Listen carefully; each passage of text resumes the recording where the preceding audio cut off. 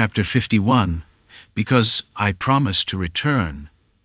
Marcella quickly wiped the tears from her eyes and looked at the boy in front of her with a furrowed brow. It was a face she missed, but it was also a face that shouldn't be here. Leave. Quickly. With all her strength, Marcella pressed her lips together in desperation. Go! The urgency in her tone, barely above a whisper, was palpable. Tears still lingered on Marcella's cheeks. Vlad tilted his head as he looked at her. So the moment had come. The place that had been my home. He spoke with his eyes, fighting back tears in the dim light. Something shiny falls from the sky. Above the mire of men's desires, Vlad watched the starlight flow pathetically. It would be a flower, even if it fell to the ground and was trampled, if it still retained its fragrance. The boy slowly rose from his seat, smelling the rose for the first time in a long while. It was time to wipe away his tears. Madame sensed the tension between the blonde man and Marcella, but she was also a survivor of the alleys. Accustomed to such contingencies, Madame gestured silently to the men sitting at the back table. Get him out! The men who received Madame's signal stood up one after another. They seemed to be at least more than 10 people. All were Jack's subordinates sent here. But you should pay first. However, even amidst an unsettling atmosphere, the blonde man rose casually and simply looked at Madame. His blue eyes flashed with red veins. Before giving 100 gold coins to Madame, I need to make some calculations on my own. Madame was taken aback. The man who until recently seemed like a young noble now resembled a hungry wolf. What calculations? Madame swallowed carefully before opening her mouth. The men filled with lust began to slowly back away from the impressive momentum emanating from the blonde man. At that moment, Jack's henchmen, who had been silently observing, slowly drew their knives and approached. In an atmosphere like an impending storm, Lame Jack, the man who slowly raised his head, spoke. There's something I must receive from him. Upon hearing the name of someone she didn't expect at all, Madame was bewildered and wanted to ask what it meant, but splat, suddenly, she felt blood on her face and could do nothing but shut her mouth. A henchman of Jack's, attempting to sneak up from behind, crumpled powerless. Stay here and wait. A trickle of blood dripped from Vlad's sword. Because if I don't get it from them, I'll get it from you. The wolf, released from its cage, let out a hungry drool. After a long time, and with inevitable tasks ahead of him. Clear the way. Move. What the hell is going on with that guy? From a place where lust ran rampant, it suddenly turned into a murder scene in the back alleys.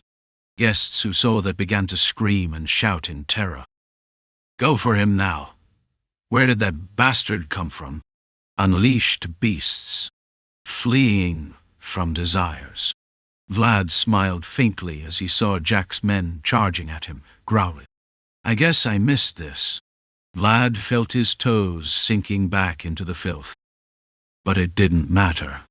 The star the boy had once dreamed of was now in his hands, not high above the forge. Bastard, who sent you? Who sent me? Vlad couldn't help but chuckle at a phrase he hadn't heard in a long time. So he answered. The name of someone who had been in his heart for so long. Jorge. What? With those words, Vlad drew a dagger from the sheath at his waist. It was the dagger of the man who had picked him up and told him to carry it at all times. Jorge sent me. Jorge's dagger, along with the sword, was plunged into the man's throat. Although he fled breathless that day, not today. The boy had navigated many rivers to shout his name. So today, in this place, he had returned with the right to shout his own name. Here's Vlad you've been looking for. Marcella covered her mouth with her hand, stifling the exclamation. She remembered. The boy who had shouted behind the night of the blue moon, who was leaving. Come to kill me like that day. Vlad struck again and again, the shackles around his ankles. That bastard was Vlad, and he survived. Understanding the boy's cries, the beasts charged, sharp teeth gleaming. Come, bastards! With bright red blood, the man running towards him was being dragged into the boy's world. One scream for every sword. One life for every scream. Vlad, with furious eyes, made his way through Jack's men. He wouldn't leave any alive, not even for Marcella, who cried tears of blood. Vlad dodged with the steps taught to him by the night as they lunged at him, tearing their ears off as he had been taught in the alleys. It was a messy move, but one that sought only effectiveness. Although some tried to flee from the boy's ferocity, there was no mercy for them. Vlad grabbed the man attempting to escape, pulling him by the hair as he fell and plunging his dagger into his throat. Blood flowed like a fountain, covering the floor of the establishment with a chilling cold. No, it's not us. Please, forgive us. Those who had been dragged here by desire cried out, clinging to the wall. Though his anger was not directed at them, he could bear no more. Vlad grabbed one of Jack's men hiding among the crowd, and without hesitation plunged Jorge's dagger into his throat. The man's eyes rolled in his head. The last of Jack's men, who had managed to reach the door, staggered, trying to rise in desperation. But what awaited him were the guards of Sara surrounding the entrance. Why don't we finish this inside? We'd be better off. Vlad's calm voice from behind, though oddly tranquil, sent a shiver down the man's spine. No, please, no. Vlad trampled the Jack's man lying on the ground and mercilessly slit his throat with his dagger. The man clung to the wound on his neck, trying to stop the constant flow of blood, but it was a futile struggle. If they had caught me that day, they wouldn't have let me live either. It was one of the laws of the streets. If you can't kill, you die. In the alley, where only silence reigned, Jorge's dagger swallowed the last scream of someone. The smile of Rose. It used to be a symbol of the streets of Sara, but now it was a nest of worms where a man drank. Another drink. With the hook on his left arm, he broke the ice and let it drop into his glass in front of him. Boss, you've had too much to drink. The subordinate beside him tried to persuade him to stop, but one-handed Jack just stared at his glass without saying a word. The night of the prostitutes, Jorge. Since he disappeared, the streets of Sara had practically become his property, but one-handed Jack was not pleased. Rather, he sank more and more into alcohol every day, and as he deteriorated, so did alley life. Is this all I can do my way? Forget about empty words. Pour me another drink. Yes, boss. Watching as the liquor rained down like rain, one-handed Jack turned his head to look at his subordinates below him. The boys chatted unknowingly. Would they know? Our lives are determined solely by those above. A shitty life. Although he lived in a dark alley, one-handed Jack was ambitious. He would ascend higher. He wouldn't stop here. That's why he didn't hesitate to steal and use the bodies of his enemies to ascend gladly. Winners are above, losers below. He firmly believed that everything was obtained through victory. But here he was, despite his defeat. That day he had lost to Jorge. But in the end, it was Jorge who died. This shitty world. Someday, I'll be like that too. Someone above will decide my fate. Like Jorge, who died so pathetically that day. In the end, it means nothing. One-handed Jack downed the bitter liquor in one gulp and trembled with the excitement of boiling alcohol. It was a night when he couldn't sleep without getting drunk. Bang! Boss, boss! At that moment, a man opened the door so abruptly that everyone present turned around. Boss, there's a big problem. What's going on? Why? What's happening? One by one, Jack's men asked as they watched the man run up the stairs to the 4th floor, breathless. But the man who had suddenly appeared just ran up the stairs until he was out of breath. "Boss! What the hell?" Only when Jack was in front of him could the man speak with difficulty between short breaths. "We're surrounded." "What?" Jack's brow furrowed at the man's unexpected words. "This place? Not just here, but—" The man reporting swallowed hard and then spoke in a low voice. "The entire back alley is surrounded. The soldiers have surrounded us. Get out of the way."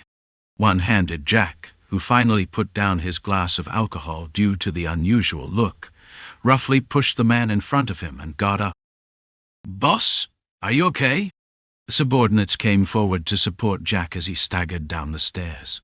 "Shit. Yeah." As he descended the stairs, Jack looked outside through a confused gaze.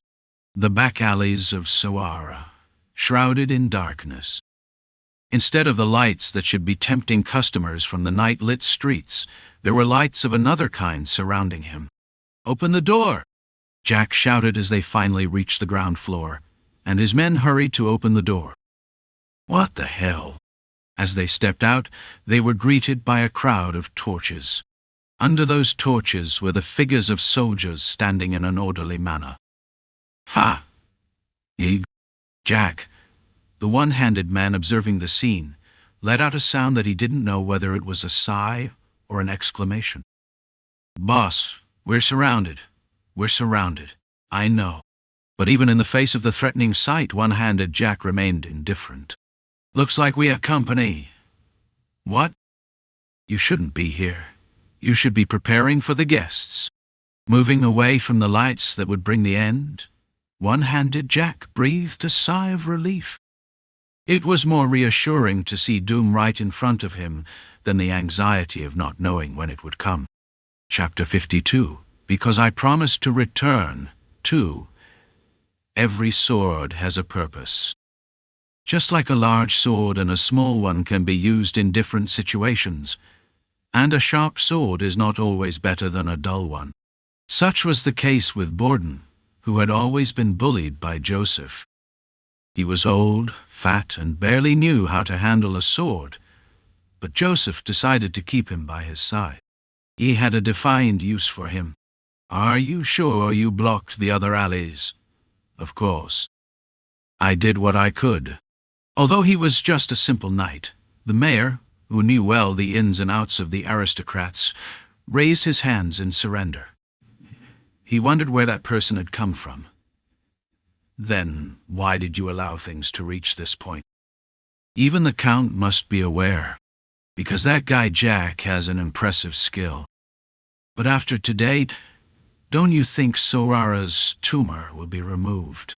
The mayor's embarrassment over the knight's use of the Count's authority was palpable, but Borden could only smile at the mayor's words. "The tumor must be you. Equals recognize each other. How could Jack, the one-armed, a simple thug, dominate an area as large as an alley? All this happened with the mayor's consent, who holds the title. By the way, when will the knights who will escort us inside arrive?" "They have been specially sent by House Vayezid." The mayor had summoned all the soldiers and knights stationed in Sara, but Borden refused, saying there was someone specifically assigned for this task. This was not just about eliminating the boss of the back alley known as Jack the One-Armed. It was also the official debut of Vlad, organized by the Vayezid family. Seems they are arriving there. The faint light illuminated the streets of the back alley. There was a man walking alone there. Fresh drops of blood still fell from the sword hanging at his side. Just one. The mayor seemed puzzled because he only saw one figure, but Borden simply responded in silence. "Have you come?" "Yes, sir," Borden answered. The boy exuded a strong smell of blood from his cloak. The mayor, seeing Vlad for the first time, was taken aback by his appearance. And once again, he was taken aback by the atmosphere he emanated. "They don't seem to match." His face, looking elegant, showed the expression of a beast. The golden blonde hair, which anyone could envy, was soaked in blood, and his blue eyes shone with a glow so unusual, even in the darkness of the night. "I am ready, thank you. Then, why don't you join the soldiers now? If you get seriously injured, I won't be able to face Lord Joseph." Vlad smiled upon hearing Borden's words. The man's constant concern for his well-being was, in a way, reassuring. "Even if I get hurt, I won't allow any harm to come to Sir Borden. Not possible." Once he confirmed the boy's determination, Borden pulled out his own personal banner that he had prepared. Although it only had 2 crests embroidered, simply holding it was a great honor for the individual. "Is that a flag? I thought that tradition had disappeared." As Vlad and Borden advanced, the soldiers began to murmur a bit. What they were about to witness was practically a recreation of a forgotten scene from Northern history. Plant the flag in the ground. Yes. Vlad planted his own flag, which had been handed to him by Borden, into the ground. "This land is mine from now on. Under the honorable names that vouch for me, it will now exercise its own rights, even up to their lives." "Good." Upon confirming that the young man's statement was in place, Borden pulled out a parchment from his pocket. The boy carried the honor flag. The sturdy knight carried the count's order. The 2 swords each had a role to play. "Listen. The alley thief, Jack, is trapped. For a long time, he has ignored the rules and laws established by the Vayezids, and he has been sucking the blood of the people." Borden read out the contents of the parchment as he unfurled it, instead of Vlad, who was weak in etiquette and procedure. If someone saw him for the first time, they would have applauded Borden's bold appearance as he proclaimed, "Therefore, I, Peter Vayezid, rightful owner of Sara, cannot allow your wickedness to continue. I send my representative, Vlad, and from now on, all the rights he exercises will be backed by both me, the rightful owner of Sara, and the faithful church." When the declaration, written by Joseph and approved by Peter, ended, the soldiers' shouts began to fill the air. "Vayezid, Vayezid, kill Jack the One-Armed. God will protect us. Jack the One-Armed and his henchmen, open the door. Accept the rightful representative." But at the end of Borden's solemn declaration, Rose's smile remained firmly closed. And for good reason. Because what awaits them, whether they open the door or not, is nothing but a harsh sentence. "My job is done. Thank you." Vlad, who had just finished polishing his sword, calmed his breathing at Borden's words. "I've told you before, there's no need to go this far. There are at least 50 people inside. So, I said I will do it this way, all right?"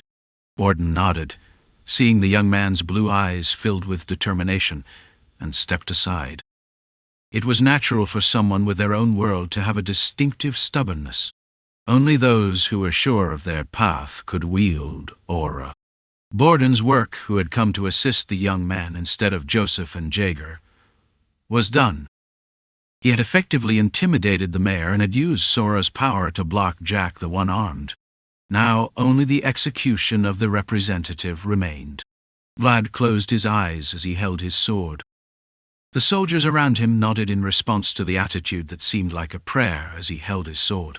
Everyone thought it was a fitting appearance for a legitimate representative. But as always, reality was different.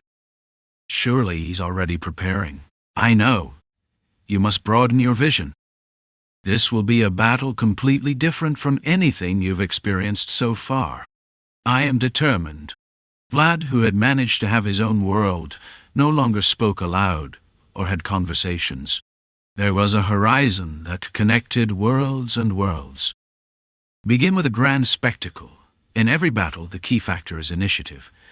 After hearing the last piece of advice, Vlad slowly closed his left eye. Slowly, a glow began to permeate the sword. "It's aura! At his age?" the soldiers exclaimed. and Jack's men, who had been watching the action from the window, hurriedly closed the curtains in alarm. The essence of victory lies in unpredictability, and the young man who now stood out was the very embodiment of unpredictability. I am Vlad of Sara. Within his own world, Vlad thought. Would Jorge have survived if he hadn't called him that day? Would he have sought out Godin if Jack the One-Armed hadn't threatened Jorge? Before being the legitimate representative, I am also a legitimate avenger. Although he had considered countless what-ifs in his mind, the conclusion was always the same. Jack the One-Armed must be killed. I am back, Jack the One-Armed. To end our struggle, his world is eating into theirs. As Joseph says, one can only move forward by cutting ties. I'm back. Jack the One-Armed. With a wild cry, the broken building opened up as the boy ran towards Rose's smile. I am back. To end it all. Wha-ah. Ah. The boy's world, which had been firmly gathered, shattered Jack's world. Rose's smile, which had been snatched away by the young man's strong blow, finally opened up. Wow! What strength! Men blocking the door fell backwards, rolling miserably on the ground. These men, who were nothing more than members of an organization, were insufficient to stop the sword of the young man who had created his own world. Block the entrance so he can't get in. Attack him. Among the scattered wood splinters, the blonde hair of the boy fluttered, with drops of someone's blood. Blades glimmered all around as the smile of the rose rose. Sharp blades aimed at the boy who burst through the door. Clang! Clang! Clang! Despite the attempts of Jack's men to stop the boy with their swords, the boy's dazzling counterattack broke through the rain of attacks and wicked blades. Compared to the knight who looked like a wall, his attacks were pathetically weak. Ah! This guy is crazy. Vlad was no longer someone who used a half-hearted counterattack. Whenever there was an opening, he had to seize it. He must extend his sword to pierce. Jaeger had said. Godin had pierced all of Jorge's daggers with a single blow, but Vlad had not been able to do the same. However, it would be possible with the few around him. Hiya! The boy's sword gleamed in an instant. Jack's lackeys, who lost their balance for a moment, simply surrendered, with no way to resist their delicate bodies. From the tip of the boy's sword, the same roses that bloomed on the day they blossomed were dazzlingly displayed. Throw the nets! Iron nets! The young man's energetic movements bewildered Jack's lackeys. The brightly illuminated young man before them was not the Vlad they knew. Quick! Finally understanding the situation, Jack's lackeys went mad, but Vlad did not move according to their wishes. Swish, swish, swish! From upstairs, from a hallway surrounding the spacious lobby, iron nets were thrown, which fell without leaving space where the boy was. But Vlad had already expanded his field of vision, according to the advice of the voice. Oh. Vlad, who detected the malice, closed his eyes and quickly rolled along the familiar hallway he had always walked through. It was always the lobby where he had mischief. Too fast. We can't reach him from our side. Vlad, who quickly removed the nets and skillfully hid behind a pillar and moved in the blind spot of the men, continued to wield his sword towards those who were defenseless. Ugh! That boy is too fast. Although Jack's lackeys tried to erect a wall to stop the nets, it was already too late. Vlad's nimble temperament and elite training were too much for Jack's lackeys to handle. The young man was a promise that the prestigious Vayezid family of the north was watching. Block the stairs. There's only one staircase here. Block firmly, then make them approach. Hold them firmly and then make them attack. When the numbers they had prepared were blocked, Jack's men quickly flocked to the center stairs. One of the basic common senses of strategy was that it was advantageous to occupy high and narrow places. Ah! And this knowledge was also known by the boy. Vlad's eyes lit up as he saw Jack's men running towards the stairs. The key to controlling the battlefield is the element of surprise. Destroy the enemy unexpectedly, and control the battlefield to trap the opponent in your world. If that were possible, he could deliver a fatal blow to the opponent. What the hell? Vlad quickly ran to the window at the front and tore the ropes of the large curtain hanging in the window. And then, naturally holding the rising rope, he jumped to the second floor. It was the curtain he had held for the red-haired girl. The madman came flying. Grab the weapons. Go after him. Jack's men, caught by the boy's intentions, tried to build a wall to prevent Vlad from escaping. But it was already too late. Is this the best you can do? Damn bastards! Vlad fiercely shouted as the men attacked him. Although the blades the men wielded were sharp, their direction was inept. It would have been much more threatening if he were fighting Jaeger. Ah! Bah! Get the bow! A few people who knew how to shoot bows came down from the third floor, too fast, and attacked Vlad. Vlad! Nah! The first floor is the lobby. The second is the window. Shoot! The boy quickly opened the door to the room, shielding himself from the arrows. It was the room door where Anna, who had been unjustly beaten for a short period of time, was. Ta-da-da-da-da. The arrows, inevitable in the narrow hallway, were blocked by the brothel door. The visit specially ordered by Marcella had now been swept away by Jack's men, but she would forgive him. Ah! Vlad pushed Jack's men, who hadn't moved out of the way yet, towards the open door. The men, suddenly caught, began to struggle. Die! Ah! Instead of women, men were being thrown onto the bed, pierced by sharp swords. 1 whore per room. Vlad obediently followed the rules of the Rose's smile. Ta-da-da-dad! He slammed the door shut, blocking the arrows. To grab someone and stab them.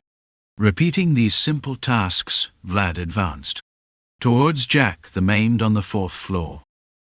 A short silver candle of 20 only gave me a short time to unleash my lust, but now no one can complain. The men Vlad had put into the room would lie on wet beds for eternity. Up! Up! That bastard! Is that Vlad? Having failed to stop the boy on the 1st or 2nd floor, Jack's men ran to the 3rd floor. The initial formation had long since collapsed. He must have killed more than 20 people. The voice was speechless, seeing that the boy was showing much better movements than expected. The talent you have is from your fierce effort and your strong will to do it. The boy had more talent than anyone when it came to killing people. Lock the stairs. Okay, there are no curtains this time. Jack's men, who had once again blocked the stairs, looked at the boy with their weapons raised in what they thought was their last chance. Come in, bastard. Wah! Vlad, who had been swinging his sword non-stop, took a moment to catch his breath and assess the situation. Even if he had his own world, he shouldn't have lunged through such a narrow space. Is this it? Vlad looked up and slowly walked through the 2nd floor corridors, which were nothing but corpses. There were traces to find. This way. Burley, his gunner and superior, was a skilled but lazy man by nature. Perhaps that's why he had a natural talent for inventing things on the fly. That paved the way for the boy. It was a sign, perhaps, of his final consideration for his subordinate. Vayezid. What? Why is it pierced? He had only touched the tip of the sword, and the ceiling of the 2nd floor was pierced. Burley repaired it. Vlad smiled at Jack's men, who were still stupidly holding their weapons. I'm going in. Bastards! Stop him. He's going up. He's going up. Drowning out the men's desperate cries, Vlad sheathed his sword and ran down the hallway. Stop! Riding the momentum he gained from there, he leaped and skillfully placed his hand on the open hole in the floor. With his hands free, Vlad climbed through the hole and managed to draw his sword again. Ah! A righteous avenger. a born killer. On reaching the third floor, Vlad took his time, as if returning home, and retrieved the water jug from the brothel. Boom! Jack's men were taken aback at the sight of Vlad. What the hell had to happen to change a man like this? Shall we take a break? I think I can keep going. Get the hell out of here. The boy chuckled, drinking from the jug's mouth. Jack's men panicked as they watched the smile widen with each death. Rent must be charged for renting the house, damn it. Jack's men might have thought this was their territory, but they were wrong. This was the smile of roses. It was a child's home. Chapter 53. Because I promised to return. 3. The boy who cultivated roses. The night in the back alley was brighter than the day in the city. Since it was a place where those who could only live in the darkness gathered, most people who lived in the back alley were usually active at night. Among them, if it were a member of Captain Hoover's organization, which was dedicated to smuggling as its main activity, not much needed to be said. One of Captain Hoover's organization members, Lame Harvin. At this moment, with a document in hand, he was suffering from a headache. Jack One-Armed is going crazy. The ledger he held in his hand was empty in many places now, but Harvin, who had to fill it out, only felt overwhelmed by what he had to write on the documents. Jack One-Armed, who practically dominated the back alley. Jorge, the knight of the prostitutes, had fallen, and other organizations were also severely weakened, so now there was no organization that dared to challenge him. Even Hoover, who engaged in a special business like smuggling, was only slightly freer from Jack's control, but even that was a thing of the past. What are we supposed to do if you keep stealing so blatantly? Harvin sighed deeply as he covered his face with both hands. Jack One-Armed had always been someone who respected boundaries. Although he was an expert in squeezing a penny until it turned into a silver penny, he was not someone who would try to corner his debtors. He wasn't like he was raising geese that laid golden eggs, but at least he had no intention of sinking the ship of people who earned enough to be considered rats. However, since Jorge died, Jack had shown a completely different side. He robbed people so ruthlessly that even moneylenders wouldn't dare, and as a result, the economy of the back alley was crumbling. Someone even said that Jack was immersed in alcohol and wasn't managing the organization, and Harvin really thought that might be true. The worms, without anyone to control them, were crumbling more and more. I must make a report first.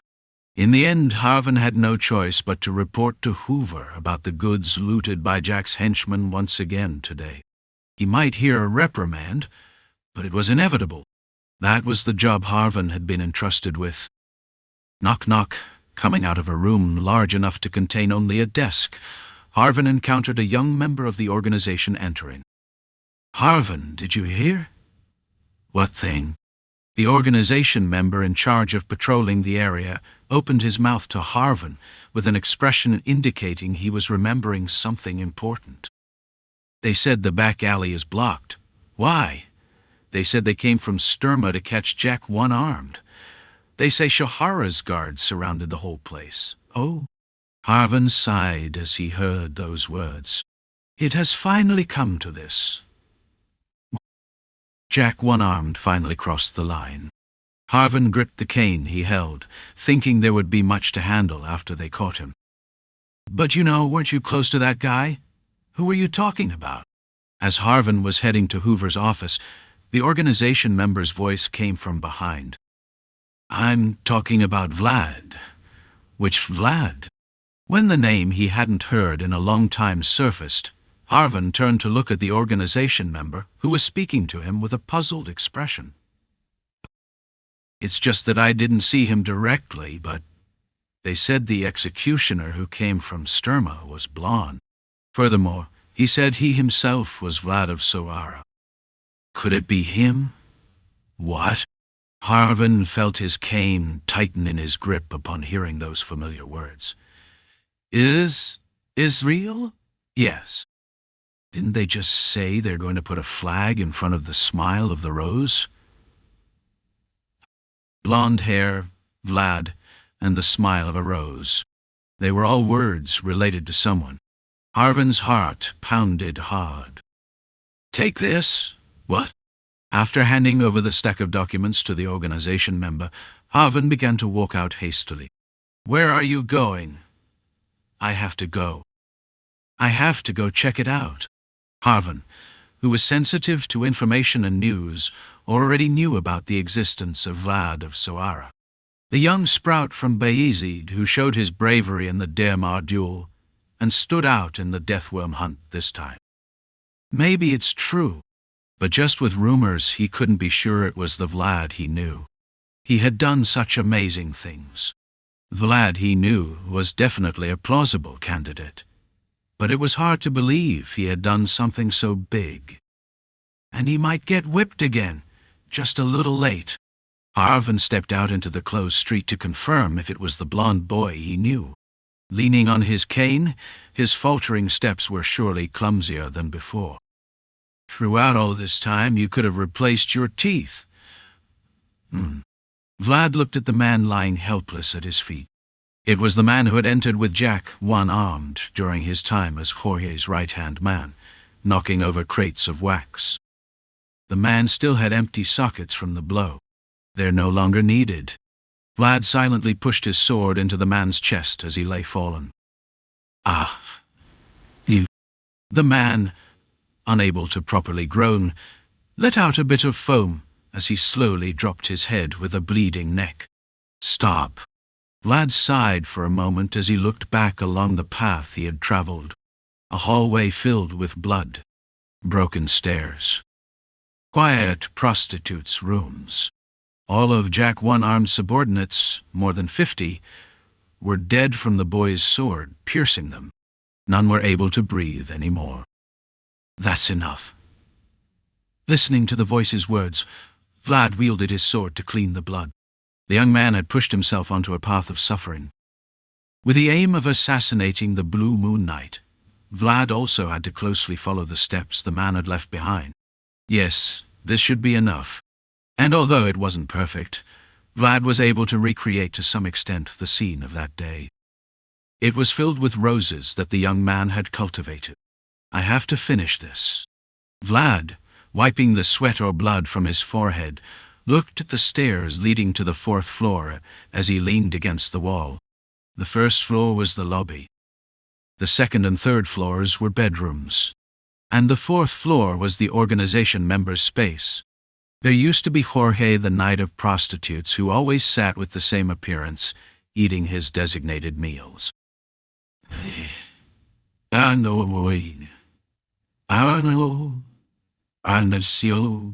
Vlad climbed the stairs leading to the 4th floor one by one. Knock, knock. The ominous sound from that day still echoed here. Though the stairs needed repair, the fact that they had been left unrepaired for half a year also meant that the smile of a rose had not been properly attended to during that time. Marcella would be scared. Climbing the stairs he missed, Vlad had a casual thought as he did before. But the boy climbing the stairs was no longer the Vlad who sold candles. I'm here, boss. Oh yes, promising boy. Come here. On the 4th floor, where all the subordinates had crowded, only Jack one-armed was seated. Jack turned his head as if glad to see him. But Vlad didn't move an inch. It's boring.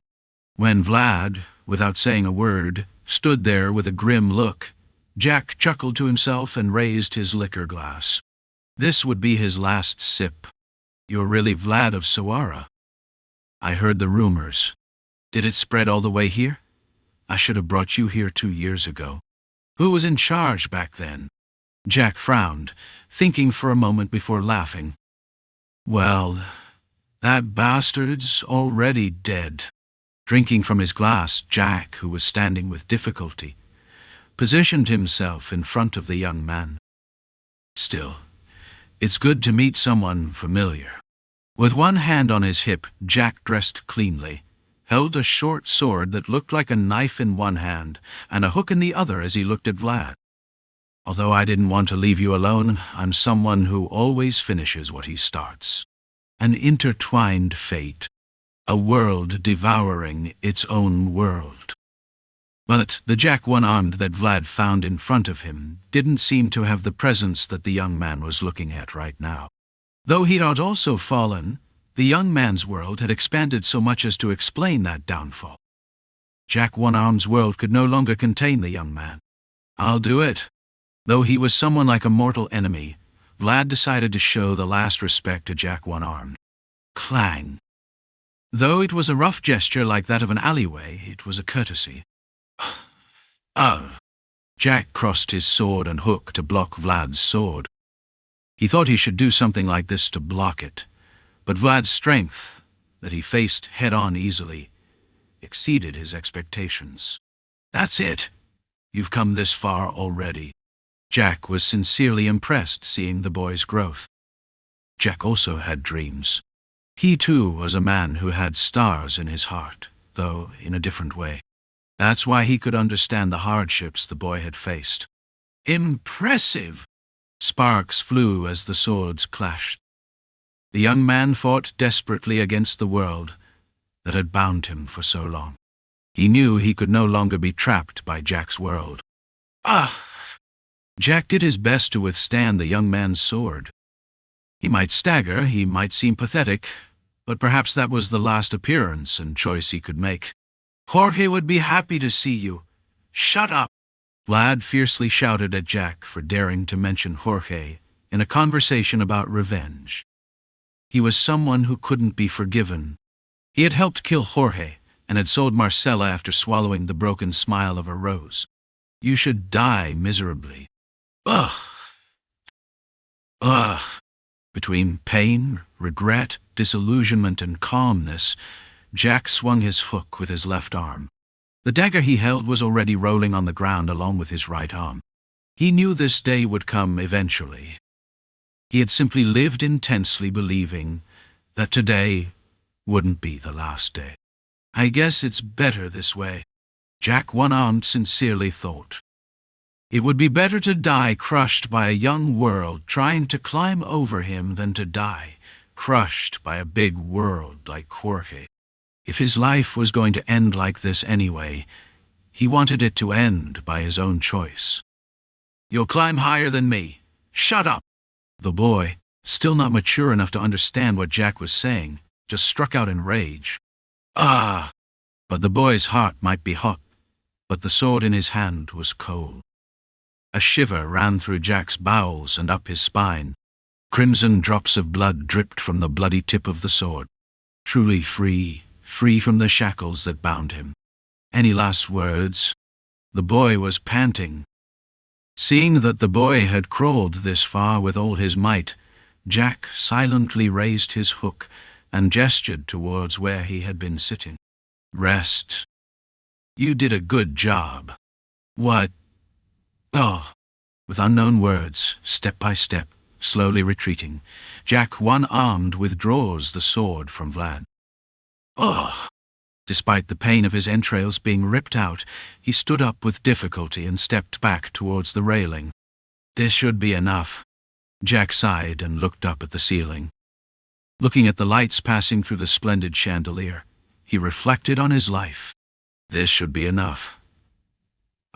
He was satisfied. Although he lived poorly, his life was tough.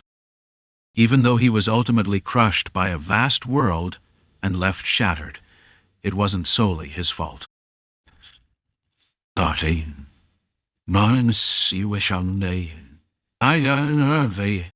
For the last time, Jack shouted to the building he could never have. I had fun. Goodbye, Jorge. Vlad watched as Jack slowly fell backward. Passing through the railing to the lobby, he observed Jack's last appearance as he fell from the 4th floor to the 1st. Bang! A world collapsing, like Jorge's that day. In the silence that was like death, only the falling drops of blood showed the passage of time. Revenge is sweet, something that must be done. But there was a bitter taste that the boy couldn't shake on the tip of his tongue. Having done all he had to do, Vlad now, with weary steps, headed towards the table where Jack had been sitting. Damn it! There were 2 glasses of alcohol waiting for the boy. With his head bowed, the boy sat in the chair. "I'll pay you back, boss."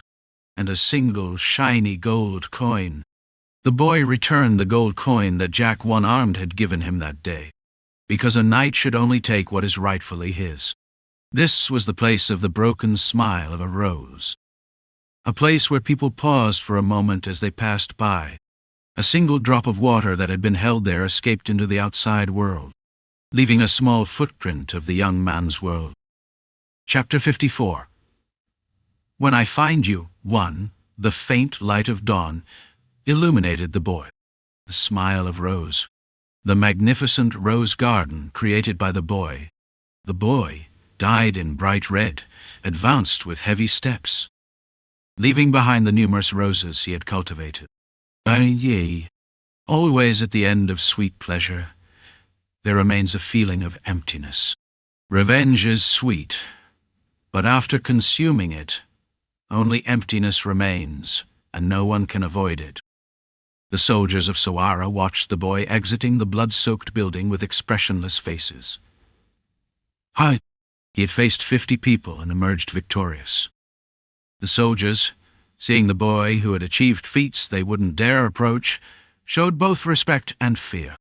Even Borden, who had descended to take responsibility for all this, couldn't believe it. The Avenger, exercising his rightful claim, advanced alone with reverence, with only a dark sword to lean on. At that moment, Vlad! From behind the soldiers, someone was desperately calling. Vlad! Here!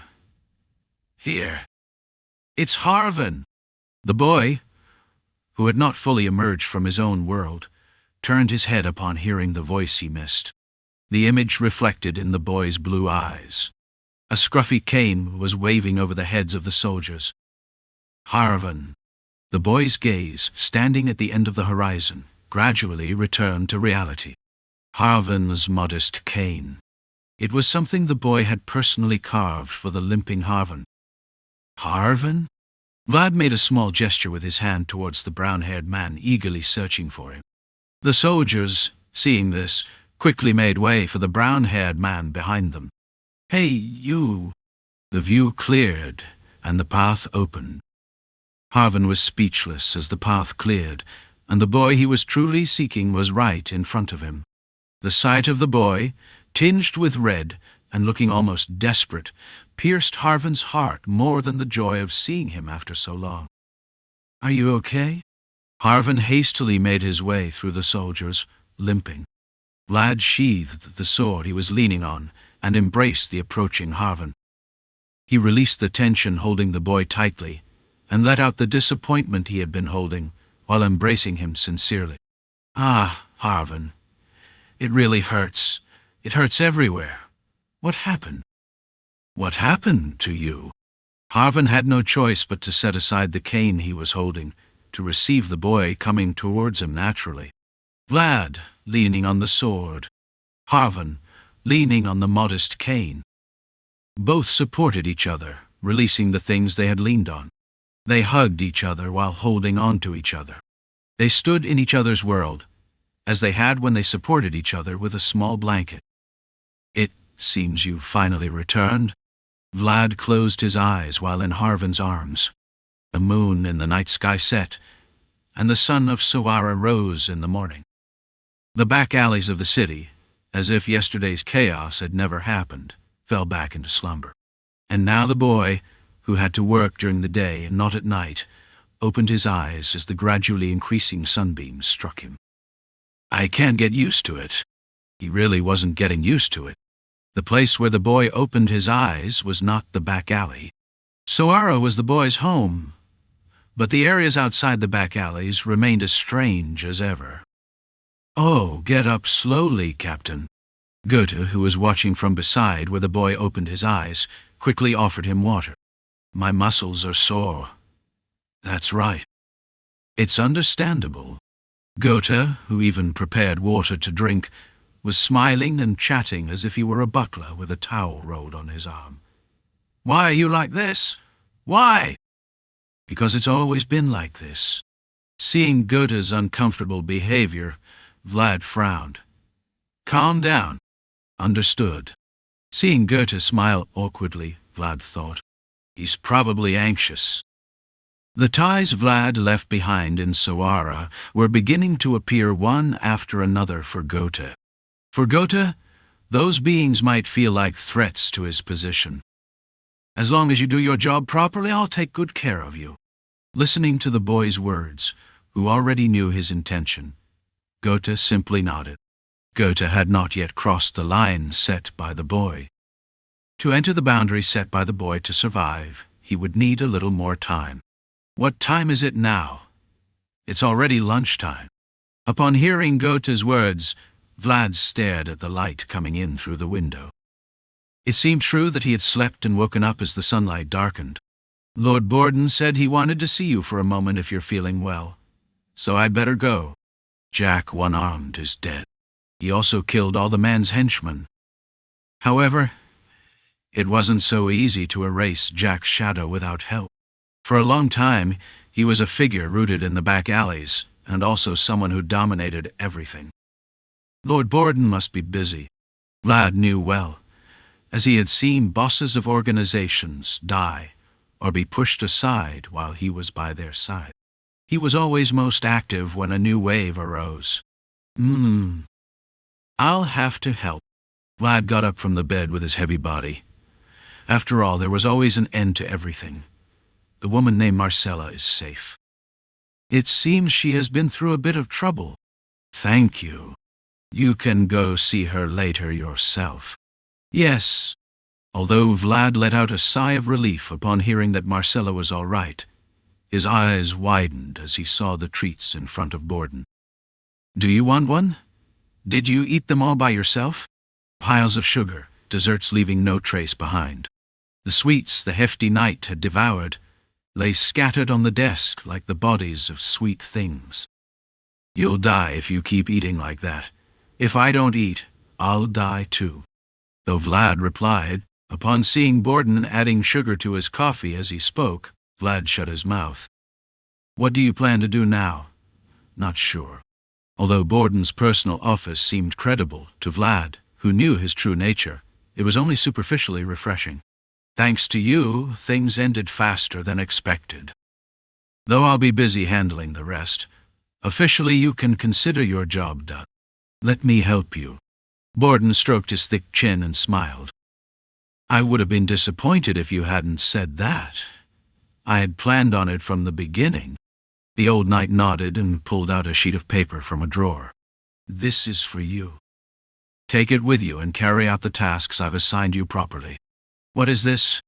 The boy, who could read but wasn't familiar with the words, fumbled to decipher the writing on the paper. Guard, Chief Authority, Deputy, Arrest Warrant. An arrest warrant. It's also authorization to use force as necessary. After understanding what it meant, the boy nodded, and Borden quickly wrote his signature on the paper. But the signature he was writing wasn't his own, but the name of Sara's mayor. There are still remnants of Jack's lackeys in Sara's back alleys. Lord Joseph would like to take this opportunity to clean up Sara's alleys. It was natural for voids to emerge once the giant weeds had been uprooted. Uprooting the weeds was already a great achievement, but it would be an even greater achievement to fill them with something suitable. Joseph was always thinking ahead. If that's the case, Vlad stroked his chin and nodded. If that were the case, letting the boy take charge would be the best option. Vlad was someone who knew the back alley situation better than anyone. For now, you'll officially remain on standby until Lord Joseph arrives. You just have to assist me with what I do from time to time. Borden pushed the treats aside and chuckled lightly. Rest a bit today and go see your old friends. You should also release some tension. And visit your convent girlfriend. She's just a friend. Although he denied it with words, Vlad, who had picked up some treats in his hand, grimaced. Then rest today. I have a lot of work to do.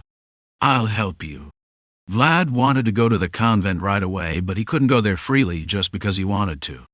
He was bound by established dates and schedules. Although Goethe had requested a separate visit, he probably wouldn't be able to see Zamina this week. So, are there any small lackeys of Jack unaided in the jail right now? Interrogate them properly. Something like Jack's hidden property or something. Ashun. The small lackeys of Jack unaided. Upon hearing that sound, Vlad remembered the moment he escaped from Sara.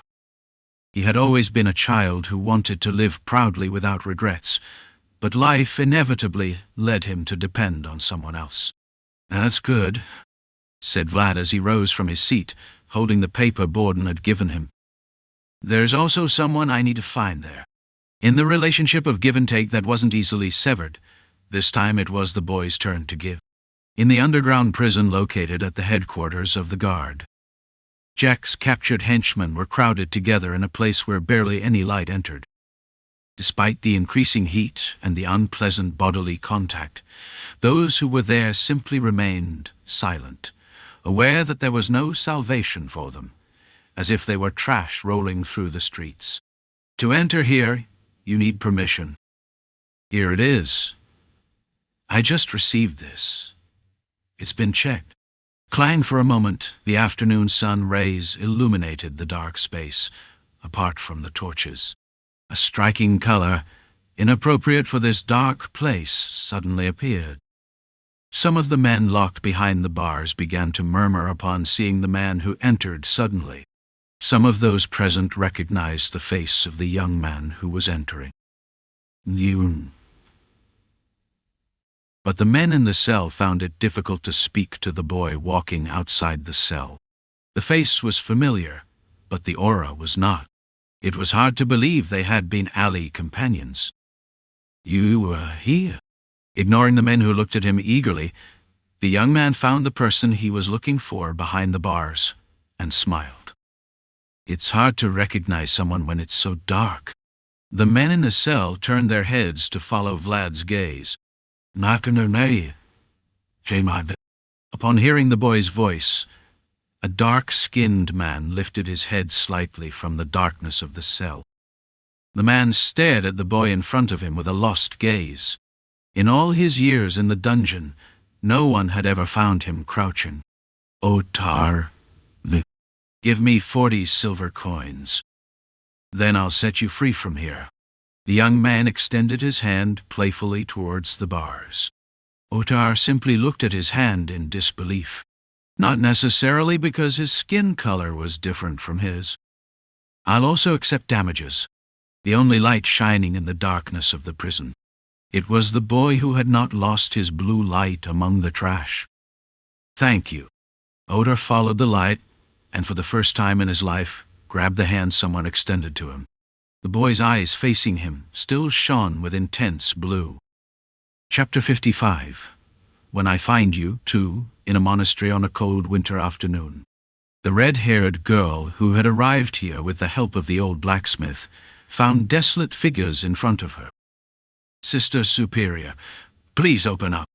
A woman bangs on the monastery door, as firmly closed as on a cold winter afternoon. I'm Marcella. Please, open the door. Marcella's voice trembled as much as her unkempt black hair. And behind her, girls trembling with cold and fear. They were young girls like Zamina, who were about to debut as prostitutes. Marcella? The door, which seemed firmly closed, opened. And the old nun, upon receiving an untimely visitor in the middle of the night, looked at her with uncomfortable eyes. What business brings you here at this hour? Sister Superior! As if she had found light in the darkness, Marcella clung to the old nun. Please take care of these children. They are unfortunate children. What is going on here? The Sister Superior frowned upon seeing Marcella, who not only arrived suddenly, but also asked them to take care of the children. It was more than a breach of etiquette. It was an excessive action. What are you doing here? Leave! Something must have happened in the alley. Otherwise, the woman who always smiled effortlessly wouldn't be shouting so urgently. Mother Superior, please. This is not a place for just anyone to enter. The Mother Superior looked at the children behind Marcella and showed her disgust. They had been brought by a prostitute, so they must be girls who worked in dirty places.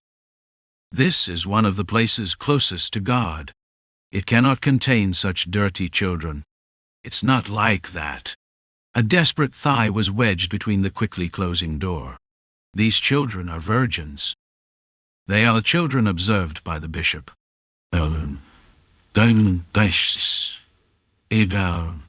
Virgin prostitutes. A contradictory existence created by Bishop Sara, who abhorred impure acts. The Mother Superior was also familiar with those children. Nevertheless, we cannot simply accept them all of a sudden. Why not? I've donated so much money here all this time. On an ambitious night, a threatening voice echoed in front of the quiet monastery. Until recently, it was a pathetic sight, but upon seeing Marcella suddenly change, the Mother Superior was taken aback. Just with that money, they could feed the children here for 10 years. Is what I'm asking for so difficult? Like a lion protecting her cubs, Marcella stared intently at the Mother Superior. Overwhelmed by Marcella's desperation and determination, the Mother Superior retreated before her urgent and resolute demand. Move aside. With a desperate and firm shout, Marcella flung open the monastery door and addressed the girls behind her. Come in, ma'am. But why? Stop worrying. Marcella grabbed the shoulders of the girls who sobbed and hesitated and pushed them inside the monastery. We can replace the lost wages with this. One by one, through the touch of a prostitute, the girls entered into the embrace of God. Marcella, it's okay. You did well. Marcella smiled as she cupped Zamina's frozen face with both hands in the cold wind. We were destined for this. Men always leave things half done, you know. Even Zamina, who hesitated, was brought into the monastery by Marcella, who stood firm like a lion protecting her cubs. You cannot enter. Although God's embrace was wide, qualification was needed to reach there. Marcella, a greedy woman, was not a woman entitled to enter into God's embrace. Anyway, I wasn't expecting to enter. Faced with rules set by humans and not by God, Marcella halted. However, after ensuring the children were safe in his embrace, Marcella took responsibility until the end. I leave it to you. You'll all be fine. A woman left alone in the darkness with no other choice.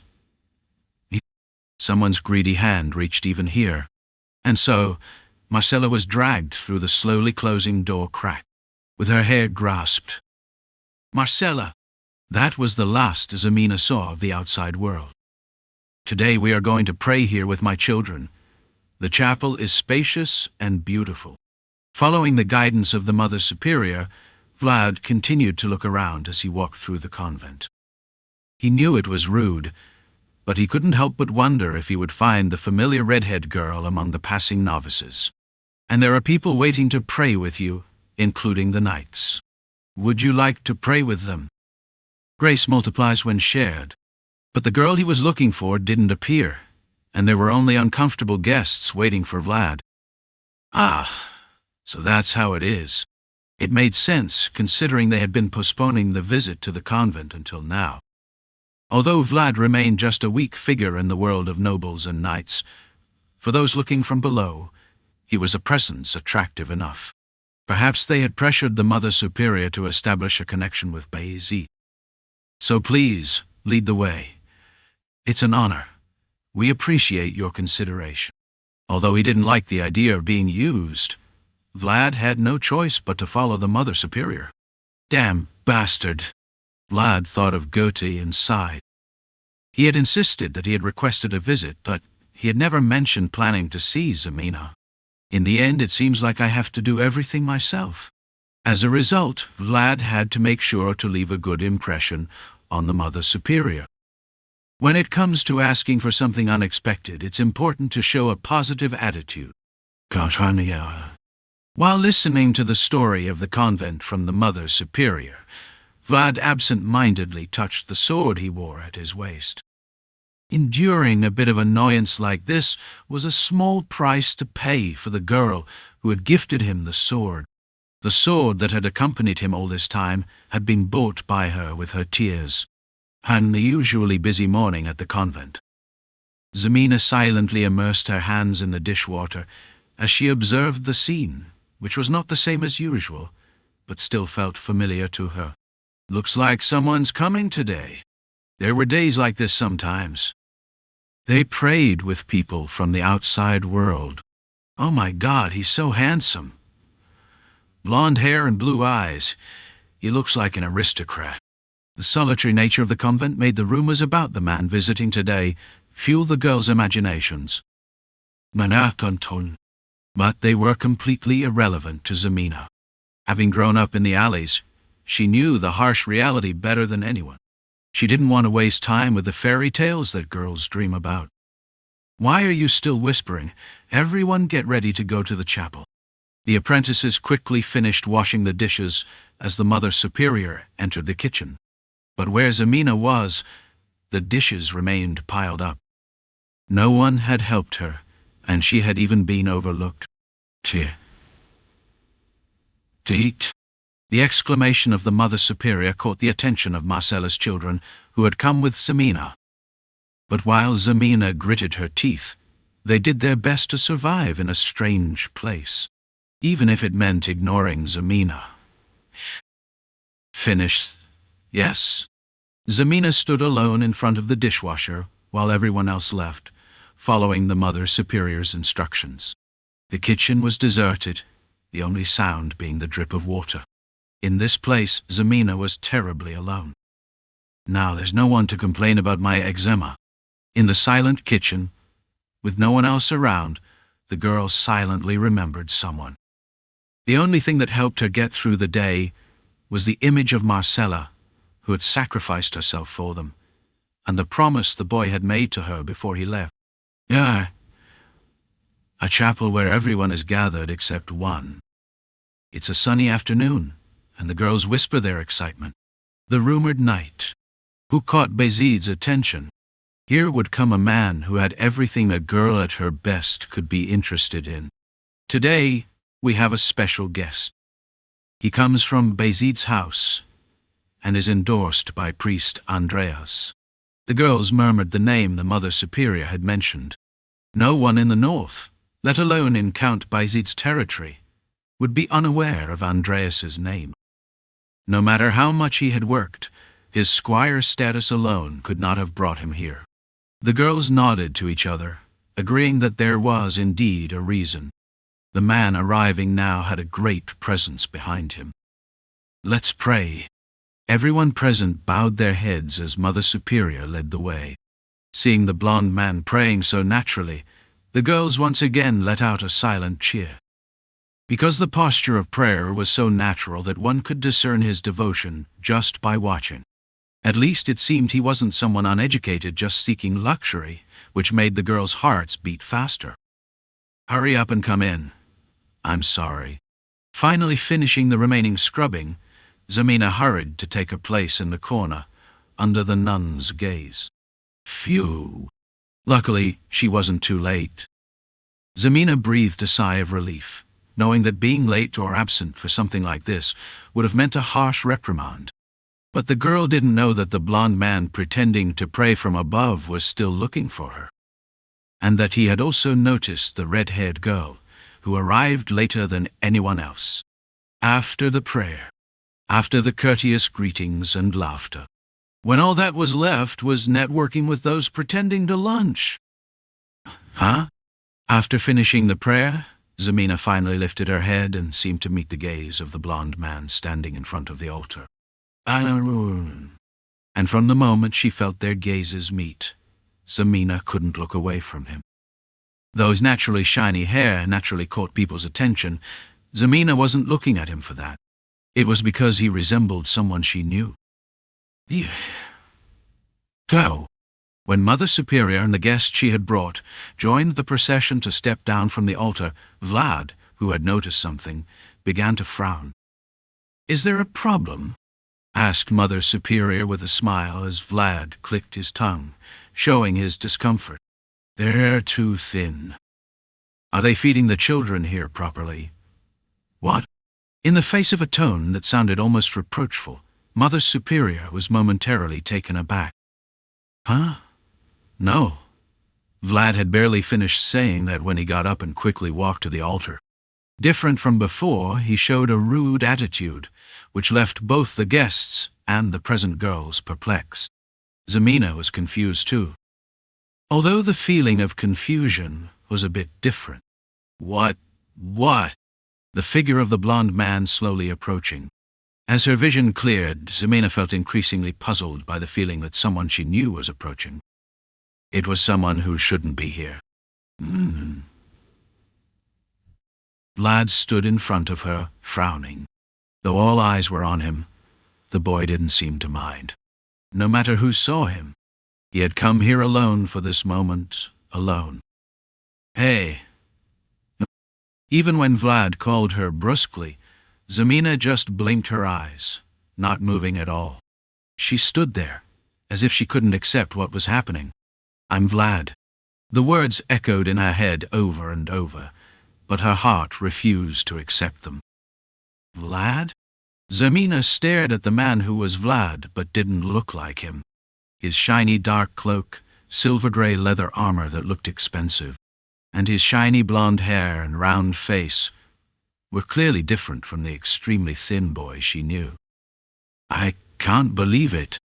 However, there was a fundamental reason why Zamina didn't recognize Vlad. The Vlad in Zamina's mind was a boy, but the Vlad in front of her now was a man. His shoulders were broader, and his height taller. And the blue eyes looking down at her. "Is there not enough food or proper washing for the children here, huh?" Zamina was surprised to see the boy who had suddenly disappeared in front of her. "Damn." Vlad made a noise that didn't make it clear if he was angry or annoyed, and kneeling down, he began to clean the dirt that was on Zamina's front. They were the dirt stains that Zamina hadn't cleaned yet. "What's going on? Did you know each other?"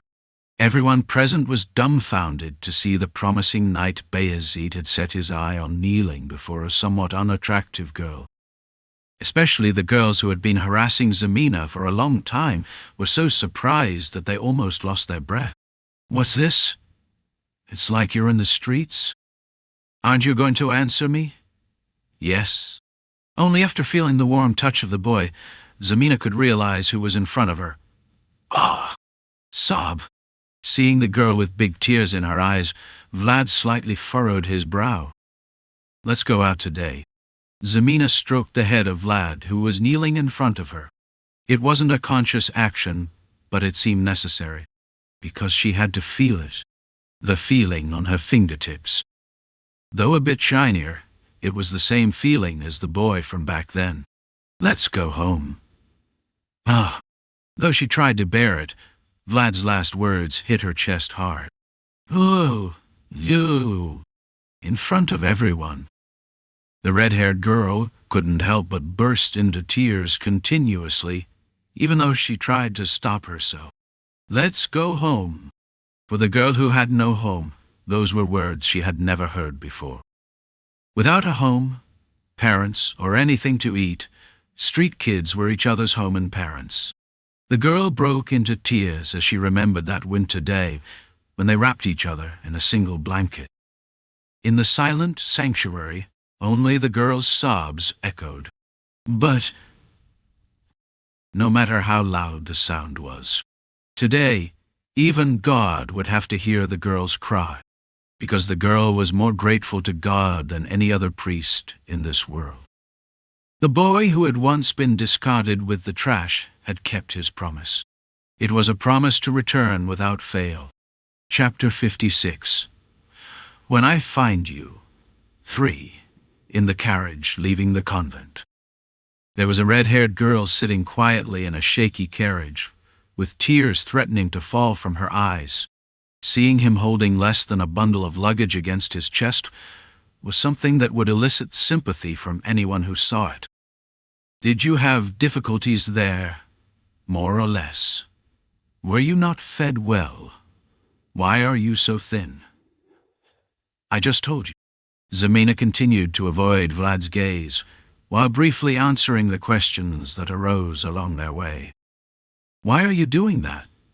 Why are you looking at me like that?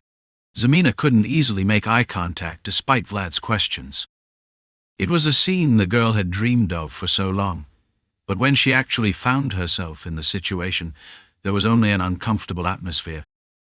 Are you uncomfortable because we haven't seen each other in just half a year? Vlad was somewhat annoyed by Zamina's subtle reaction, but he couldn't help it. She has changed a lot. Even the parents who gave birth to them were unaware of the subtle emotions of a teenager. The subtle difference in emotions was partly Vlad's fault, as he arbitrarily deviated from what the girl knew. He looks like a true noble, Zamina thought as she looked at Vlad, who gazed back at her with a bitter look in his eyes. His blonde hair, once popular among streetwalkers, now even lost its shine, making him look extravagant. The clothes he wore, his armor, and everything else displayed the appearance of a proud knight. Ain, in contrast, her pitiful figure sitting in front of someone so bright. Zamina quickly grabbed the end of her frayed sleeve, fearing Vlad's gaze might catch her. Even if she did that, her pitiful appearance wouldn't be completely hidden. When they were together in the alley, they had nothing but a ragged blanket, but the sight of the boy now seemed distant, making Zamina feel sad. I felt like they wouldn't even allow me to be with the boy anymore, so I just lowered my head into the bag I was holding. Hey, yes? At Vlad's sudden call, Zamina raised her head. She opened her eyes in surprise as she felt something suddenly flying into her open mouth. Eat this and come to your senses. You've been downcast since before. Zamina silently lowered her tongue as she felt the sweet taste spreading in her mouth. What is this? Candy? I got it from a knight I know. How did you get this expensive thing? You didn't steal it, did you? Think what you want. With those words, Vlad looks out the carriage window as if he no longer felt like talking. Seeing Vlad's indifferent profile, Zamina recalled the image of the boy from before. He had been the same back then. Even during the days when he struggled to survive, Vlad somehow managed to get a piece of bread for the girl, and then acted indifferent, as if nothing had happened, just like now. The salty taste of falling tears, and the sweet taste of the candy she tasted for the first time. Feeling the taste of reunion spreading to the tip of her tongue, the girl let go of the tears she had been holding back. Why are you crying again? Seriously, you came too late.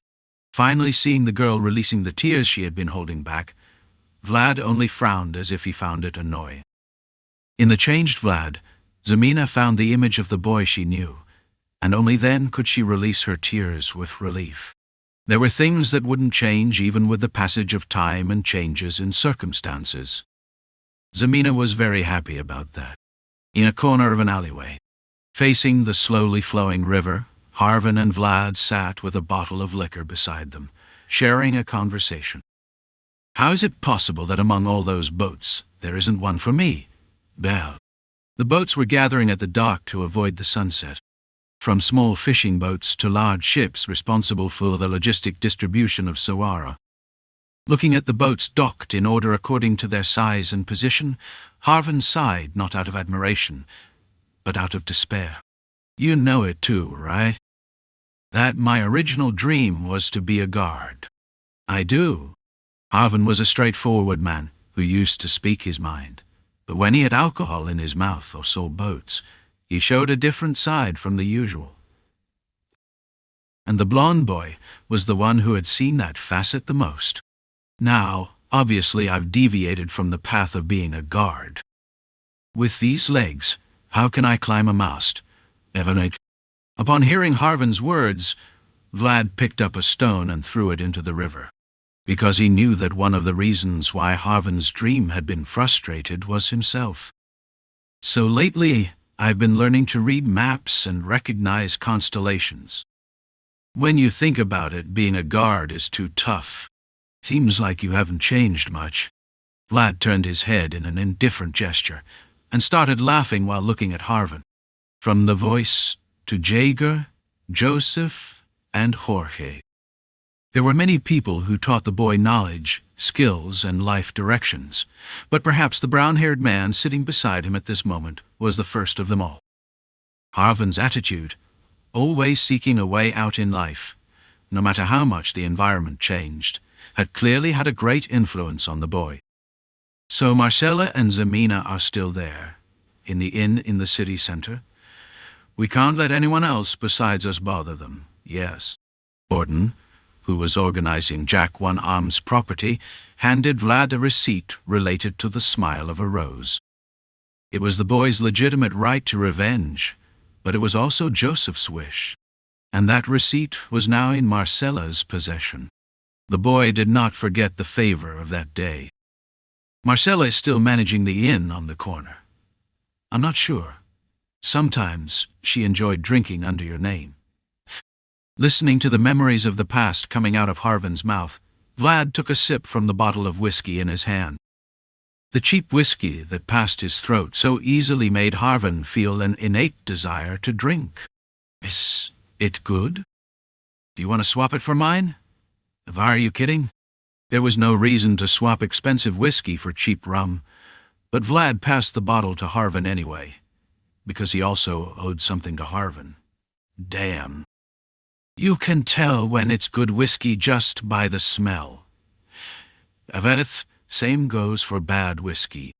Vlad wrinkled his nose at the stench emanating from the cheap rum, and slightly tightened the bottle cap.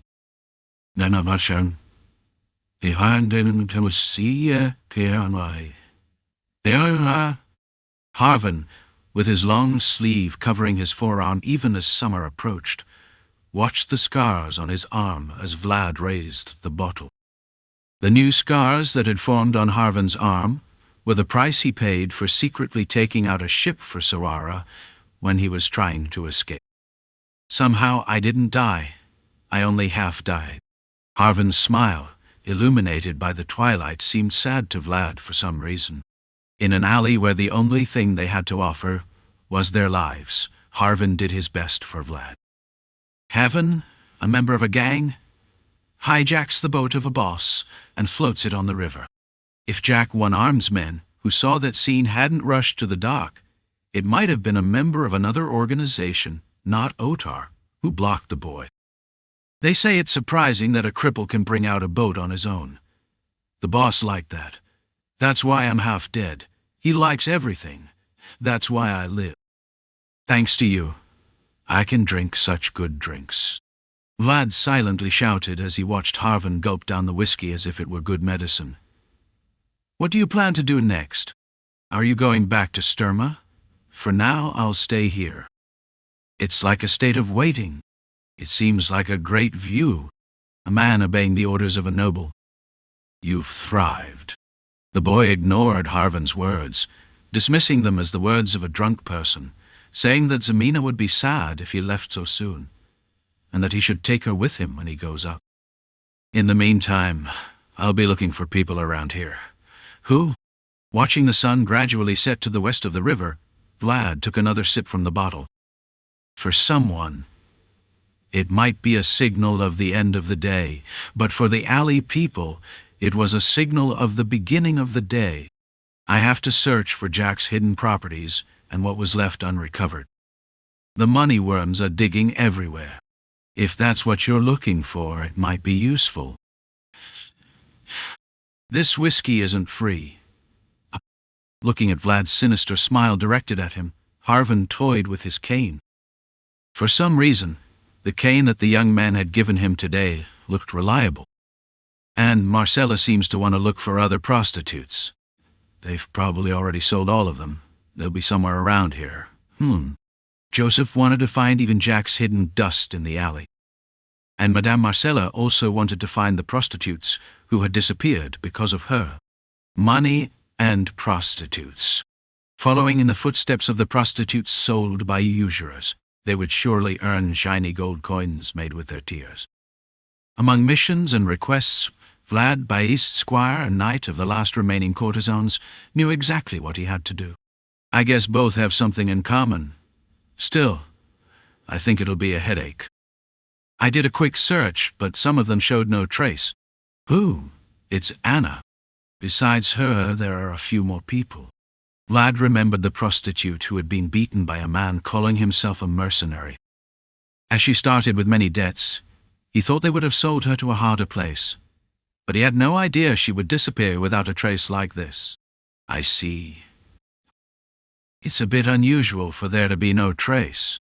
Arvin frowned when he felt that Vlad's words were not empty words. When Jack one-armed roamed the alleys, he saw many things that shouldn't have happened. Call me if you need help.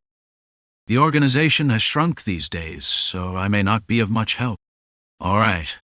Arvin strengthened his cane, managed to keep his balance, and stood up. Although he felt quite uncomfortable, seeing Harvin fulfilling his duty somehow gave young Vlad a lot to think about. I'll be going. Okay. Vlad waved a hand and watched Harvin as he went back to his work. The crimson twilight cast long shadows over Harvin. His shadow, which is even more amazing than before, probably isn't simply because he's drunk. I have to pay you back the money, Joseph had said. When you owe a favor or a grudge, you should at least repay it twofold. A single bottle of whiskey won't be enough to thank Harvin for his kindness. I guess I should come by here sometime. Vlad turned around and started walking in the opposite direction of where Harvin had gone. The boy heading towards the alley well remembered Joseph's words. Life is a series of payments. And the boy knew that it was his turn to pay. The boy's hair fluttered in the dim lights of the back alley. The color was livelier than anything else. In front of a ramshackle and mud-filled blacksmith shop, an elderly blacksmith, as unkempt as his humble store, sat dejectedly in front of his forge. The only occasional customers were mercenaries seeking rumors and unattractive street thugs.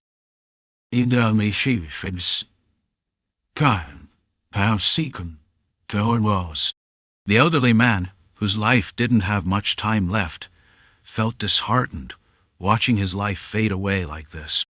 No matter where you're born in this world, everyone deserves to have at least one star in their heart. However, getting the star you held to appear in the night sky was another problem. Should I close today? The increasingly demotivated elderly man rose with a groan reminiscent of his age. He'd been arranging furniture for a while when he stopped upon seeing a nail driven into the highest point of the blacksmith shop. A sword was hung there, and the old blacksmith remembered the boy who had gazed at the sword. Where and what would that sword containing his unrealized dreams be doing? Would the boy be all right? He must be. Aware of the world's cruelty, the old man had already accepted that his star might not shine so brightly. He just hoped it would be in a night sky better than this lamentable place. Are you closing already? Yes. Come back later. I can't. I'll be busy. The old man chuckled softly at the voice behind him. Busy day. Do you think you need my keen skill to push someone with a butcher's knife? This sword needs repair. It's been a long time since the last one. What? The old man reacted to the words he had just heard. Clearly, he had heard the word sword. Other blacksmiths can't fix this. Only you can. The old blacksmith dropped his tools and slowly turned back around. Oh. Just by standing still, bright blonde hair appeared in his numbed eyes. That was the color he had brought into the world with the girl that day. Is it not? No, it's okay. Will you do it or not? Seeing such a beloved customer after so long, the old blacksmith lit his forge. The fire revitalized the old man's passion, which seemed like it would extinguish at any moment. Have a seat here. The old blacksmith offered the boy a seat and took the sword carefully. That's it. The old blacksmith smiled as he looked at the sword with marks here and there. He always felt proud of the things he had made as a blacksmith, especially if he had created them himself. Where did these scars come from? These are from when I fought a goblin. I wasn't familiar with the sword back then, so... And these are when I caught the death whirl. I was used as bait and scraped the ground to get it out. Vlad continued explaining the scars on the sword as the old man smiled. He didn't need to justify anything. Goblin, death worm. The old man wasn't scolding the boy. He was moved by what the sword he had created had achieved. It was faithfully fulfilling its duty, different from him, who was rotting away here. The blacksmith of that day remembered the boy endlessly staring at the sword he had made. However, the blacksmith of today smiled as he looked at the scars on the sword that had been created by the boy. Wait. I'll fix it for you. The old man quickly closed the shop and devoted himself exclusively to work for the boy. The sound of the old man's hammer hitting resonated in the alley as it mingled with the boy's voice. Then he struck the shield there and said my name. And then? The old man dreamed of those sounds. The boy's eyes looked at him, and he saw himself standing in view of what the sword had done. The old blacksmith, excitedly looking at the visible landscape between the sparks flying, smiled. Chapter 57. The New Sara. 1. A street in an alley illuminated with the colors of the night. Crack! Crack! The sound of bones and tendons being cut was awakening the quiet alley. That sound, along with the unidentifiable bones hanging all over the shop, made the atmosphere of the place grim. Is the owner here? What? Two men entered the butcher shop, pushing aside the meat hanging all around. The owner of the butcher shop, who had been cutting meat for a while, frowned as he looked at the two men crowding in front of the store. How can a bastard without a brain speak so rudely to an adult? When the boy, who looked freshly out of his teens, spoke informally, the owner, who seemed very indifferent, spat out the bone he was chewing on and growled. Did your parents teach you that? It's been a while since someone came here looking for their parents. Shrugging, Vlad removed the hood he was wearing and handed a small note to the owner. The owner's face seemed to stiffen a bit as he saw the boy's blonde hair that didn't match the atmosphere of the place, and the note with tiny letters. Why these people? No, I was wondering if you've seen him. Why would you come to the butcher shop looking for someone? We don't sell people here. Really? Vlad smiled as he watched the owner pound the meat forcefully. He's here. I used to be a resident here, but I recently came back. Was this place always a butcher shop? Ask that to the Black Bear. I have permission. The butcher. The Black Bear.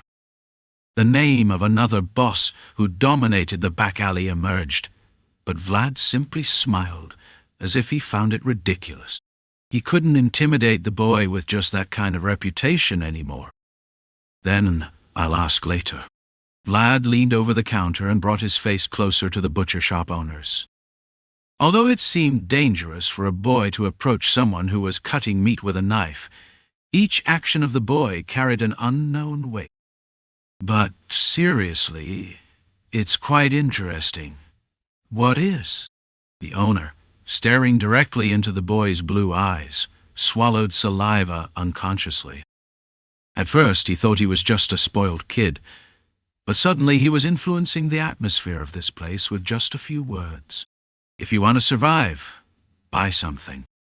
If not, leave right now. How did you know the name on the note was a person's? The boy's question stopped the descending knife's movement. Only the sound of the chain link that Vlad had just pushed could be heard in silence. A strange silence hung over the butcher shop. Learning to read here isn't easy.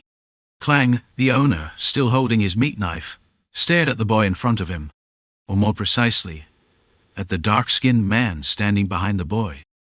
The man who had just closed the shop door. I came here to ask, so give me an answer. The corner of Vlad's lip curved as he looked at the owner, who gazed back with tense eyes. One corner of Vlad's lips curved upward, as if he were about to say something. "Do you sell people besides human flesh? Damn it." The owner quickly brandished the knife he held, but Vlad had already anticipated it and simply tilted his head. It was a sharp move, unusual for a simple butcher, but the boy was now an entity that had risen to the level of a knight. "Business here ends today. Otar." Understood. The dark-skinned man, Otar. The man who officially served as the deputy commander-in-chief of the guard. He drew an axe from his belt. "Who are you? Where did you come from? Where did you come from?" As the lights from outside were obscured by the closed door inside the butcher shop, only the candles tremblingly lit by the trembling owner remained. Dim, flickering light in the darkness. It was the color of the back alley. "That's what I want to ask." The lights cast deep shadows on the boy's face. Crack! Crack! Inside the tightly closed butcher shop, the sounds of meat and bones being cut still echoed. The only difference from before was that mixed in were the screams of someone. In the back alley just before dawn, Vlad sat across from a street vendor who was about to close up shop and picked up a skewer. "Take one, too." "Got it." The two men sitting down began cleaning their weapons as they bit into the skewers. Otar's bloodied axe and Jorge's dagger, which now only Vlad could wield. The appropriate tools for the back alley had now finished their day's work in the hands of their owners. "When did a guy like that show up? Jack hasn't been managing things well lately. He's messed it up that much." Well, ever since that day, he changed a lot. Though Otar had been a subordinate of Jack, he didn't want to criticize his former boss's final appearance. After all, regardless of the outcome, only Jack had accepted the man with different-colored skin into the back alley. "Well, we'll figure out the details with the higher-ups." The man disguised as a butcher said he was only a middleman collector and claimed that the slave traders would know more details. He hadn't heard anything about Anna, but in the end she had been secretly selling people in the corner of the back alley all this time. "Even if we confirm the identity, will this be enough?" He hadn't thought that such a light matter would have such deep roots. Perhaps if it weren't for Vlad's existence, as always, this incident would have simply been considered one of the many that happen in the back alley, and would have been buried. Light and darkness, those who are excluded and those who shine. The boy still stood on the dividing line between them. "Vlad, brother!" The familiar voice of the boy reached Vlad's ears, who had been lost in thought. From the end of the alley, a dark-skinned boy was running hurriedly towards them. "Phew. Phew. Ah! I'm not going anywhere." Vlad placed a skewer in the mouth of the boy running towards him eagerly. It was the fair reward the boy should receive. "Did you understand what I asked you?" I heard there are kids who saw her." "Indeed." Vlad and Otar nodded at each other. As if birds heard the words during the day and mice heard them at night, rumors in the back alley always reached the ears and eyes of young children. What did they see? They saw the girl Vlad is looking for. Was her name Anna? "That's right," Ned replied with an excited expression as he bit into the skewer Vlad had given him. Someone said they saw the girl get on a stagecoach for the first time about a month ago. But it was a bit strange. What was strange? Instead of answering, Ned offered his palm to Vlad. "You did a good job raising your little brother. To survive in alleys like those, even the youngest had to become ruthless." As both knew, instead of getting angry, they simply nodded. "Here's one more skewer." The strange thing was, at Vlad's request, Ned began to speak. The little mouse that had been sniffing around the alley brought the exact information Vlad wanted. It was said that all the women who boarded that carriage were pregnant. What? To others, Ned's words might sound strange, but to Vlad they evoked something. All of them were pregnant. They say all the women who boarded the carriage had bulging bellies. Isn't that strange? Someone is buying pregnant women who can't even work. When Ned asked if he could have more to eat, Vlad simply nodded backward without saying a word. What's wrong? Is there a problem? Although Ota asked with an increasingly serious expression, Vlad couldn't snap out of his thoughts. Buying and selling pregnant women? Finding out that Anna was pregnant was already shocking, but accepting that there were people buying and selling pregnant women in the back alleys was even harder to swallow. It made no sense and was morally wrong, but those people were here. It can't be. A sinister premonition swept through for a moment. It's always best to pay attention to bad feelings. Though he wanted to think otherwise, the warning from the voice in his mind reminded him of an incident that took place on a winter day. There was a woman crying in the middle of a snowy camp, searching for her son, a son who hadn't even been born yet. We should be prepared. It can't be that bad. Vlad could only nod at what the voice said. There was something that the boy always noticed in Joseph's behavior. His attitude was always one of preparing for the worst. There's nothing wrong with being prepared. The memories of that winter day still lingered vividly in Vlad's mind. The morning sun was rising, but to Vlad's eyes, it still felt as if a shadow loomed deep in the back alley. Mr. Borden. Yes, is there something to report? Borden's office located in the town hall. It was always filled with snacks, but today it was tidy. I discovered a suspicious trend. Oh, really? Looking at Vlad's serious expression, Borden seemed ready to listen, but in reality, he was busy organizing papers. I told you to rest. I guess you didn't listen when I told you to take a break. No, I'm investigating Jack One-Armed. I didn't expect you to ask so soon. Borden awkwardly smiled as he stroked his chubby chin. You should rest, shouldn't you? And Vlad finally understood why Joseph would growl every time he saw Borden. The fat knight was a person who wouldn't move unless someone pushed him. Can't it wait a day or two? Is it that urgent? It seems so. Think it over. Are you sure it's an imminent crisis? Although Borden seemed to say this with a smile, Vlad already understood what he meant. Maybe you should go see the mayor. Vlad's determined attitude finally made Borden, who realized he was the only one who would solve the problem, sigh. This was my precious day off.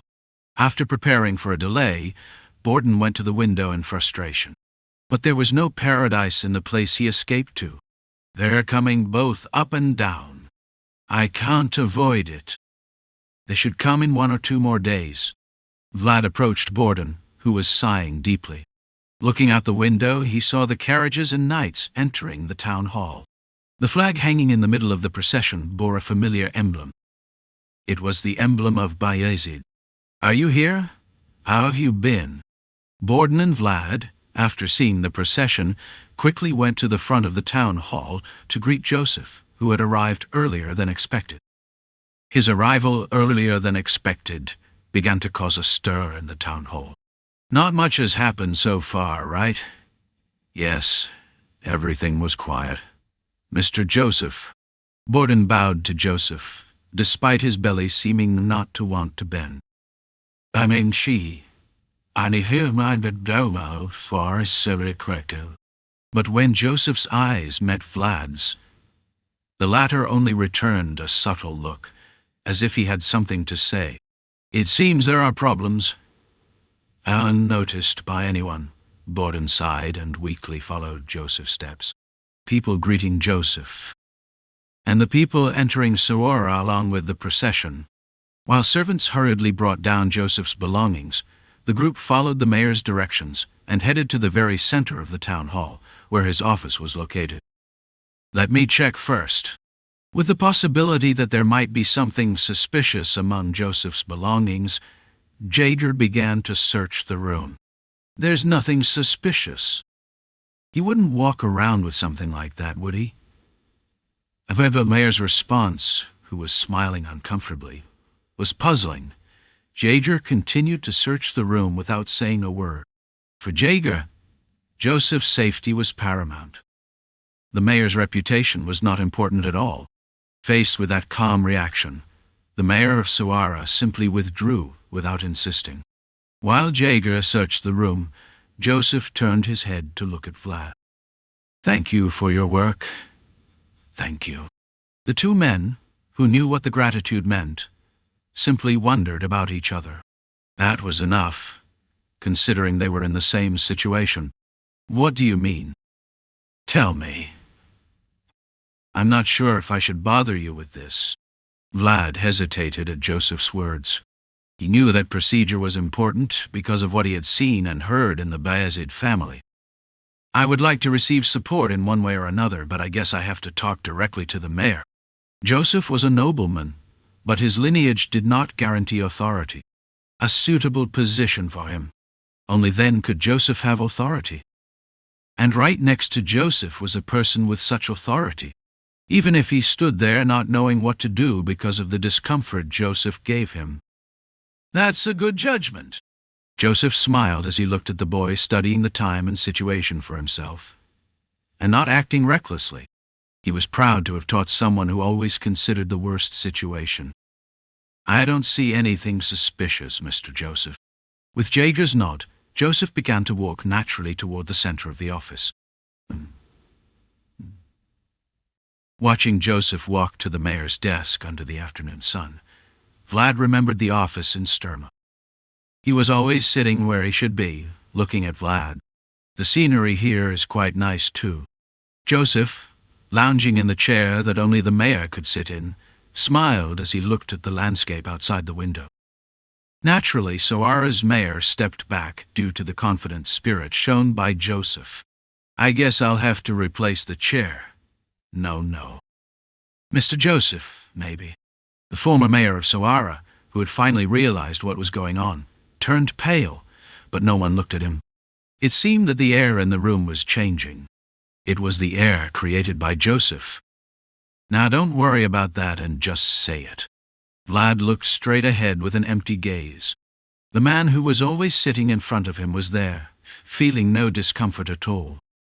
"Talk to the new mayor of Sara."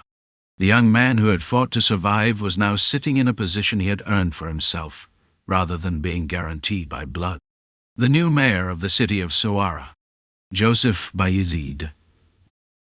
The man with deep-shadowed eyes looked at the young man with a smile as the light streamed through the window. Chapter 58.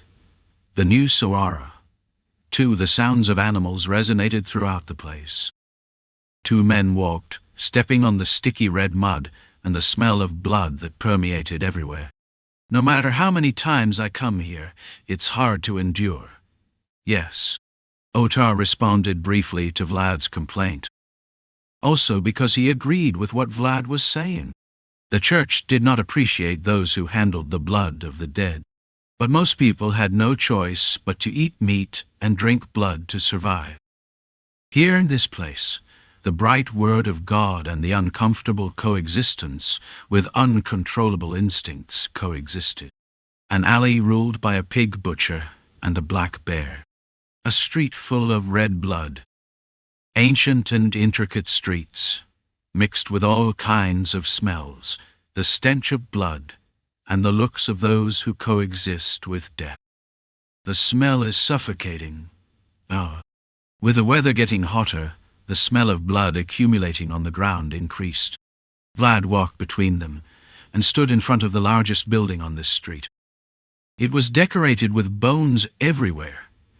It would be difficult for most people to even look at it. But the boy raised in the alleys was already used to this environment. Thunk! Thunk! Thunk! A latch made of bones. Vlad pounded the latch heavily, announcing his arrival. "Who's there? You should have heard by now." Vlad and Otar noticed the stairs following them since they entered the Black Bear alley.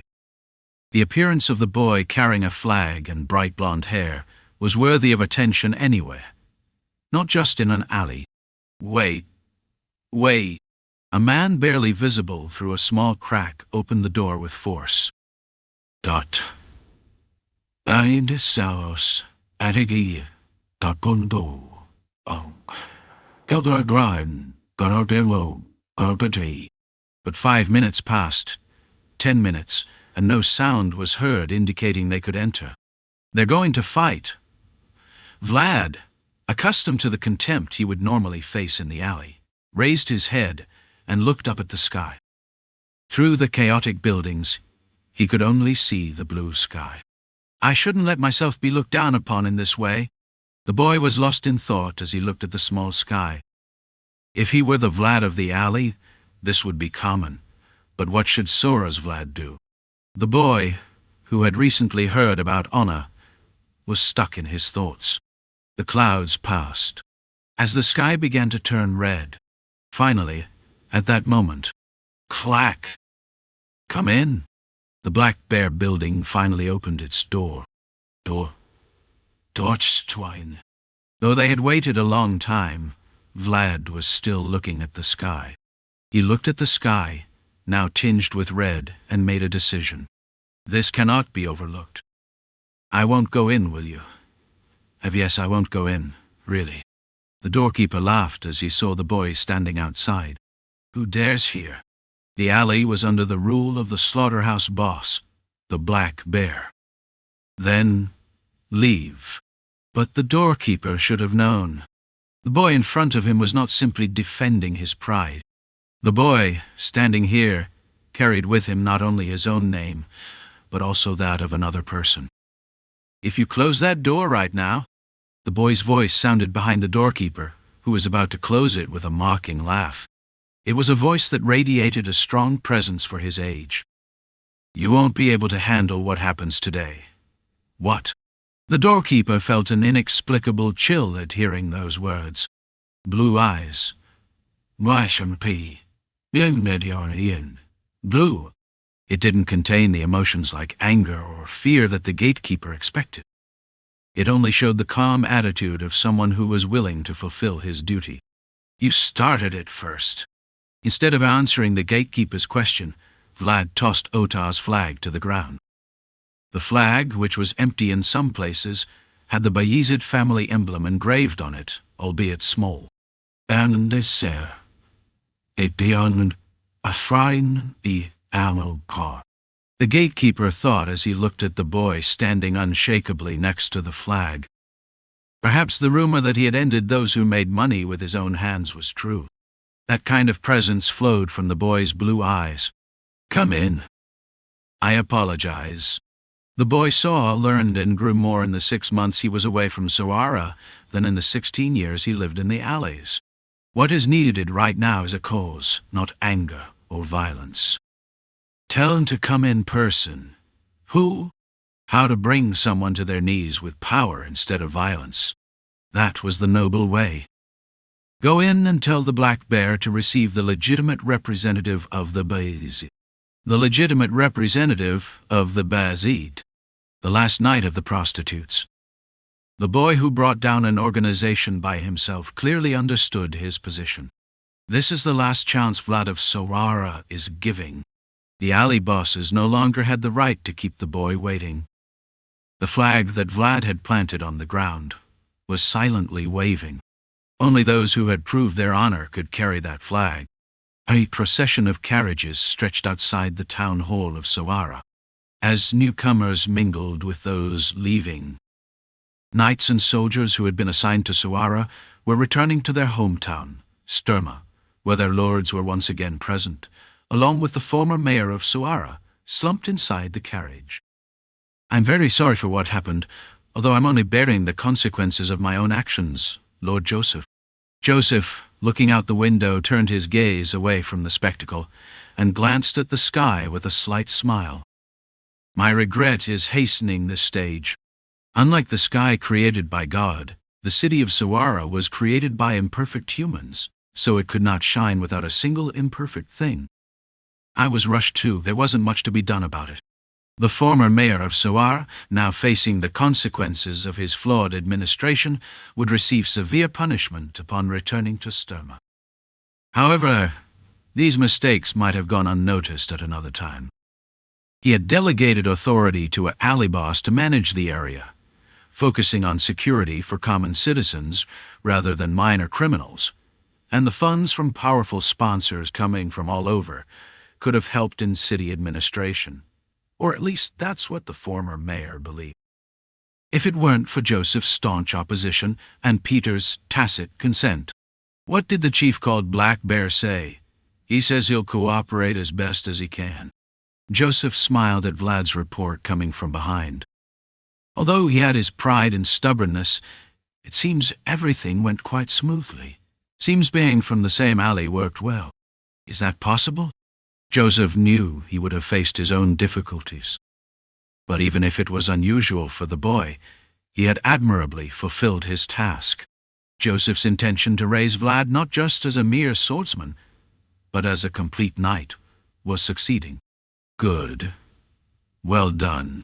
Joseph glanced back, his back to him. There were men waiting for Joseph's next words.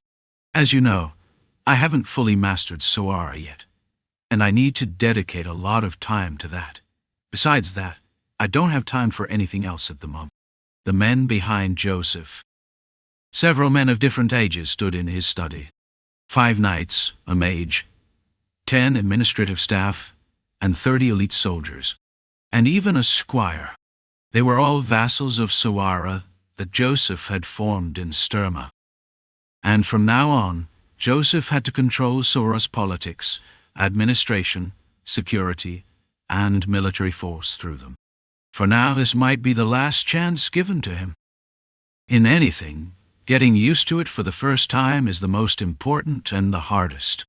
Joseph's vassals were people sharing the same boat.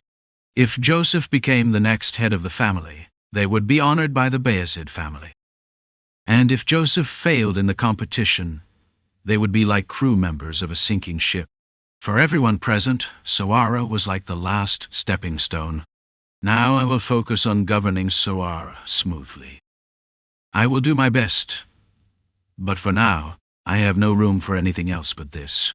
Although darkness had covered Sara, Joseph was still not ready to face it completely. But one couldn't be completely prepared for everything. What he had done so far had been kicking, but from now on he had to walk. So regarding this task, I'll leave it in Mr. Gregory's hands. Pick a member of the research team right here. With Joseph's affirmation, a small but sturdy knight stepped forward and nodded. Thank you for entrusting me, Lord Joseph. I will do my best in my mission.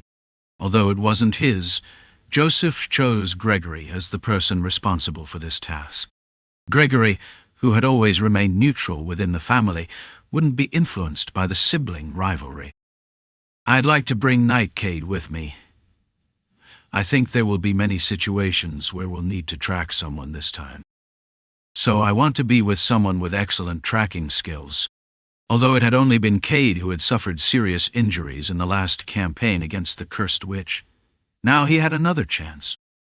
Cade, feeling a joy he couldn't hide, clenched his fists tightly. Please allow me. And Gregory stroked his thick beard and pondered for a moment. Although there was a preconceived combination he had thought through Jaeger's advice, he wanted to try something a little different. Indeed, he had been intrigued for a while. I would like to choose Vlad, Mr. Jaeger's squire. After all, he was the one who first discovered this matter. Although Joseph seemed surprised by Gregory's choice, he nodded. Gregory's choice wasn't entirely incomprehensible. Gregory's nomination and Joseph's permission. The boy standing at the end of the retinue looked at the knight who had pointed him out. His sturdy build and short legs, which could be used as pillars, reminded Vlad of someone he knew well. I'm counting on you. Promising lad. Knight Gregory. A man who had been watching the boy from the Vayezid family. The knight, who was also Portly Cano's master and guardian, looked at the boy and smiled. Chapter 59. Town of Nibla, 1. Her long hair began as blue but ended up black. Her walk was smoother than anyone's, but she never touched the ground. The tightly closed heart was so cold that no one could embrace it anymore. She arrived with death. Can I really save my son this way? Of course, my lord. An exhausted man, a weeping woman, and a dying child. Everything around the man was tainted with despair. He was trapped in the deepest darkness. I will. Please. I am ready, my lord. Desperation comes like an accident and devours our lives. It even chooses the brightest parts. Baron Utman used to be a rational person, but despair was devouring his brilliant mind. The agony of his only fading son and the painful wails of his wife had made him so. Don't torture yourself so much. Baron Utman looked at the woman before him with moist eyes.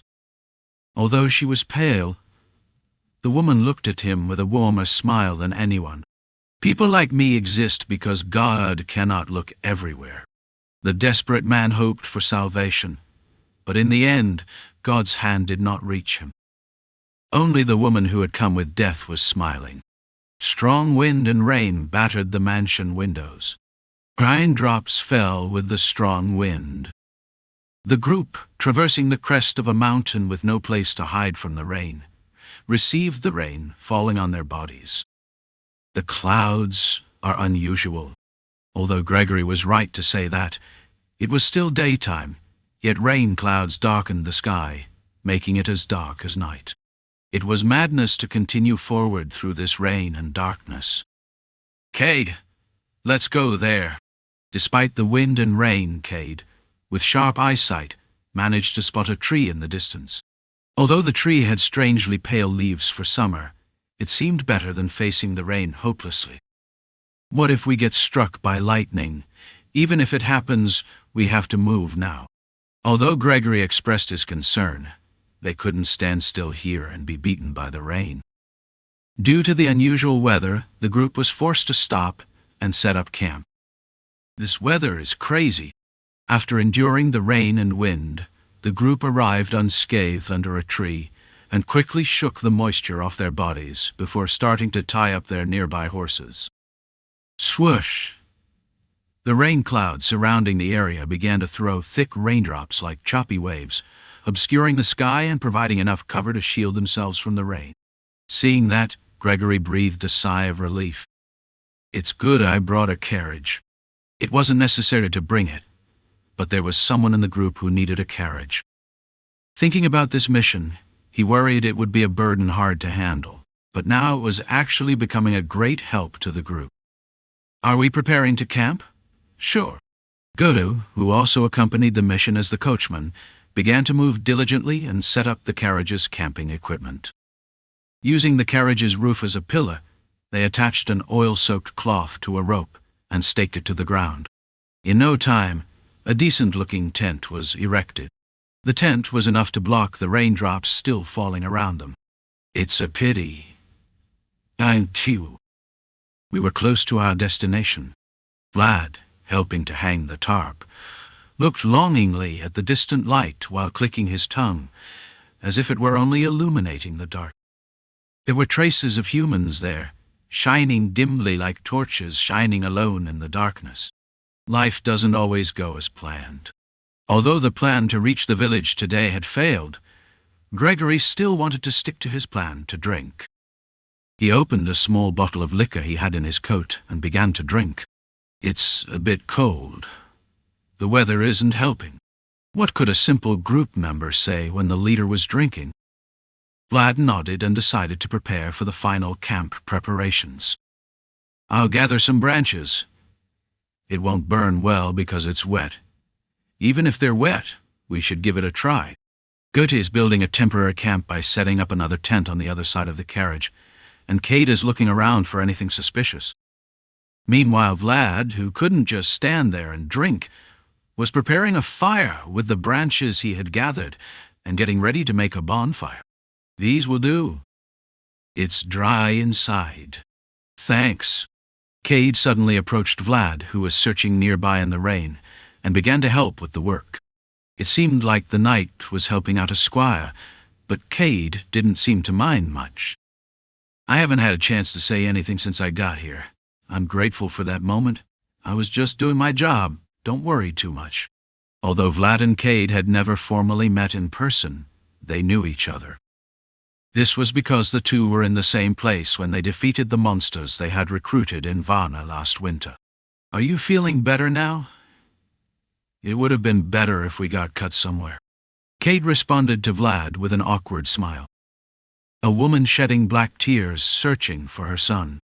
The two knights who had remained in the garrison to protect Joseph during Jaeger's absence were in danger of death due to the attack. If the boy hadn't borrowed the world of the voice back then, Cade wouldn't be where he is today. Now that I see it, I selected the people well. There are many kinds who are knights and don't do this kind of thing. Gregory tilted the bottle as he watched the men move naturally, looking for something to do even though they hadn't been given an order. Let's keep it that way. From now on, we won't be knights but mercenaries. Everyone in the group nodded at Gregory's words. It was that kind of mission. The mission is to sneak in and look inside the village instead of showing off with pride. If the village the group wanted to go to was within the county of Vayezid, they would have immediately mobilized soldiers to investigate. But it was a village owned by the Baron Utman family. For Joseph, who had discovered its whereabouts but didn't have solid evidence, this was the best he could provide. The group began to camp with their destination ahead of them and decided to conserve their strength for tomorrow. The sound of the strong wind blowing and the sound of the rain hitting the tent. Vlad wrapped himself in his cloak as he watched the barely lit campfire. Why are you smiling so eagerly? It's not a big deal. It's soft, Vlad remarked without reason as he lay comfortably with his cloak covering him. He thought that if Oksana saw this now, she would be proud. The day that seemed like night passed. Vlad, who didn't know she wasn't his mother but understood clearly the affection she gave him, lay down in the warmth of the campfire. I hope the sad screams I heard that winter day aren't here. Town built with gray stones. A dense fog rose from a village that had been swept by rain. Gregory clicked his tongue as he looked at the thick fog that obscured his vision. Looks like something's about to happen. The group, aware that there might be people involved in black magic hidden here, simply rode cautiously along the road. Is it because it's still early, or because the weather isn't good? Although they ventured quite far into the village, there were no people walking around, making the city's atmosphere increasingly gloomy. There's an inn ahead. That's good to hear. Perhaps because it wasn't a very large village, it wasn't until they entered the center that they finally saw an inn. Let's go in. 4 men drove a carriage and a horse and entered the inn. Gregory opened the door of the inn with the creak of the carriage. Is the owner here? The guests arrived quite early. Yesterday, due to the rain, we couldn't enter even though we were right in front of the village. Please give me a plate of hot soup.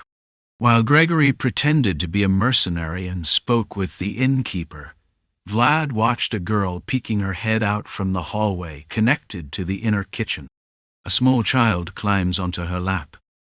A girl who may be 3 or 4 years old, but still very cute. Vlad gently waved his hand as he looked at the girl who reminded him of Zamina's childhood. The chubby child's rosy cheeks seemed to have become a little redder. So many bad things are happening nearby these days. I plan to stay a few days at least because of the weather. But are you going to let us go like this? I plan to eat here as well. While Gregory and the innkeeper haggled over the price, Vlad slowly walked around the inn and checked the surroundings. It was a behavior that came from a long-standing habit, so when Vlad took his eyes off him, the child gradually began to move ahead of the group. A large cauldron boiled over a brazier in the middle of the inn. I don't know what's inside, but it's time for Vlad to whet his appetite as he looks at the pot, which smells good. Vlad, Vlad. The usually calm voice urgently called the child back to his senses. What happened? When Vlad placed his hand on the sword's handle, the sound became clearer. I guess this is the right place. In a glooming tone, the voice told Vlad to turn his head and look at the girl approaching him.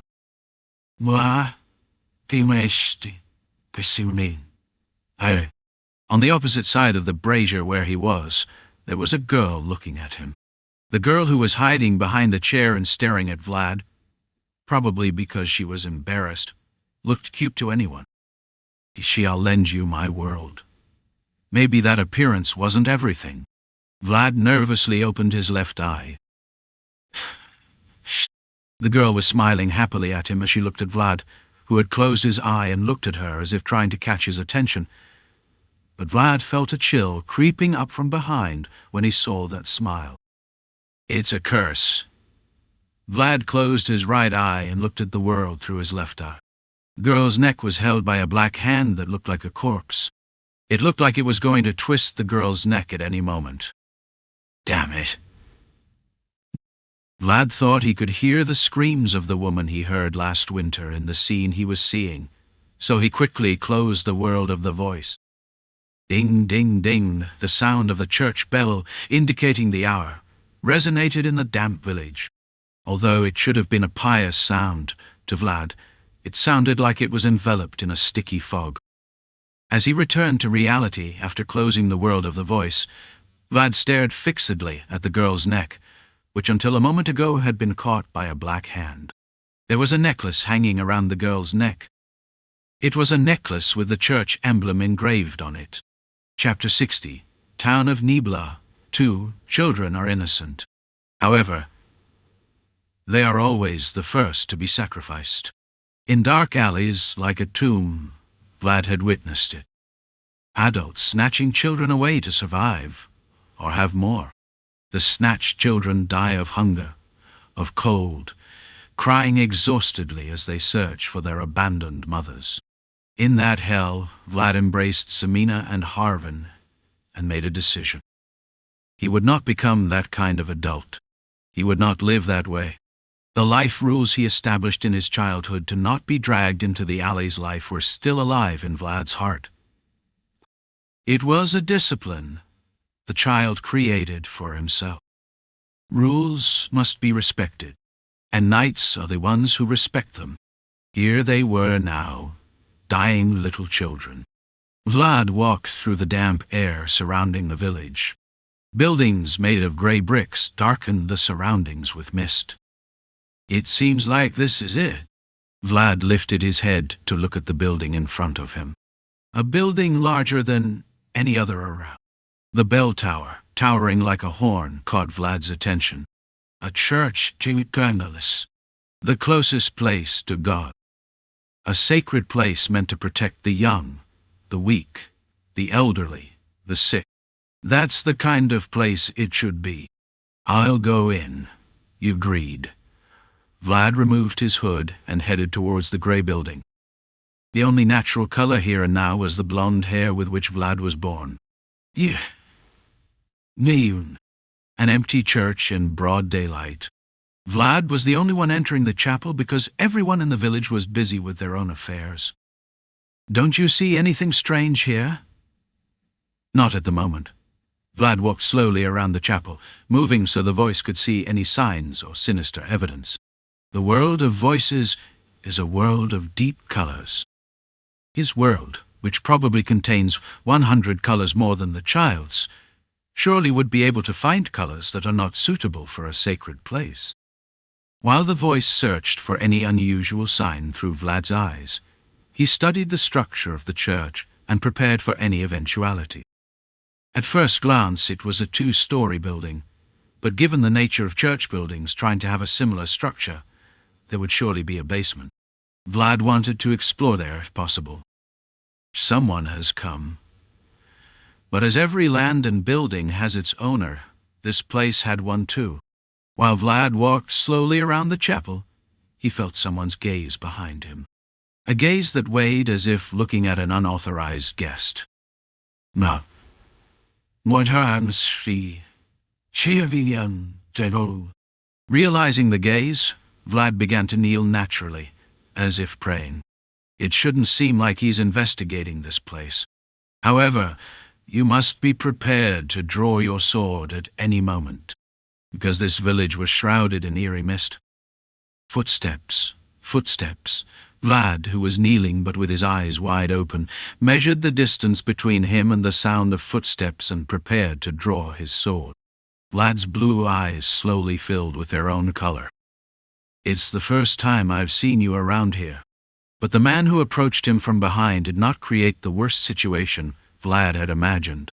He simply greeted the stranger with a warm voice. "I arrived here yesterday morning." "Ah, you're one of those mercenaries. I heard about you." Carefully combed brown hair, holding firmly a thick Bible. At first glance, his physique, which seemed as slender as Joseph's, gave the impression of a scholar rather than a priest. "I'm sorry for entering suddenly, priest." "No problem. God's arms are always open at any time and in any place." Vlad looked at the priest smiling at him and lightly touched the handle of his sword. "I don't see anything, at least not now."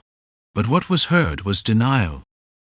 "I came here following the direction indicated by the girl's necklace, but there was nothing to see." "I don't think I'm interrupting your prayers, am I?" "No. It's easier to get permission." "I'll leave right after I finish praying." The priest, witnessing the mercenary praying in an unusual manner, smiled and nodded. "This place is a church. It's home to all who seek God. You can do as you please here." Although the man in front of him was smiling friendly, Vlad couldn't be sure. The boy had seen through the hidden world with the help of his voice, and he was aware of the unusual presence in the village. He couldn't relax. "Thank you, Father." Vlad decided to withdraw for now. He wouldn't find any more suspicious traces unless he planned to inspect every corner of the church and attack the priest in front of him. Honestly, he wanted to do that, but Gregory had a request. "Then I suppose I should also take this opportunity to pray." The priest quietly approached Vlad, who was prepared to pray again, and knelt beside him. A boy pretending to be a mercenary, and a man who couldn't be trusted as a priest knelt together before God. An empty church with no one inside. There were only two men kneeling before God in this place. "Please don't let the epidemic that's ravaging this area reach your group." "Epidemic?" The priest drew a small line with his lips as he looked at Vlad, who showed signs of confusion. "And also for our children." With those words, the priest bowed his head. His posture, which even through numerous prayers seemed serene, was clearly that of a faithful priest. However, Vlad could detect a hint of disgust in that image. The emblem of the church, which should have been engraved on the bell tower, was obscured by the fog. However, the emblem Vlad saw when he first entered the church seemed somehow strange. The emblem of the church was upside down. The priest held the Bible upside down before God as he prayed. Vlad was lost in thought after leaving the church. Through a black bear track and the confessions of captured men, the research team arrived at a village in Baron Atman's territory. But when they reached the village following the tracks of the missing pregnant women, what awaited them was only sinister and gloomy rumors, along with the fog. "It's a disease that only kills children." Realizing how strange the priest's prayer was, Vlad asked nearby villagers about the epidemic. And Vlad bit his lip at the response he heard. If in Sara women had disappeared, here, on the other hand, children were dying. It was a phenomenon similar to an epidemic, occurring not only in the fog-covered village, but also in most of Baron Atman's villages. The ominous omens continued. "We should find evidence, but we can't show this. It couldn't be an epidemic." He was sure of it, but he had no evidence to prove it. He couldn't show his companions the black hand he saw in the world of voices. He brought the sacred object he had brought from Sara to the child in the inn to see if anything happened, but there was no response as expected. Hence, there's no reaction to the reliquary. It seems to be a curse made by a high-level dark wizard. It should be judged by a properly educated priest. "How do you know so much about this?" I have no idea." In response to the still incoherent answer from the voice, Vlad vigorously shook his head and expressed his frustration. No matter how much you know, if you can't do anything about it, it's useless. Now, the boy, who finally had his own world, found himself once again facing a territory he couldn't tackle alone. Thinking about how to tell Gregory about the situation, Vlad saw a strange sight at the corner of a street, a small square in the center of the village. There, a person dressed in a robe was standing in front of the young girl. This is what they gave me at the church. The girl proudly displayed the cursed necklace she had been condemned to in response to someone's question. An unknown man received the necklace from the girl and examined it. Vlad was once a pickpocket. He had been a thief and even a robber on occasions, but his oldest occupation had been snatching wallets from other people's hands. It was a source of pride for him. I think he noticed. I know too. Chasing after the suspicious figure dressed in an inverted tunic, Vlad realized he was gradually approaching the outskirts of the village. He was being drawn toward where there were no people. I guess I should turn back. Vlad bit his tongue and halted his steps toward the alley corner. The boy hadn't overestimated his skills. As he had seen so many talented people, he knew he was still just a novice. Moreover, being in such a suspicious village, it was natural for him to be cautious with his actions. I should report to Gregory. He had confirmed the impression, so reporting to his superior should be enough. Perhaps through this person he could inform Gregory of the suspicious aspects of the village. It's coming, however, life never flowed according to one's intentions. Perhaps sensing Vlad's intention to retreat slowly, the man in the tunic suddenly charged. Like this? He hadn't even reached the alley where there were still houses. But unlike his cautious behavior so far, the unknown figure aggressively lunged at Vlad, unsure if he was a priest or not. Curse! Though he couldn't have foreseen it, he had time to prepare. Vlad calmly drew his sword and faced the unknown figure. Clang! The swords clashed. Just when the weight of the sword coming at him was heavier than expected, the boy realized. Left, using the rebound force, Vlad quickly raised his sword, which had suddenly risen to the sky. Ooh! In a brief moment where he couldn't even lift his sword, Vlad instinctively stepped back from the unknown attacker's assault with an agile foot move. These were the steps his master had taught him, as if instilled in him like a child. Snap! Vlad was convinced as he looked at the rough, hollow ground. He's a knight. Now, even facing the sword alone, he could tell. Those who had the skills to subdue the boy. The only people like that were the knights. While the unknown one momentarily stood confused at seeing the boy, let his attack flow like water through his fingers. Vlad quickly closed an eye towards the person who might be a former knight or a current one. The boy's world began to flow through the sword. The plan was to finish it with one blow, as is unexpected. The boy revealed his power first, so this moment was his only chance. Only one chance. Ugh! With a brief shout, Vlad lunged at the figure in front of him. The unknown one was taken aback by the boy's unexpected move, and quickly raised her sword. Vlad! There was a bright light that pushed away the dense fog. Come on! In front of the boy, who had a completely different feeling from before, the voice urgently stopped Vlad. But Vlad didn't stop. People who hurt children were hiding everywhere, but the boy was angry at himself for not being able to do anything. Like my younger self. I don't want to live like that anymore. After breaking his own promise, the boy's anger became sharper and fiercer, and he flew towards the person in front of him. An unstoppable attack. Following Jager's teachings to always think of the next move, Vlad continuously attacked the opponent in front of him. Stop! Stop! The blades clashed. Sparks flew between the swords. The tunic worn by the unknown one was torn. And thus, the figure he was facing was revealed. The perpetrator is a paladin. The green scene in the meadow. Green eyes that reminded him of Lady Oksana. There was a woman with green eyes looking at the boy in astonishment. Among the wavy hair, she gazed at him with surprised eyes. Vlad closed one eye to see her inner world, but the woman's two eyes were fully focused on the boy. Her world was already above this world. Under the word of God. Chapter 61. Town of Nibla. 3. The woman wore an old tunic, but her sword contained divine power. A boy who looks like a mercenary but already has his own world. Both realized that their origins were not common, but their swords were already intertwined. The sword was fast, but the words were slow.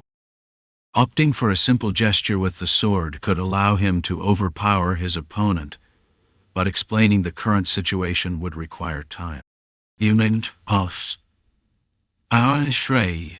The woman with green eyes didn't want to argue about a clear approach. It would be much safer that way. React! The woman, who seemed to have decided to subdue him, ran towards Vlad before he could react. Her voice ordered the boy to comply as if it were impossible to resist. Events unfolded, and now there was no turning back. Vlad resignedly accepted her attack, preferring to think that at least it would end well. The presence of a paladin, something he had never encountered before, intrigued him. Juan! Vlad's world clashed down, his sword filled with God's will. When the worlds met and sparks flew, at the same time, Vlad's world shook like a candle being extinguished. It's too heavy. Facing a paladin's sword for the first time, Vlad was greatly surprised. Although his sword also had weight and speed, they were insufficient to cause the same impact, and she had a power comparable to Jaeger's. It was an incomprehensible result. That's a blessing. It's evidence that the world is aiding her. How is that? By merely following God's will, she received greater power than her original ability. Thinking that the world was unfair once again, Vlad closed his left eye once more. The sword began to slowly burn along with the boy's determination. Although his power was weak compared to the divine power emanating from the unknown paladin, Vlad was proud to have built his own world with his own strength, because it was something no one else could take away from him. I see. Vlad, who was already quite accustomed to battle thanks to his encounters with Jaeger, saw that the woman in front of him was full of openings. I can finish this. The key to delivering a lethal blow lies in controlling the battlefield. If he can guide the opponent's movements, he can lay the groundwork for victory. With his determination strengthened, Vlad lunged forward with explosive movements. Vlad, aiming for the shoulder, held his breath as he prepared for the reaction to come. What? However, the movements of the woman facing him were not defensive, as he had anticipated, but purely offensive. The paladin who received the will of the gods simply advanced without paying heed to the parts the young man was trying to tear apart. Vlad didn't want to inflict great harm now that he knew she was a paladin. But her fighting style was too extreme, and in this situation, retreating first would only result in great losses. Whack! Vlad had no choice but to swing his sword against the paladin, but her plate armor hidden under her tunic subtly deflected Vlad's sword tip. It was a spell of armor boasted by the holy knights. Yoi! Ha ha! The missed strike was the beginning of Vlad's balance collapse. At that moment, the woman's green eyes gleamed as she kicked Vlad's ankle strongly. Spin. The world was spinning. What is this? Although he felt empty as he fell, Vlad kept remembering the way the woman had moved a moment before, even amid his confusion. From the inexplicable concept of a blessing to handling armor he had never seen before. Because it was unknown and intense, it was a scene not easily forgotten, even in the moment of defeat. Quan! And as that brief moment of meditation ended, Vlad slammed heavily into the ground. Cool. Soon, Vlad felt the cold sensation of the sword on his neck as he lay on the ground. Who the hell are you? Vlad lifted his head and met the gaze of an unknown paladin. The eyes were the same color as Lady Oksana's, but the temperature was different. With a despondent smile on her face, Vlad realized that the woman had deliberately left openings. I come from Sara. I had things to investigate here. The key to mastering a lethal blow lies in controlling the battlefield. However, the person who controlled the battlefield in the previous confrontation was not the boy, but an unknown paladin. A new goal, a new skill. Today, the boy who had glimpsed another world raised his hands and admitted defeat, etching another color that was like a wound in his own world. Damn. In an inn where the only guests were a group, there were knights facing each other across a table. Vlad, watching them from the other side of the brazier, took a sip from the glass of water he held. The taste lingering in his throat had a bitter aftertaste, perhaps because the situation had turned into a defeat for him. It must be the will of heaven that I can meet the knights of Sara here. I agree, Lady Justia. Knights gathered in a village surrounded by suspicious mist. Although they bore different orders on their shoulders, they had clearly followed unusual signs. I was investigating the strange incidents where children were dying nearby. At first I thought it might be a contagious disease. The woman Vlad had been secretly following turned out to be a paladin sent by the church. To be exact, one of the staff members sent from the northern archdiocese of San Regino. The church had already become aware of the problems occurring in Baron Atman's territory. A curse. We found traces of something ancient. That's right. As Justia spoke, Gregory began to stroke his beard, lost in thought. Though he had anticipated it, her presence was taking things beyond his authority and capability. But there's a church here too, right? It was a question I barely posed after worrying if it might be rude, but the response I got was a chilly one. We believe the church here is the focus of the curse. Well, watching as the knights who followed the will of the gods pointed to the church as the culprit, Gregory decided to hold his tongue. The situation was graver than he had thought, and this was not his territory. Please convey my thanks to the new mayor of Sara for his admirable attitude in trying to prepare for what we did not know. Though they turned to speak in the end, Justia's words were nothing more than a request for Gregory to cease his approach. This was not the territory of Vayezid, and matters related to black magic were the responsibility of the church. As knights of Sara in an ambiguous position, they no longer had justification to proceed. Understood. With this conversation, a clear line was drawn.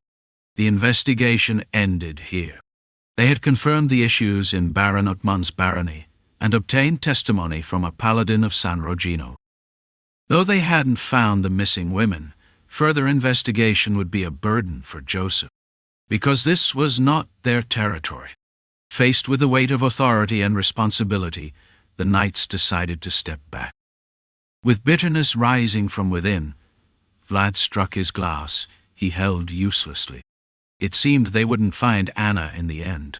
Vlad remained silent, thinking of the woman smiling at him pityingly. Justia mentioned that she had already requested support from the church. Since it was expected that other knights would arrive within a maximum of 3 days, Gregory decided to stay with Justia until then. Perhaps that was the best outcome Gregory could have chosen. Should we leave now? Yes. As Vlad looked at the empty square from the quiet inn, he was talking to a girl. Why are you leaving so soon? I've already finished my work. There is no end in this world. Although the girl didn't intend to be malicious, her words seemed piercing to Vlad, who coughed nervously. Don't you have any friends? Why have you been here all this time? Daddy told me not to go out. Upon hearing this, Vlad cautiously turned his head to the counter, where the innkeeper was watching him suspiciously. Stay a little longer. He said if we waited a little longer, the church would give us a gift. What? What? The chance words of the girl made Vlad uncomfortable. When Vlad looked at the innkeeper with a disbelieving look, his daughter intervened to explain what she had said. He said the church would soon gather the children for a special blessing. It's something parents of children like me should be thankful for in such dark times. And when will that be?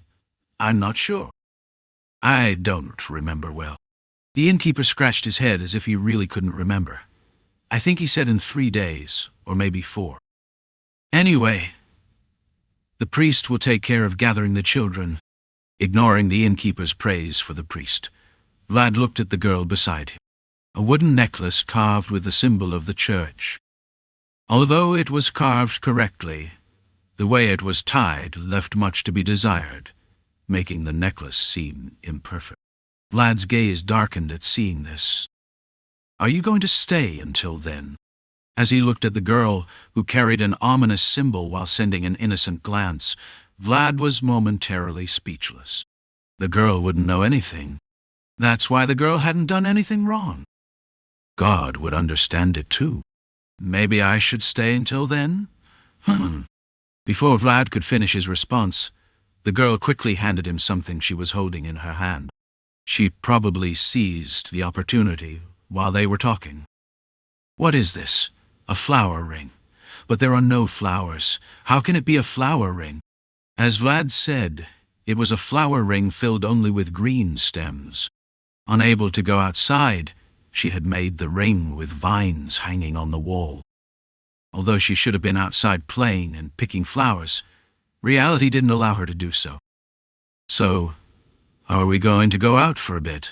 Marion, the innkeeper, who had been silently listening to the conversation between Vlad and the girl, spoke. Now go up. It's bedtime. But, Faced with the innkeeper's firm gaze, the girl got up from Vlad's side with a somber expression.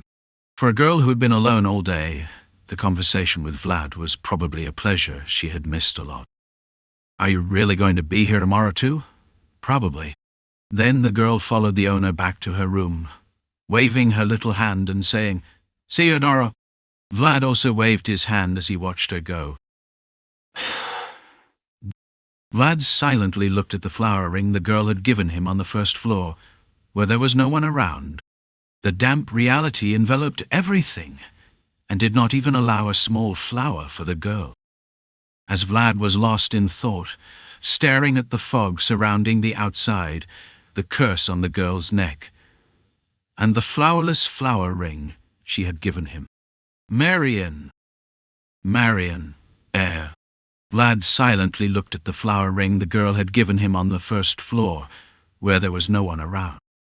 What's going on? What's happening?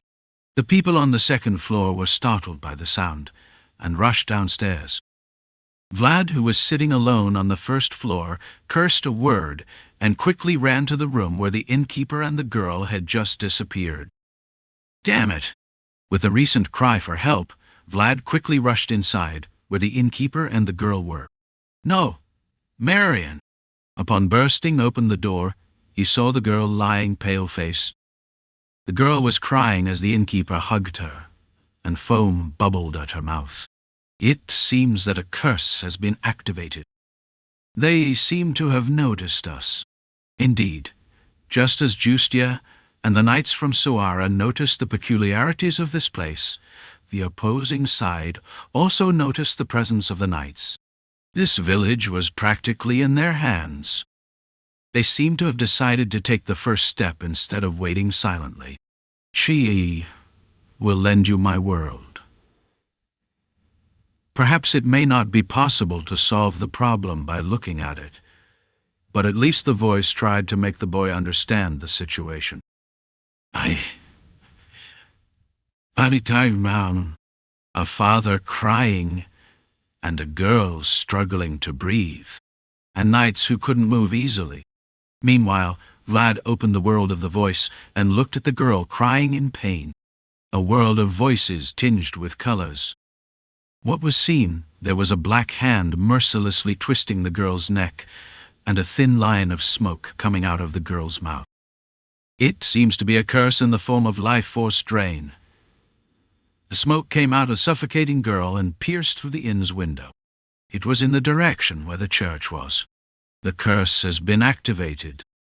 It seems they have noticed my presence.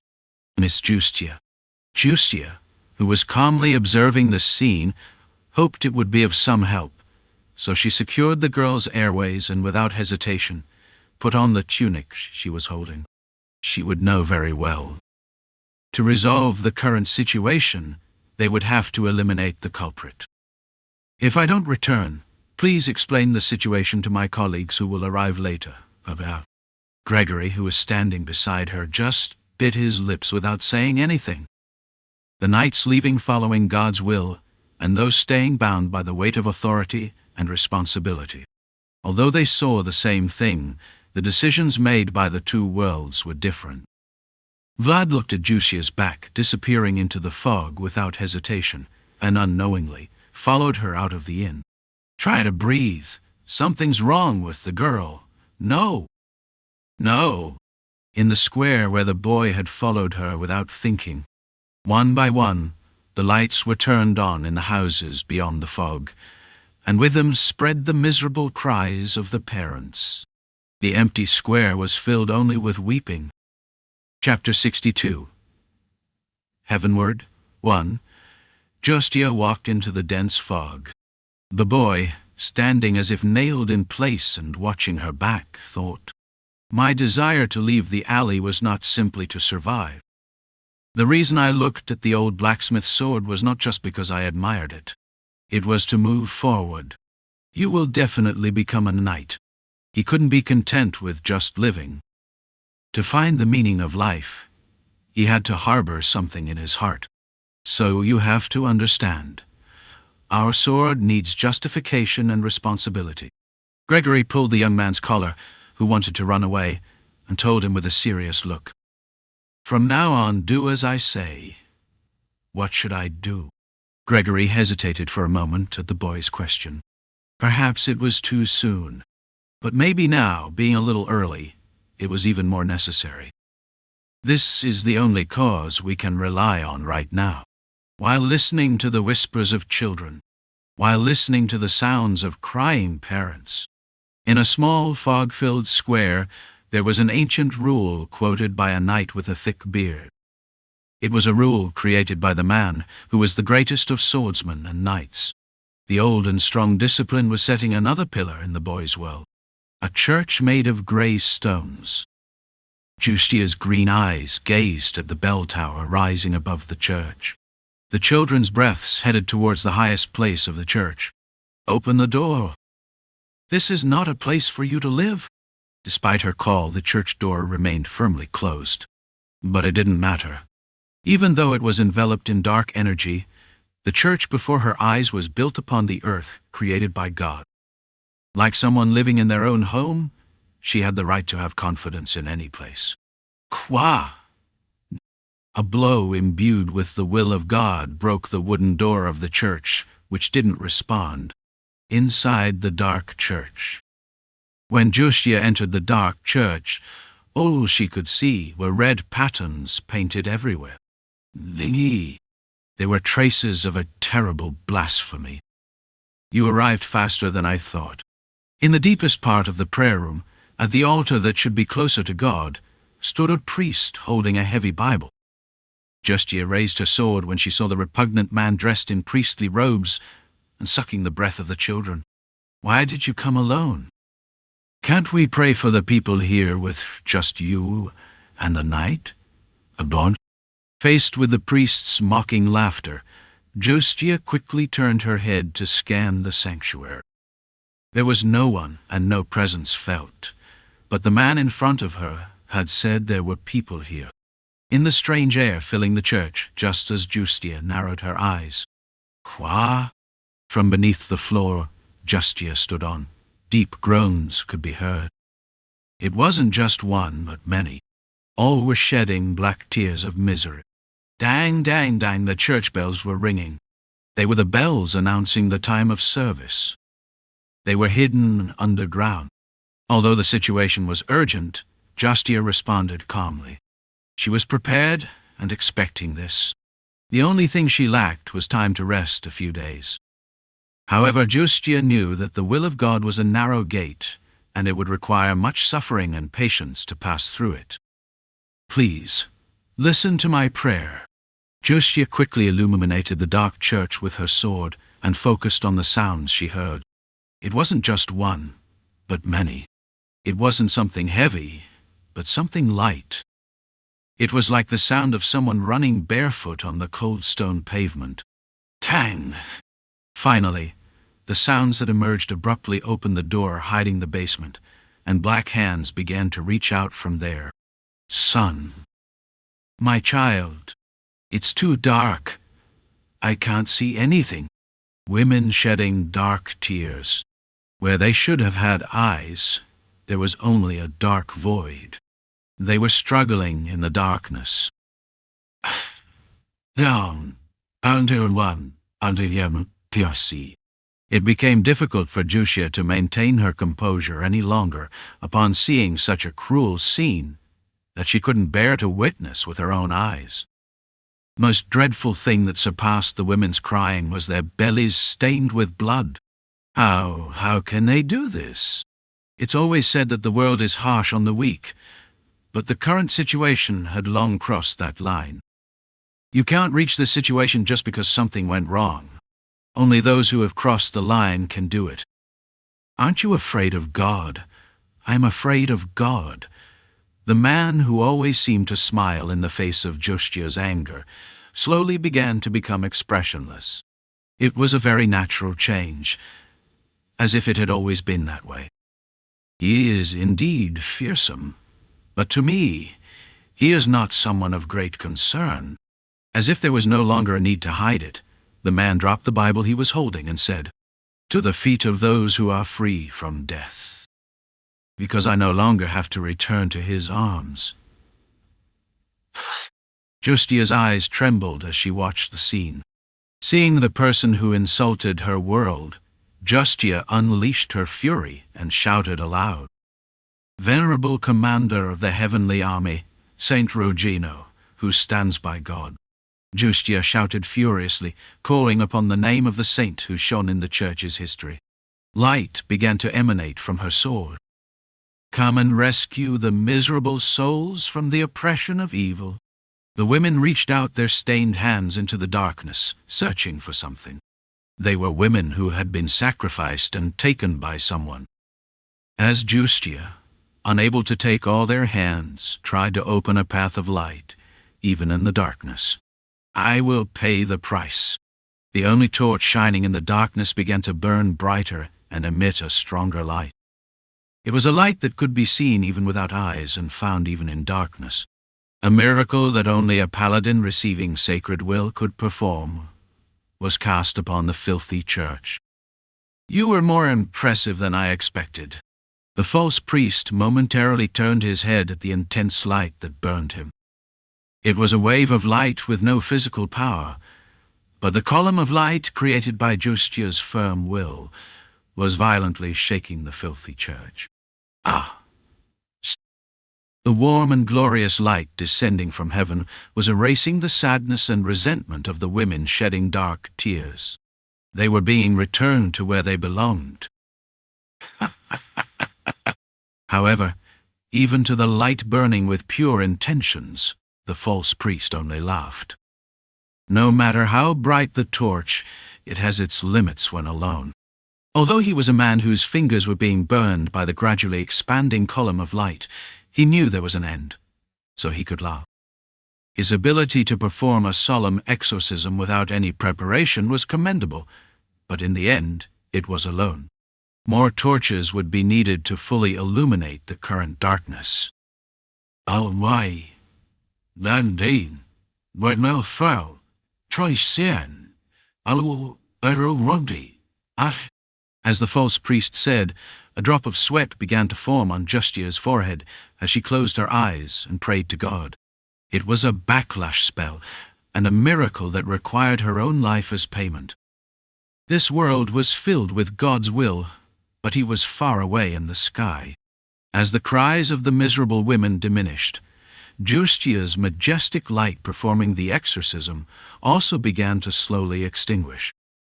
Watching that, the false priest drew a dark sword from his shadow.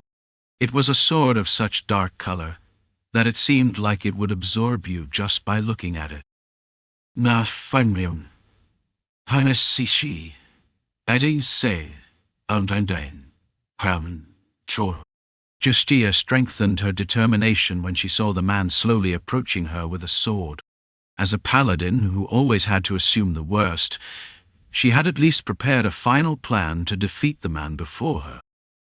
Paladins were those who prepared for this moment. I wish for your church to defeat all enemies. This time, Justia attempted to recite a prayer to invoke the glorious flame of God with her own body instead of her sword. Every time her lips parted, her green eyes trembled violently, just as Justia was preparing her final act of resistance. Boom! A deafening noise came from behind. The church door, which had already been destroyed by Justia, was collapsing again violently. Push! Kota! It's time for you to leave! There were men breaking through with wild shouts, with a carriage blazing bright red.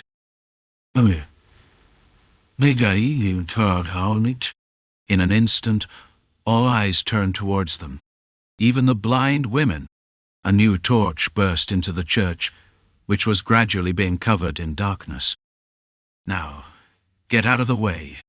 When Gregory signaled, two men pushing the blazing carriages stepped aside. Huh? Gregory, upon confirming that Justia was swiftly moving to the side, pushed the man in front of him as if he were launching a cart. What the hell? The false priest, upon seeing the unimaginable scene, struck the carriage with the sword he held. It was an impulse without thinking about the consequences. Boom! The carriage exploded with a small blast, and sparks flew in all directions. Every part of the church was engulfed in flames, and the flames Gregory had intended to start began spreading in a space filled with darkness. There is light here. Now! In a resounding move, a boy walked among the flaming debris towards the priest. Suppress the impulse. Ah! An impressive entrance.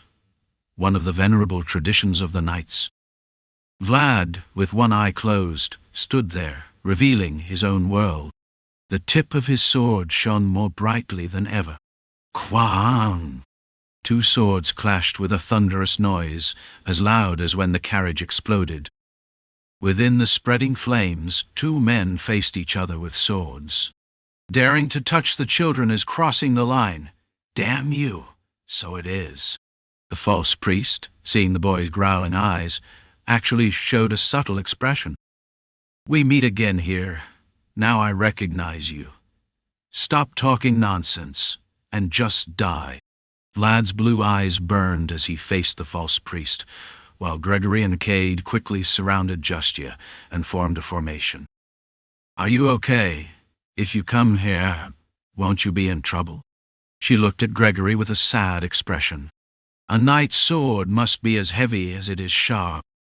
Violence without reason is just that, violence, and knights offer it to those who can wield their swords responsibly to avoid such situations. There's no other choice.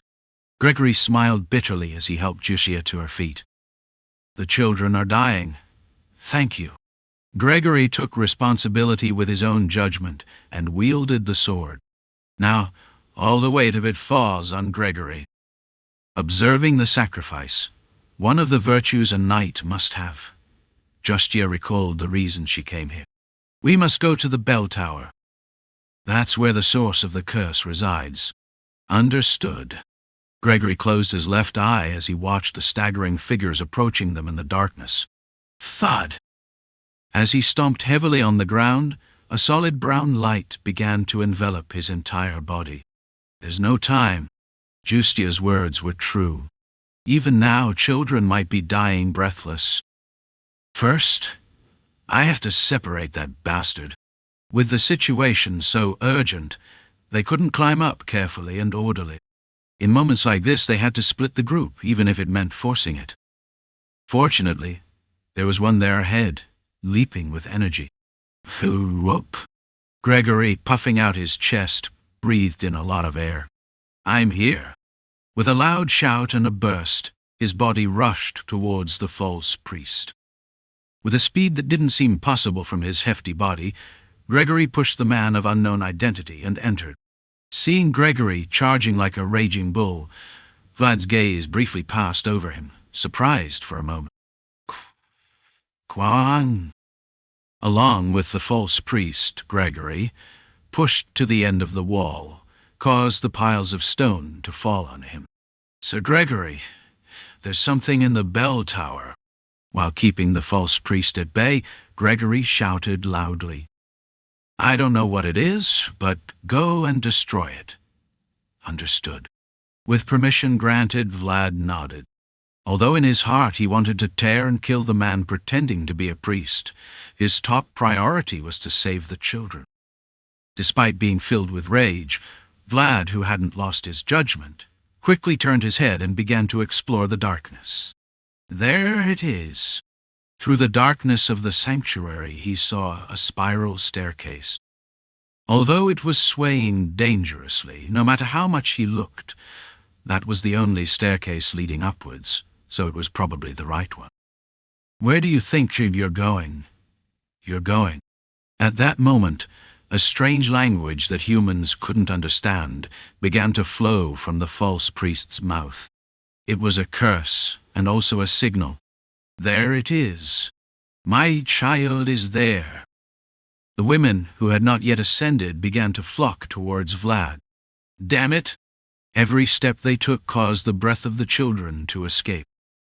Knowing very well that time was running out, Vlad focused all his attention on moving forward rather than wielding his sword. The child's face was marked by sharp nails, and the protection of the white snake was shining to block the ill intentions that attacked incessantly. There are too many. However, the gestures of the poor women trying to stop Vlad were getting stronger and stronger. Boom! Vlad suddenly turned his head when he saw a woman's head explode before his eyes. A knight holding an arrow imbued with Justia's blessing. It was Cade. Keep going forward. He urgently conveyed his intention by nodding, put on the belt again, and shot an arrow at another woman rushing towards Vlad. It was a bright arrow that pierced through the darkness. Who?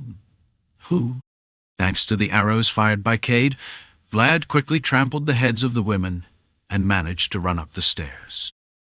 Shaking off the black hands reaching everywhere, the curse of the false priest resonated incessantly behind me. The child found only one path to heaven. Hurry!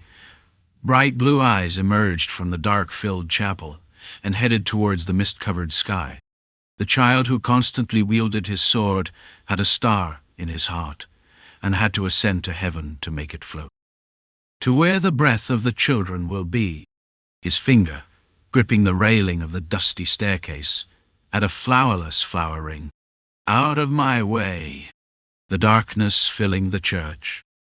In the darkness, the cry of a child trying to ascend to heaven was heard. This world is full of precious things, but not everyone can fully protect themselves. However, you are the ones who have sworn to protect. So if you're where you should be, if you find yourself in the moment of action, don't hesitate. Be torches that light up to illuminate the darkness. That's my second discipline. Chapter 63, Heavenward. 2. Leaving behind the exhausted Justia, Cade tightened his bowstring once again. Shh. Along with the flying arrow, his fingers burst open. Even though there were already drops of red blood dripping from the bow, Cade didn't stop pulling the string, because he had to give Gregory some space. The women who had lost sight of the blonde boy had changed direction and were rushing toward Gregory. Justia, who was outside the barrier she had set up with all her strength, had to face all the evils surrounding the church alone. If only I were this popular with women all the time. However, Gregory was the sturdiest among the Vayezid family knights, and despite how strong he was, he stepped forward with an unwavering attitude. The dark hands of the women couldn't even leave a scratch on his brown leather. "I've seen too many disgusting things today, to be precise, including your face." Despite the interference of the women, Gregory raised high the sword blessed by Jushia. After all, if he lowered it, everything would end. He hoped the blonde boy he had sent would bring back the children. "You keep fighting to the end. Do it." The false priest lying on the ground responded with a faint smile to Gregory's blow, which was like that of a charging bison. "Because I'm someone who cannot be defeated by death. Let's see if you can keep saying that even if your head gets separated from your body." Gregory's words must have been so amusing that the false priest burst into laughter. The screams of the women and the man's laughter mixed and echoed. "Yes, laugh until the end." Gregory's sword, shining with blessings, swung violently. With a strong strike, shing! The laughing man's neck was severed, and his head rolled under the altar. When the man who was the object of the curse fell silent, the movements of the women crying stopped at the same time. To destroy an army, you must destroy its leader. Gregory's decision, which was like a gamble, bore fruit. Gregory, seeing the man's head fall, let out a long sigh and collapsed onto the steps of the altar, as if he were crumbled. "My schedule is so packed today." Gregory, who had exhausted all his strength for the current blow, took out the bottle of alcohol he had in his arms with trembling hands. He would be fine drinking himself silly until his nose twisted today. Because Gregory had taken on many things for this victory. As he thought about all the things he had to shoulder when he returned to Sara, Gregory took a sip from his bottle. With the blow from a moment ago, the knights had won and deserved to enjoy the moment of victory, at least until the fallen man opened his mouth. Now that I think about it, it seems there was a shortage of wine at today's mass. What? The comrades, who were looking at each other with tired smiles, were surprised to hear a sudden voice. "If it's not too much trouble, could you give me a sip of wine too?" The comrades stood frozen, as if they were stunned by the voice coming from somewhere, the head of the priest that had just been severed. A voice came from his mouth as it rolled under the altar. "Lord Gregory." In a strange situation where no one could easily open their mouth, Cade stood up with wide-open eyes, because he saw something slowly rising behind Gregory's back. Cade hurriedly searched his quiver of arrows, but all he found was emptiness. The person slowly rising behind Gregory had no head. Dullahan. Justia looked amazed at the man staring at her with eyeless sockets. With the head of a man without a body, the headless man smiled as he looked at her.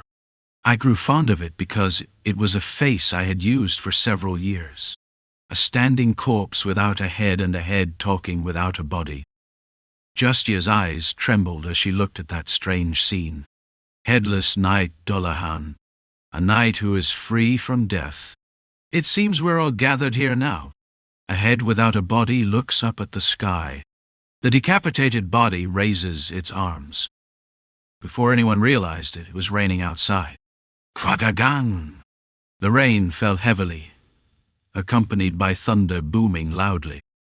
Although thick smoke spread beneath his feet and dark clouds filled the sky, the boy ascended towards the heavens, clinging to the slippery decoration of the bell tower, to tear away the pattern containing the breath of the children who were there. Ew! Vlad's feet lost balance for a moment and hovered in the air. But Vlad gritted his teeth and endured. He takes another step and reaches out.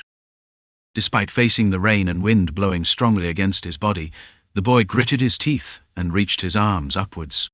Although the boy was not qualified, he was still climbing towards the sky to do what needed to be done.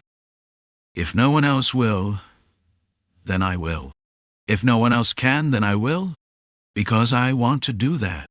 Just a little more.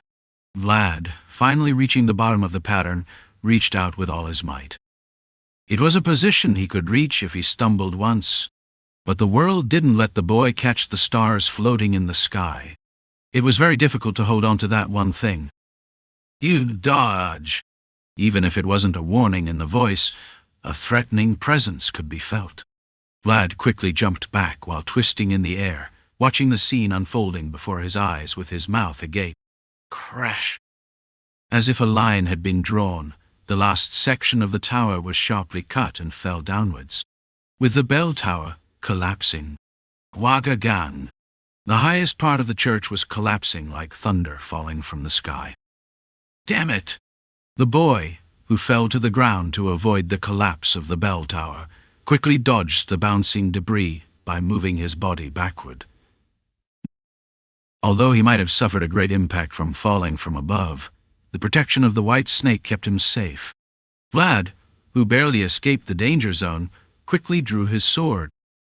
There was no way an intact building would have collapsed on its own. It's impressive. Even from my point of view, it was a cool landing. In the whirlwind of dust, someone began to applaud Vlad D. Vlad gritted his teeth when he heard a familiar voice from somewhere. You damn bastard. Suddenly, someone appeared holding the sinister pattern that was at the top of the bell tower. I knew you weren't human. A headless man clapped mockingly at Vlad. However, instead of being surprised to see the man in front of him, the boy raised his sword. There were things he needed to do, but there were things he couldn't do because he lacked little. Hand that over. But the headless man no longer responded to Vlad's words. He simply approached and tried to mount the horse, emitting a blue glow. A headless man. A horse with only bones left. Their appearance was like death. Hand that over. But the boy didn't hesitate to run towards them. Vlad charged at astonishing speed and swung his sword towards the headless man. Clang! It was a lightning-fast movement, but the headless man simply raised his sword and blocked the boy's blow as if it were nothing. It was astonishing, incomprehensible, and pressing on the boy.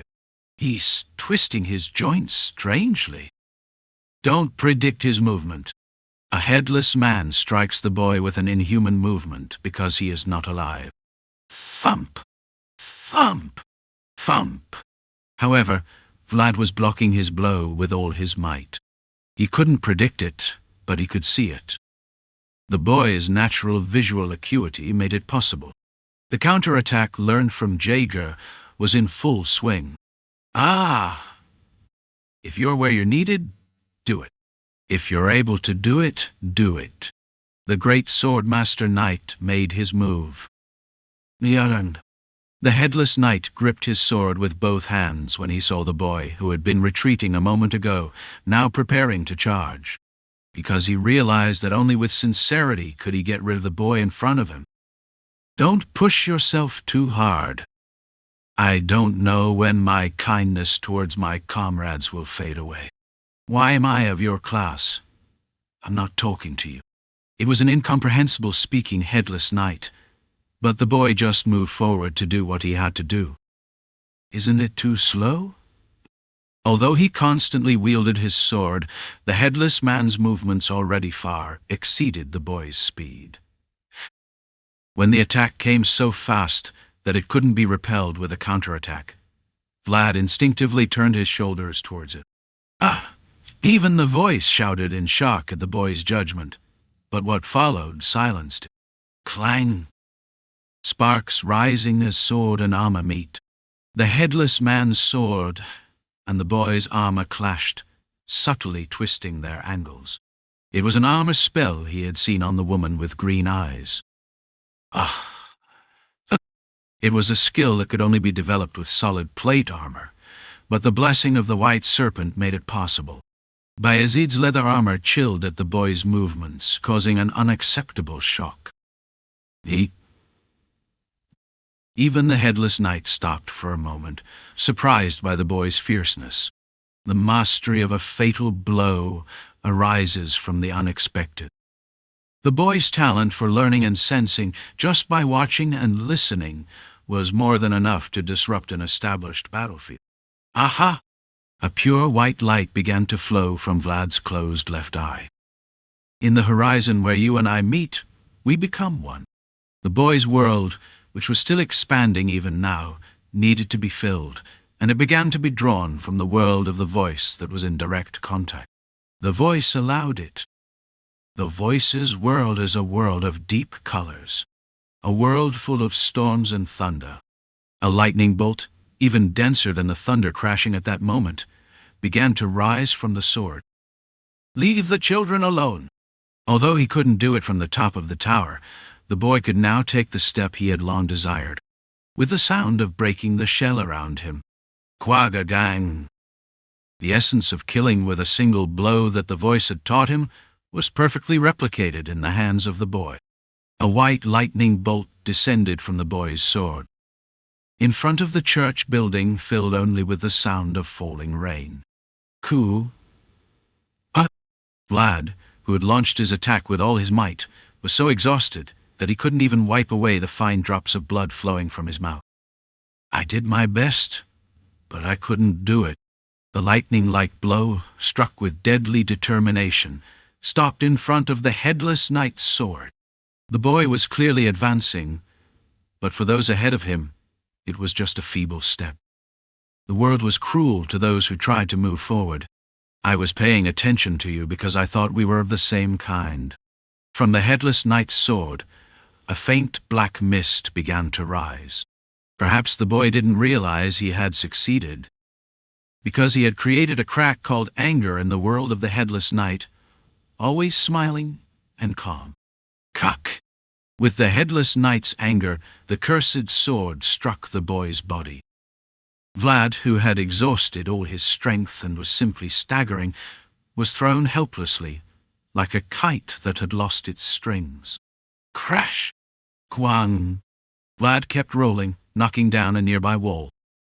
Although the protection of the white serpent radiated its light and protected the boy, this was the end. The rain kept falling. The boy had climbed towards the sky to catch a star, but ended up falling. Not all attempts could yield results. "I should take care of you before I leave."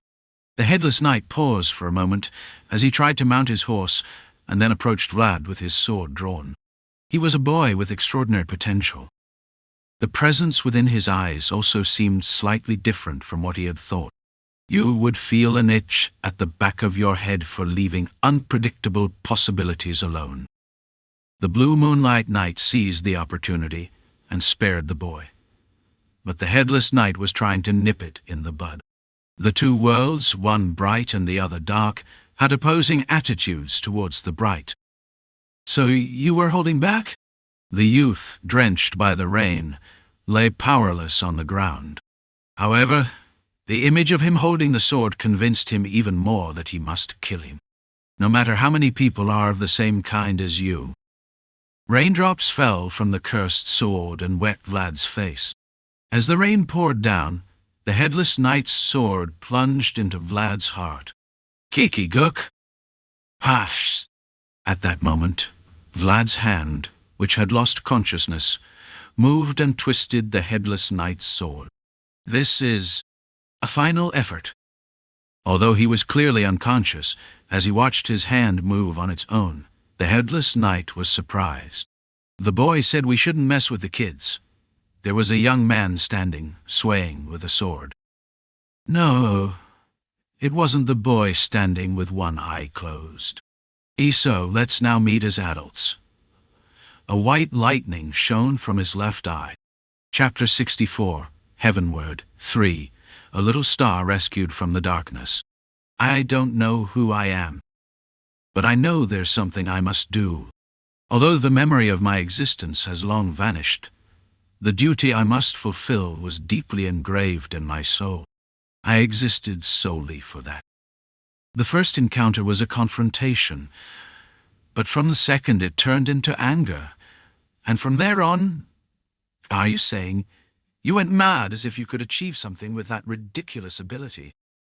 At the pinnacle of relentless violence, the headless knight was stunned and could only step back. He seemed to have forgotten for a moment. The headless knight, who had lived by consuming the death of others, also realized that someday he might be devoured by someone else. Clash! Roar! Clash! Watching the flash of light pierce his sword, the headless knight remembered an emotion he had long forgotten. Who are you? It was fear. He feared that the crumbling priest and the distant spectre might become his own image in moments. Ch, I have no words for trash like you who soils themselves with children's blood. A roaring storm passed through the left eye of the voice. It was a merciless storm. SOD. For a moment, the whole world turned white. At least, that's how the headless knight felt. Here it comes. A white monster, with fierce teeth bared. It's coming to devour me. A wild beast made of white lightning rushed straight toward the headless knight. At a speed not even raindrops could wet. Left or right? In an instant of doubt, the headless knight shuddered several times as he moved. The steps of the voice carried with them dozens of possibilities. The problem was that each of those possibilities was marked with his death. It was like a fate relentlessly closing in. Right. Despite reacting as best he could to the voice's movement, all he received was a chill coming from behind. Were you talking so much? But are this slow? The fierce beast, which had suddenly closed in, exhaled a cold breath behind the headless knight. How dare you mock the possibility I value? Roar. Ah! The voice, full of anger, mercilessly struck the headless knight with its fury-filled sword. The headless knight, who had been so heavily struck, was thrown to the ground, barely standing, screaming without realizing it, but that wasn't all. Clash! Burst! Floating in the air, and being cut again and again, the headless knight fought with a fear worse than his death. Ah! Free from death and resilient even to pain, the headless knight couldn't regain reason against the voice's attack that seemed to tear his soul apart, rather than his body. How can such a being exist in this world? Looking at the voice, incomparable to any enemy he had faced until now, the headless knight could only wave his powerless hands. Give it to me! The white beast lunged at the headless knight, lying pathetically in the rain-soaked mud. I told you to hand it over! Oh! The voice, echoing the words of the boy a moment ago, mercilessly struck the headless knight again. Each time the sword and fist swung, dry fragments fell impotently from the headless knight. Crash! Ah! The voice found the breaths of the children in the arms of the headless knight, and kept attacking him with its sword or crushing him with its fists.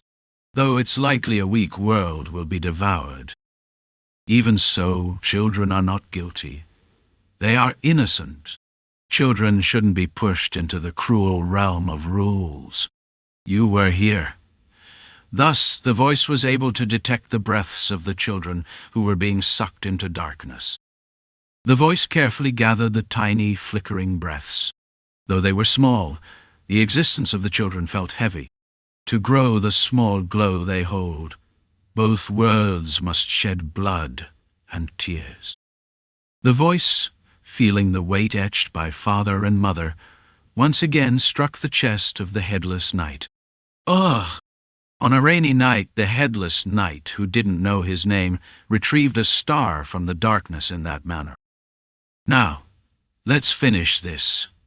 The voice carefully placed that star in the arms of the youth, and then grasped the sword once more, because there was still something to do.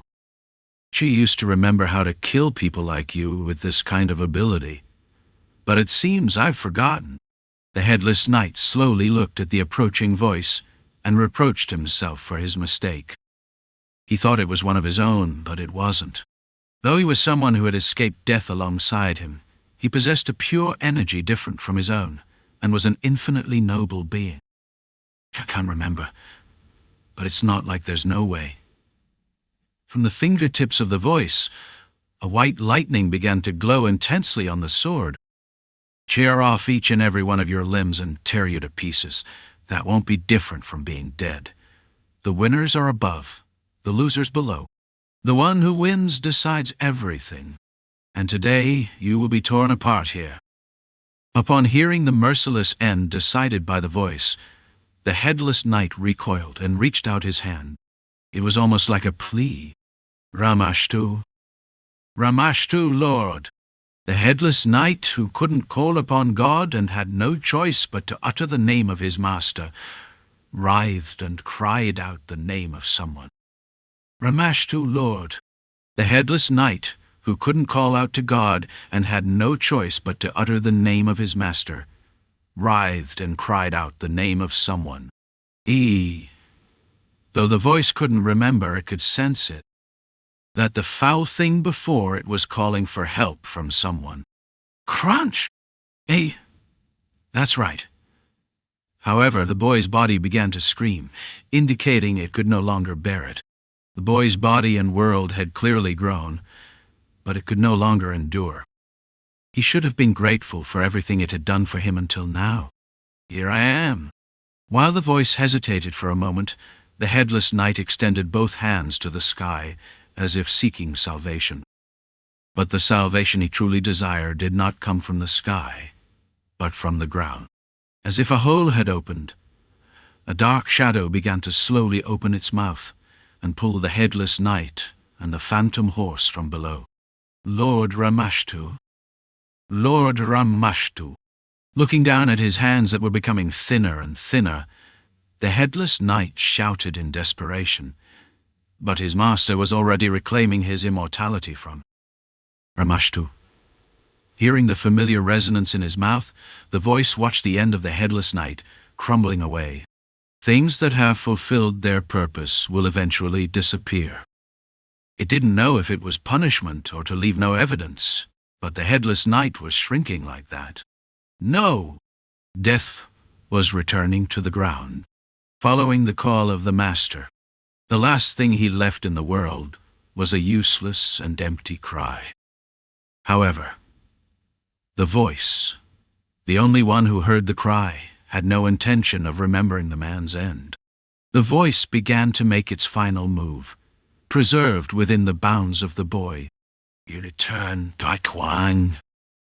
In the dying screams, the voice knocked down the foul symbol with the last movement it had left. From the tip of the sword, the bright breaths of the children spread out, the diminishing death and rising life. What the voice saw in the village where the rain had stopped was life or death itself. Standing on the boundary between the two, it simply took in the whole sight without saying a word. The mist was settling. A lonely inn in a village that still has no customers. There was a busy man moving alone in that quiet place. He was also the one who secretly returned to the now dead and silent church and picked up the knights lying there like corpses. Captain, how is your body now? It's just a pile of garbage. Vlad let out a small sigh as he looked at Goatee. It was frustrating to see himself still having trouble even lifting a spoon. Still, it's lucky you came out all right. At first, when I brought you back, I thought you were just a piece of rag. Vlad remained silent as he vigorously stirred the soup he was holding. He'd better save a bit of energy because he had things to do after eating this. There are other knights we need to take care of too. Rest a little, all right. With those words, Goethe left the room where Vlad was. Vlad, making sure Goethe was away, began speaking aloud and engaging in a conversation with the voice. Perhaps because he was exerting himself too much, he couldn't convey his true feelings. Maybe he have to do this for a while, as the voice had suggested. Still, it's a relief that everyone is alive. That's right. That's the most important thing. The knights who had fought against the headless knight and had suffered injuries large and small, but still managed to save their lives. This was because the barrier placed by Jushia held tenaciously and protected the knights, and Vlad's cunning actions drew the headless knight out of the church. But in the end, their survival was thanks to the voice. The knights only thought it was just the four of them that night, but in fact, there was one more person hiding. It was a secret that only the boy and the voice knew. Thank you. It's okay. The boy was still not used to expressing his feelings, but at least at that moment he tried his best. The voice, knowing the situation, said nothing more and simply closed its eyes within the boy. Inside the room with only the boy, only the sound of dishes and spoons clinking together could be heard. After finishing the meal, Vlad, though having an uncomfortable body, rose from his seat to finish what he had to do. Thank you. Thank you very much, sir. Thank you very much. The parents, hugging the children who were on the brink of death that night, spared no thanks when they saw the boy moving with difficulty. They probably preferred to praise this young man more than any other hero. The boy didn't respond to that sight. He just rubbed his nose at the irritating emotion he felt. And there was also something he had to finish. Don't come any closer than this. I'm from Sara. Paladin Justia will know me. Wait. Vlad stood in front of the church, slightly hunched over, awaiting the scrutiny of the paladin of Saint Dira. The paladins called by Justia arrived a little late, but they were still ensuring that everything was resolved. The sight of the paladins investigating and examining the curse that had spread from the church would surely have reassured the villagers.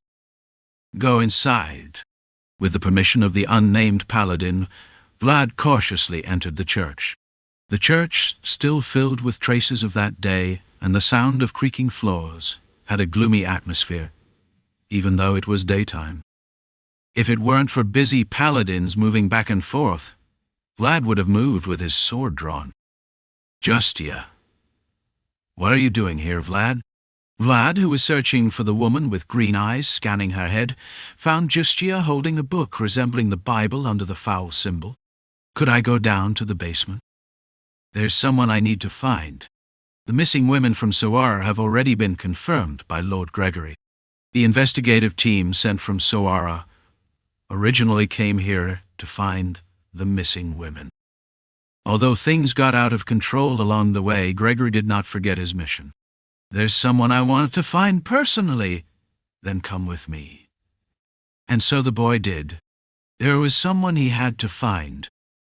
Justia, who had guessed the situation, closed the book she had been looking at for a while.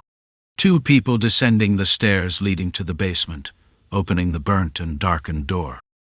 In the shallow basement, some light came in through a small hole in the wall.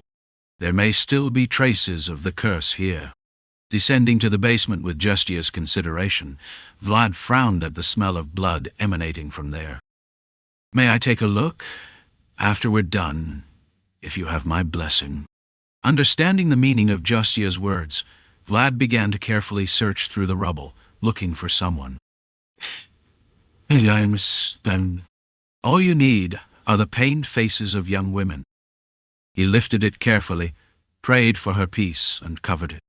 Vlad, who was searching among the rows of corpses one by one, let out a small sigh. The familiar brown hair, though dirty, was there. I'll step out for a bit. Justia, noticing that the person Vlad was looking for was here, made way for him. An empty basement. In a place where only a small amount of light shone, Vlad looked at Anna without saying a word. Life is so cruel. Right? The woman who had asked the young man to protect her while offering him food lay there after being struck by a man who didn't even seem suitable, with marks of black tears that had not yet dried. Seeing that scene, the boy felt more sadness than anger. If the tip of his sword had been a little sharper, if he had been a little stronger, maybe she wouldn't be lying on the cold ground right now. The young man, who couldn't be satisfied despite having done his best, swallowed bitterly before speaking. In the next life, I wish you were born as something different, not as a prostitute. Vlad raised his hand and closed the woman's open front chest, which was fully open like that day. I hope my current touch warms her a little. In the place where the boy left, only the carefully tended woman remained. The woman, unlike the other women, had no marks of black tears. In her hand, illuminated by a small filtering light, she held a flower ring with a single flower. A woman who doesn't breathe. A woman who doesn't tread the ground, free from gods and not subject to the laws of the world. Yee. The woman closed her eyes and remembered the blue eyes of the boy. Also the soul of someone trapped in the boy's left eye. It was a bright soul, but with cruel marks, clearly someone who had used some ancient spell. Old things are waking up, thought the woman with closed eyes. The time has come. Time of chaos. Time of cracks. It was the perfect time for those like them, who lived on the margins, to take a stand. The woman had been waiting for this moment for a long time. Let my knights choose what they wish from what is before them, said the woman, as she continued with her eyes closed, pointing with her finger amidst the darkness. In the place indicated by the tip of her finger, there were still faces dripping blood. Faces of agony, faces of horror, faces of dread. All you need are the faces of the knights of Baron Utman. Stay here as our vassals for a while. Understood, Lady Lakshma. The headless knights, who waited silently in the darkness, bowed their heads to their lady. Baron Utman had paid the price. His only son had returned from death, and as payment, the city of Museum plunged into darkness. Darkness seeps everywhere, and it always waits for its chance. Like the woman who now has her eyes closed. The night sky that approached the city of Museum this night came with a slightly darker color. Vlad thought as he looked at the woman making eye contact with him. If you look closely, her eyelashes alone. Although she had the same bright eyes as Lady Oksana, the sensation of brightness was completely different, and it was amusing to look at her closely. So, were you absorbed by a black hole that suddenly appeared? Yes. Justia's harsh tone and facial expressions recorded a scene of interrogation, but her actual attitude towards the boy was considerate. It was the blonde-haired boy who took care of his headless knight while they lay in the half-collapsed church, leaning on a weak barrier. It would be natural for him to want to give something more to the boy who did his best. Please explain it in more detail, Justia asks in a rough tone, but in reality stirs the sweet tea with her hand and hands it over.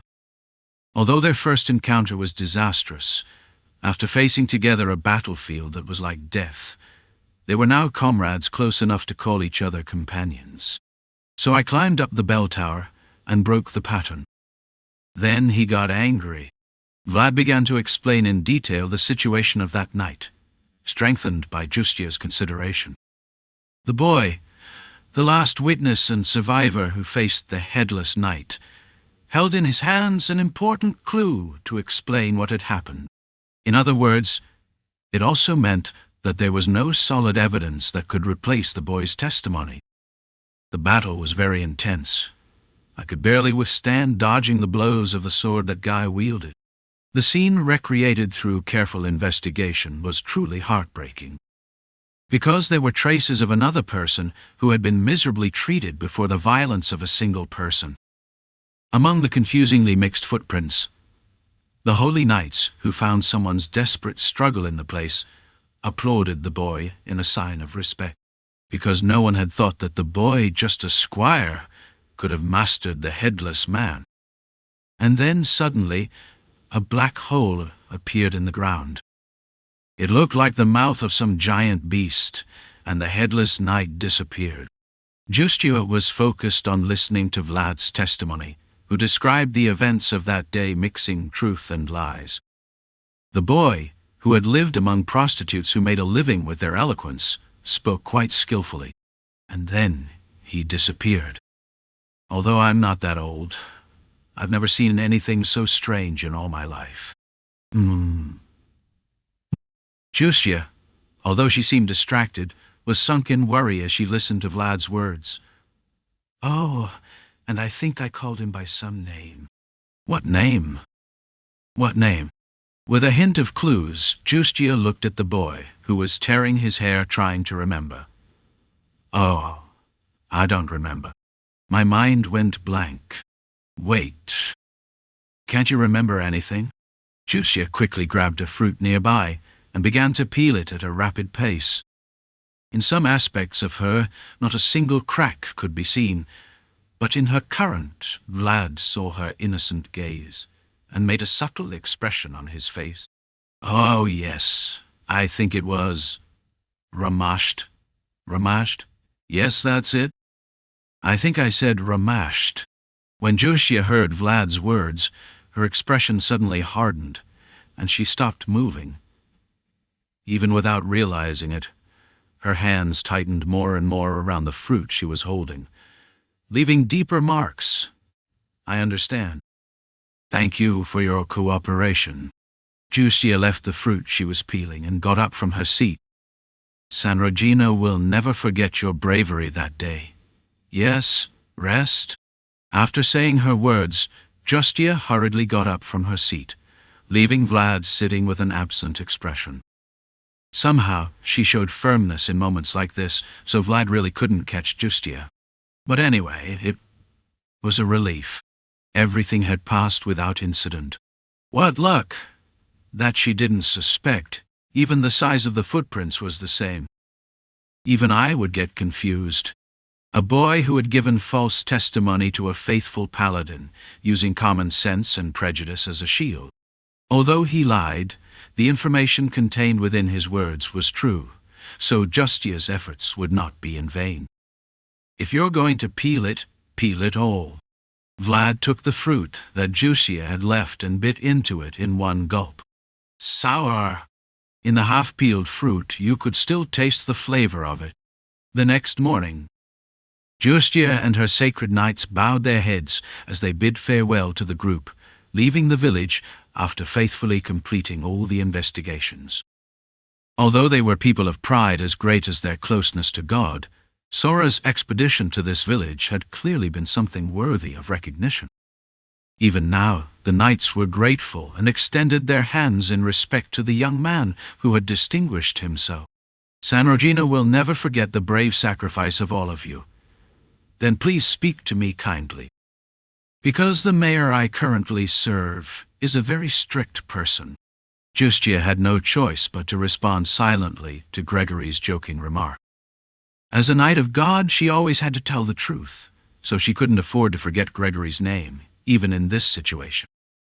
"Although I cannot lie, I promise to consider Gregory's position as best as I can. I just hope you don't mess it up. I'm very sorry."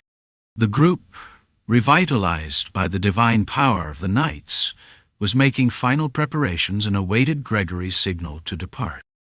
Joshua's green eyes stopped at a particular spot as she looked around. There was a small flag that the boy was carefully folding. "It seems Vlad had the flag. It's a talent that has caught Vayezid's attention. We are being cautious in handling it." The paladins nearby who heard Gregory's words nodded, saying it was worth it. He was a brave boy, so his potential was probably extraordinary. "Then we will withdraw for now. May the grace of San Rogino be with you." Bidding farewell to the knights and the village waving them off at the entrance, the group left back to Sara with a lighter heart than when they arrived. The group rode in a rickety carriage instead of the one they had lost in the fire. Although they had lost the carts, they now had the favor of the northern diocese, Rogino. They didn't know when they might need it, but they could surely count on help in the future. "Are you okay?" "Yes, I can keep sitting. If you feel uncomfortable, let me know. We don't want you to get hurt." The echo of the voice still resonated in Vlad's mind as he settled on the edge of the modest cart, borrowed from the village. Though riding in a cart was somewhat unsettling for him, he had no choice but to accept it since he didn't know how to ride a horse. It's nice to see the fog clearing. They said it was originally a place with good sunlight. After all, that was all it was doing. Gregory's words reassured the boy a bit. It would be better for Anna to be in a village with sunlight and fresh air than in some dark alley in Sara. The village, which was once shrouded in fog, now filled with light as the inhabitants came out to bid farewell to the departing group headed for Sara. Among them, Vlad noticed a boy who had handed him a small ring of flowers and returned the greeting by waving his hand to him. The boy looked up as he swayed on the shaky cart. The sky, full of white clouds, was tinged with a clear and fresh blue. "It's nice. I hope Anna is warm and safe here," the boy thought sincerely. The group returning to Sara, blessed by the sacred nights and bid farewell by the villagers, felt much lighter in heart than when they arrived. The mayor's office in Sara bathed in sunlight. Joseph, the owner of the place, sat across from an elderly man at the reception desk, serving him tea. Although dressed modestly, his gaze was as sharp as his attire. "When did you arrive here?" "A while ago." "I think it's been 2 days. If you had notified me, I would have come right away." The elderly man, observing Joseph with a satisfied smile, looked at him with pride. The boy, who seemed as fragile as to faint at any moment, had grown to this point. Seeing this, the old man felt proud, because he felt he had contributed even a little. "Now I'm just a simple servant. How can I dare to call a noble?" Although he referred to Joseph as Sir instead of servant, both he and his companion, Jager, overlooked this detail without saying anything. The elderly man, who was drinking tea at the moment, had the right to call Joseph noble wherever he was. "Well, where's that guy?" He knew well that the elderly man had an impatient temperament since he was young. Joseph responded with a carefree laugh as he looked at the elderly man, who went straight to the point before setting down the teacup. "I sent him on a temporary mission. I sent him to Baron Atman's, so he should be back soon." "Oh, I see. The brat already has a mission." The elderly man, upon hearing Joseph, nodded enthusiastically. Perhaps this boy will turn out to be useful after all. "In fact, before coming to Sara, I passed through Sturma to see the master. Only the duchy remains, so I wanted to finish here." Upon hearing the word duchy, both Joseph and Jager were taken aback.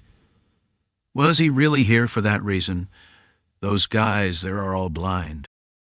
How is it possible that all those who will bear the name of Vayezid are like this? The elderly man clicked his tongue, saying that nowadays there are no useful young people, then turned his head and spoke, this time looking at Jager. "Are your apprentices like that too? They're probably better than those guys. It seems the whiner has some talent." Juan Jager pursed his lips upon hearing the elderly man calling him a whiner. But what can be done? In his youth, he had shown the elderly man all possible facets, so he had nothing to say. "I hope that boy named Vlad likes it.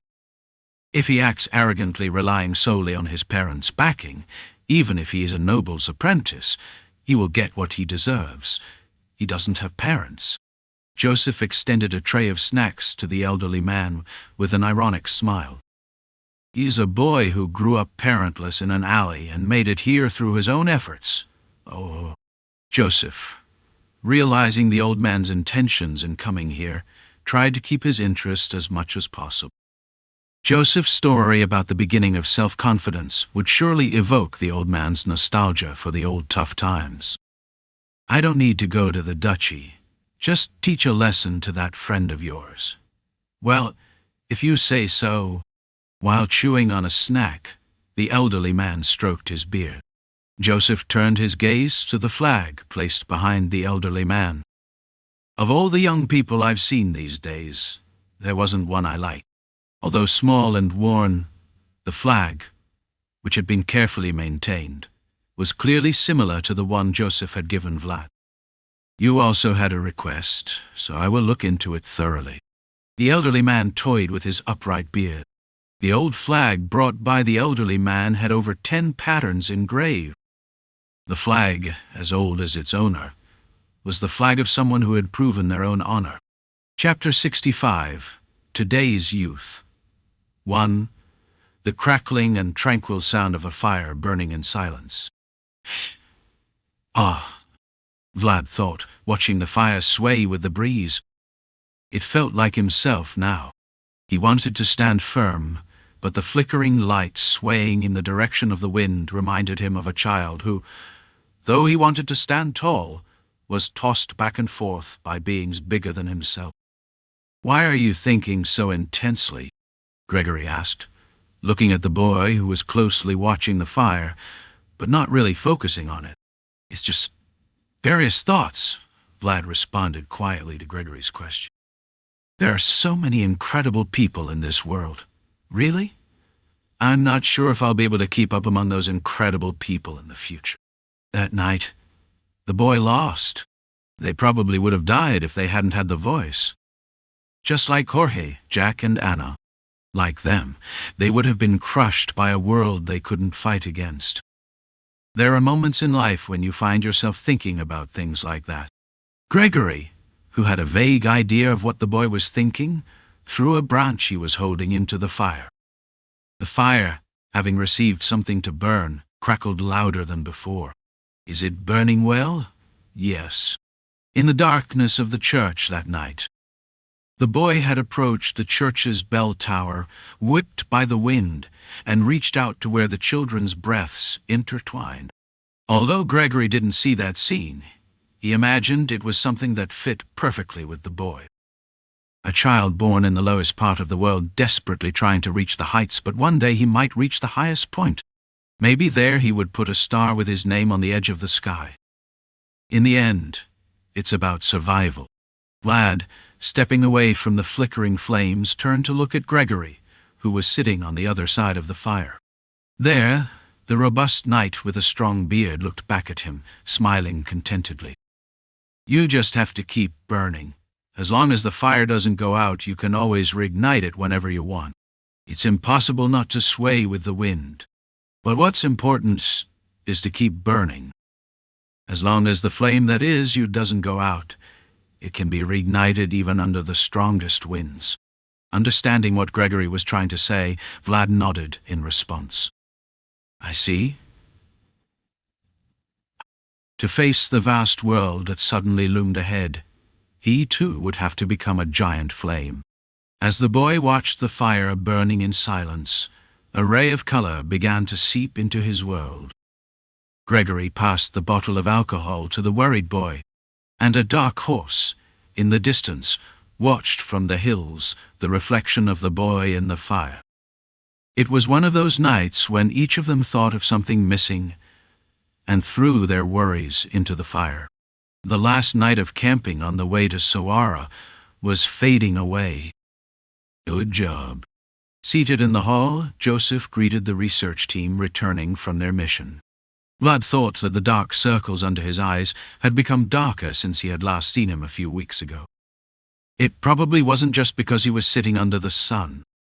"I want to praise your diligent attitude towards the task, and also appreciate your ability to address the problem at its root." Joseph calmly evaluated the performance of the research team, despite their tired appearance. But although he praised with words, his eyes showed no hint of emotion, which made the whole research team feel a strange pressure. "You've done well, but I can't easily overlook the fact that you drew Vayezid's sword on another lord's land." What he feared had come.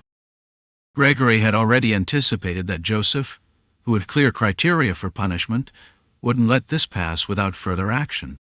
"I'm very sorry." Gregory took a deep breath and prepared to say what he had been thinking since their return. As the leader of the research team, he wanted to take responsibility for everything. "We're living in unstable times, and it's not appropriate to get into trouble on others' lands without reason." But a strident voice interrupted Gregory's apologies. It was a voice as heavy as the accumulated years. "Moreover, you knew very well how things would unfold, yet you acted recklessly." Although it was the first time he had seen the old man, his presence was not ordinary. Vlad felt increasingly pressured by the old man's momentum. Once again, a higher world was crushing the boy. "You're right. You struck a sensitive nerve in the midst of a complicated moment." The atmosphere in the hall froze at the words of the stranger. But Joseph, very aware of his intentions, took a moment to catch his breath before continuing. "There are many territorial wars, big and small, throughout the country. The royal family hasn't been able to keep them under control, so everyone is letting loose things that had been held back. The north, where we are, is no exception. The old man had good reasons to rebuke Gregory. The empire was crumbling. Under the sword of the founding king and swordmaster Frozen, all lords gathered their swords, but that was a long time ago. In such a time, giving the slightest cause would be like throwing embers on dry straw. In a time like this, even the damned old ones show up, and even the iron forgers watch over the present. Even the Iron Master, another key figure in the north, was watching, and Joseph had to be sensitive. Gregory simply nodded in understanding as Joseph reprimanded him for having good intentions, but playing too much with fire. So you should have made a proper retreat. You said there was a paladin of San Rogino there, so you should have followed the proper procedure and handed it over to him. Vlad's heart began to race as he heard the old man's voice scolding him for not following the rules. It was like a child's instinct to defy the great world. You weren't even there. The children's labored breaths and their parents' cries were there, more than simple words could convey. In Vlad's eyes, Gregory had done everything he could and had made a brave decision. It wasn't the kind of decision that a nameless old man could belittle. After all, today's youth only think about the moment and don't consider the long-term consequences. The children would have died if we hadn't intervened. You have no right to say that without knowing anything. The young man with his blue eyes fixed on the unnamed old man said it like that. What? The elderly man was interrupted by the sharp intrusion of the young man into their conversation, momentarily leaving him speechless. He wanted to protest immediately, but the burning gaze of the young man stopped him dead in his tracks. Sir Gregory did everything he could for the children, and San Rogino ensured it. And, glancing sideways at the old man, Vlad began to let out the burning anger he had been holding in his chest. Of course, I would have done the same. I believe that the decision made by Sir Gregory deserves praise, not reprimand. It was a heap of unrefined heat due to his inexperience. However, precisely because it was unrefined, it could be sincere. Everyone present was left speechless as the boy poured out his feelings without a hint of hesitation. Yes, but the reality is that sincerity alone is not enough. Jaeger's eyes narrowed as he watched Vlad release his unauthorized comments, forcing Gregory to lower his head even further. The boy had good intentions, but he had just crossed the line. Vlad, Joseph Vayezid. The man who cared for the boy more than anyone else, but who needed to restrain him gently, stood up. That's enough. Don't test my patience any further. Joseph couldn't wield a sword, but the power emanating from him overwhelmed everyone present. No one from the blood of Vayezid could possess such power. Vlad bowed his head at Joseph's stern warning. The hard look from Jaeger, indicating that he should not go on, also quelled the boy's growing momentum. I believe Sir Gregory will understand. The second rule of the Swordmaster is particularly sensitive. Joseph subtly shifted the conversation towards Gregory, but those who knew him well could see that he was now containing his anger. Evidence of this was the way he silently unbuttoned one of the buttons on his collar. I made a bad choice. I'm sorry, Sir Joseph. Gregory quickly acknowledged his mistake to avoid further fire from the boy defending him. There were complicated circumstances. We had to act before complaints were sent directly from there. Joseph glanced at Vlad for a moment, then turned on his heels and approached the window. He gazed out at Sara and opened his mouth to speak. Sir Gregory will be punished for an indefinite period. He will not receive his salary for the time being, and he will not enjoy any of the rights that Vayezid guarantees to his knights. Understood. Gregory lowered his head in acceptance of the punishment. However, Joseph, after giving the orders, turned to the boy who was staring at him and met his eyes. There were procedures and rules for everyone, and they had to be applied to the boy. Squire Vlad. The boy looked at his summoner with a slightly subtle angle, still the rebellious child he had been. Ye. Go on. I can't believe I fed, clothed, and treated him so well, and he's still not tamed. Seeing the boy, unchanged since the first time he saw him, Joseph felt an uncontrollable pang of regret. I deeply regret offending you with my unauthorized comments. Vlad looked into Joseph's deep eyes and nodded his head. The young man had always seemed calm with himself, but now he had the gaze of a sharp-minded monarch. By this, you are also punished to a week of supervised freedom, and for the time being, you must stay out of my sight. Yes, sir? Lifting his head in response, Vlad looked at Joseph, who was giving him cold orders, deliberately avoiding his gaze. The boy couldn't help but feel a pang of regret, realizing he had done his best to comply with the order, only to be sent home on probation. Everyone, leave. I have to write a letter to Baron Utman, explaining the situation.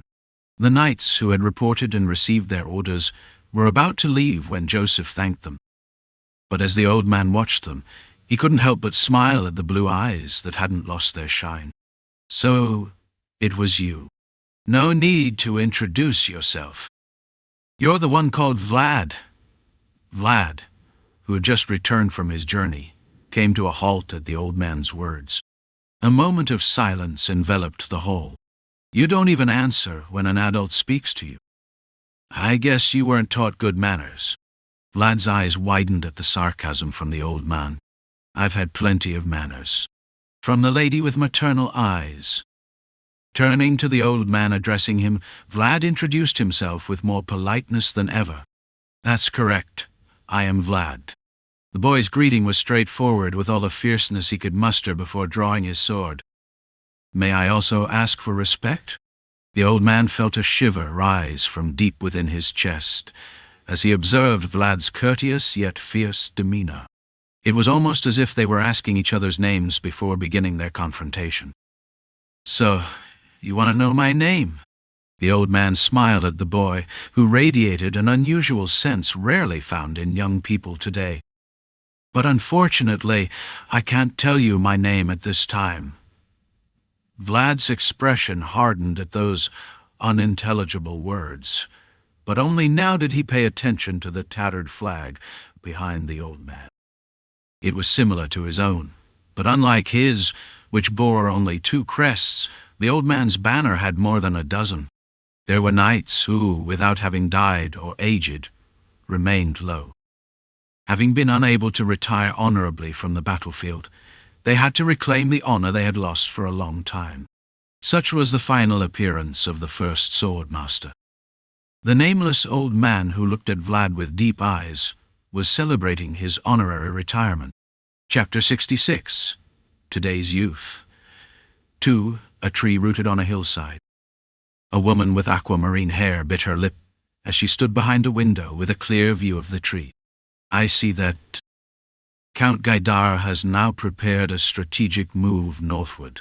Or, to be more precise, he has taken an area where he can establish a strategic passage, as ultimately he will have to pass through us to reach the north. Piles of papers on one side of her desk blocked the sunlight, casting shadows over her face. Do you think they'll come to us? I can't be sure, but you should be prepared. Alicia Heinal, Baroness of Heinal and Lady of Diermar. A map was now spread out before her, and on it were the markings of House Gaidar. I suppose it's comforting to think they'll come, though I don't know when. That's right. House Gaidar was now right in front of Diermar's nose. The new losers of the West expanded tirelessly, their influence now reaching into the north and center. 1 minute we were holding off the center, and the next, the West was closing in. Alicia observed the unpredictable course of events, striving to push away the anxiety that had been building up. Noble blood must be blue.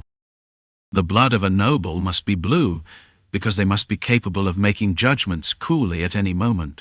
Alicia was working hard to ensure she could do just that. We should write to Count Vayezid a letter, she said. Alicia looked at the map, biting her lip. Fortunately, she had insurance prepared for moments like this. They will help us. They have a duty and a reason to do so, she asserted. That's right. If it were Vayezid, they would help Diarmar.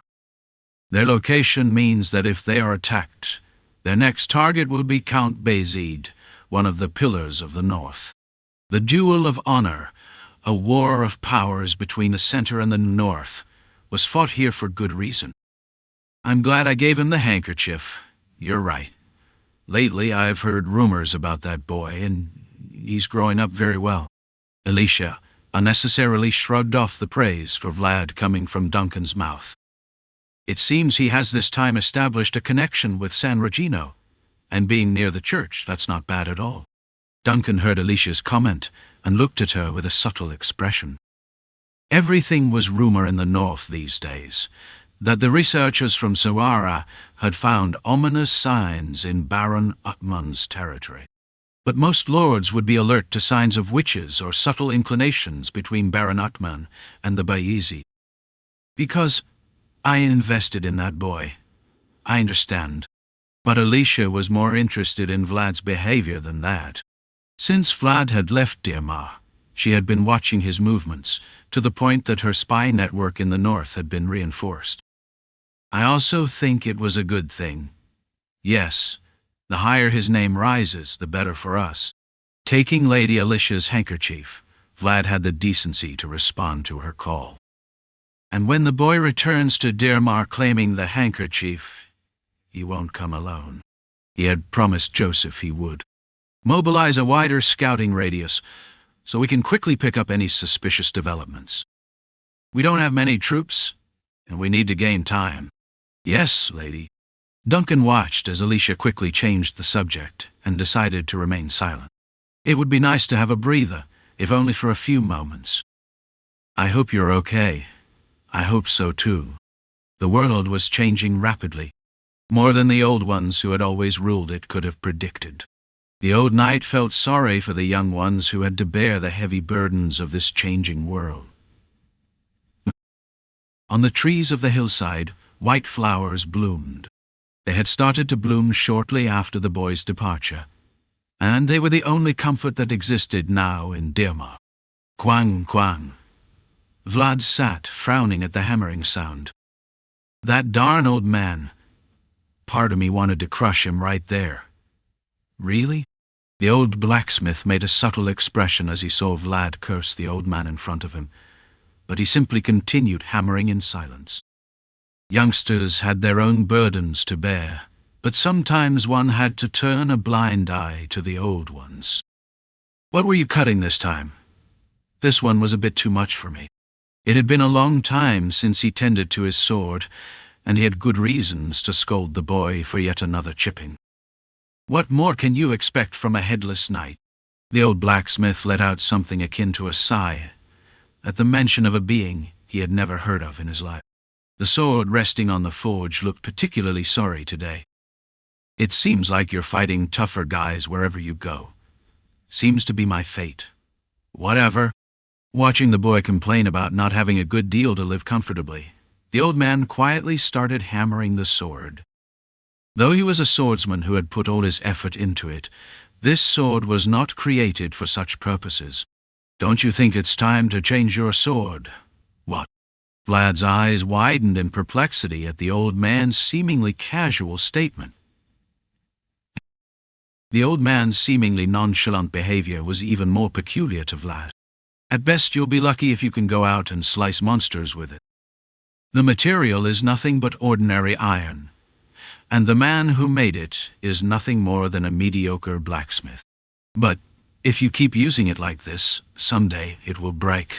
The boy will face more challenges as he grows, but the sword will forever remain as it is now. The old blacksmith hoped that the sword he had made would never reach the boy's ankle. Surely the boy who now lies wounded doesn't want that either. I'm not asking you to change it now, but think about it. Do you do customizations? The old blacksmith just laughed at the boy's question. He normally behaved like an adult, but at moments like this, he couldn't help but feel young. This is my last piece. Look for another blacksmith, not me. It's the privilege of the young and the young at heart to mourn the parting. For the old and the sympathetic, it was just another day in life. Are you taking it with you today? I might have to use it later, sure. The sword gleamed again as he dipped it into the water bucket to cool off. It still seemed like it would stand by the boy. Be careful, it's hot. Yes. The old man gestured for the boy to take it out of the water, eyes stinging from the flames. In. The boy stepped out confidently, unlike before. Now, he could barely step on the mud in front of him. Of course. The old blacksmith nodded, and with a hearty laugh, he closed the forge door and locked it. The business of the day was done, for he had just expended all his strength on the boy's sword. Vlad had been more sensitive than usual lately. It wasn't just because he had been disciplined by Joseph. Someone is following you from behind.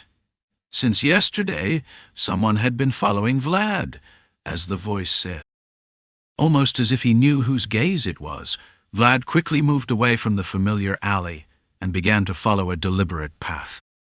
He hurried past the skewer shop, filled with acrid smoke, to gain some distance, and then skirted the crowded sidewalks to conceal his presence. The old man stopped abruptly when he saw the boy suddenly disappear in front of him into a dark alley. You're quick on your feet. The old man shook his head, feeling like the boy was behind him as if he hadn't noticed. There was a reason he had been given by Vayezid's leather armor. Why are you following me? I was on my own way. What do you mean? Vlad couldn't bear the nonchalant response from the old man any longer, and started to growl. You've been playing with me since yesterday. He has a strong impulse. The old man nodded as he saw the boy, despite being angry, not letting it get the better of him. He seems to be someone with a great ability to control himself. Then, his challenge from that moment was surely intentional. He's a good kid. Then you shouldn't have done the stupid thing in the first place. What did I say was wrong? Vlad looked at the old man who was provoking him while frowning in front of him. The old man was clearly looking for a reaction from him. He must have a purpose, something he wants from him. If you don't like something, why don't you just say it, instead of beating around the bush? The old man smiled as the boy growled and slowly grabbed the hilt of his sword. There was a rawness in the boy that he hadn't felt in a long time. It was something he missed, but it was also something he appreciated. If you feel like fighting, then come and do it, idiot. Vlad prepared himself as he saw the old man reaching out his hand to him. He didn't know who the old man was, or why he was doing this, but the old man was someone Joseph vouched for. If he did it now, it must be with intention. You started it. Vlad quickly unsheathed his sword, ready to shatter any intent if there was any. An old man who had survived countless battlefields must be stronger than him. But the boy, who had lived in a world where disrespect meant death, was willing to take on anyone at any time. Clang! Vlad unsheathed his sword at a speed that surpassed his expectations, using the technique of the deadly strike. You've got some tricks up your sleeve. The wrinkles of the old man widened as he saw the sword piercing through the narrow alley with no room to dodge. He almost felt proud of the boy for being so young and putting so much of himself into a single sword. Perhaps he should teach him something of his own. What are you doing here without taking her with you? Vlad was panicking. It wasn't because his blow had been blocked in vain. He had already anticipated it. Move to the right. Move to the right. If you move to the left, to the left. As the old man continued to follow him, strangely pressing the tip of his sword against his, Vlad realized that his movements had already been read. Damn it! Vlad quickly closed his left eye as the old man mocked him with his sword. Even though he had expected it, he did not expect the difference to be so great. Why the hell are you doing this? The big worlds always oppressed the boy, constantly beating him down. Now, tired of being treated this way, Vlad unleashed the anger he had been accumulating and lunged at the unnamed old man. Magnificent! The old man raised the corner of his lips as he felt the boy's momentum trembling under his sword. Even in his time, he had rarely seen someone of his age handle aura as clearly as this boy. "I'm not that good." Clash! The boy's and the old man's swords clashed in the narrow alley. For once, the boy's momentum, which could not be suppressed with finesse alone, clung to the old man with wild sparks. "You have a good momentum." It wasn't just momentum. As he struggled to keep the boy from using his tricks, the boy was clearly thinking about his next move. Although he might not be able to match his skill or experience, he could surely overwhelm him with his youthful strength. The boy's movements, as he analyzed his opponent's weaknesses and clung to him, were clearly eager for victory. Clash! With a metallic sound, the old man was pushed to the end of the alley. The relentless flow of time could not stop the young man pushing him. "Looks promising. Let's see how long you'll keep laughing." Vlad, annoyed by the old man's smile, pushed his sword forward with all his might, aiming at the old man's throat. "That was a good move, but you've chosen the wrong opponent." However, at that moment, Vlad felt a chilling premonition as he saw the old man's calm smile. What? The old man's sword, or rather, his arm, was glowing. Seeing the old man infusing aura into his arm instead of the sword, Vlad was left speechless and horrified. He had never seen a knight use his body instead of a weapon to manifest aura, but this was the first time. "It's quite useful, isn't it?" "It's for strengthening the body." The old man smiled, as if presenting a toy. And then, as if it were his turn, he began to push Vlad's sword away with all his strength. Vlad felt a completely different force this time, and his sword began to retreat more and more. The old man was pushing the young man back with his strength.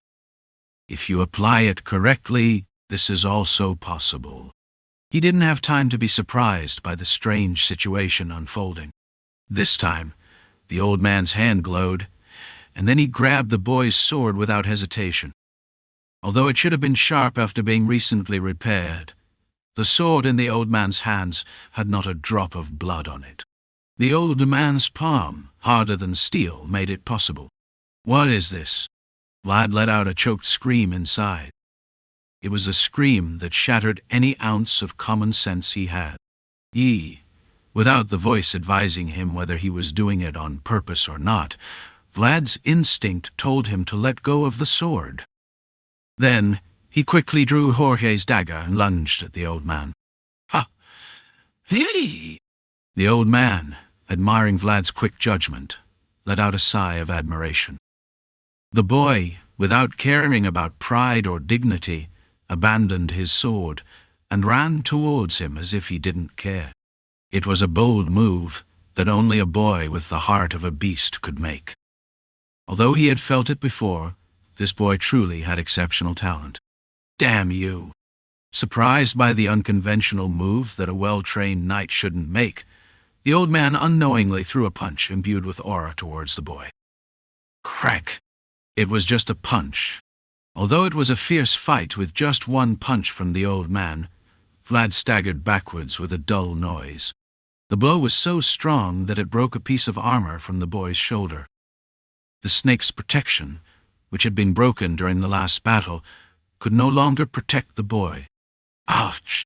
But even if it was just a blow, Vlad's resilience to sincerely provoke the old man was clearly commendable. Probably if Joseph or Jaeger were watching the current situation, they would be surprised to the point of disbelief. "Are you okay?" Although he was regretting not controlling his strength, the old man who blamed himself headed towards the boy.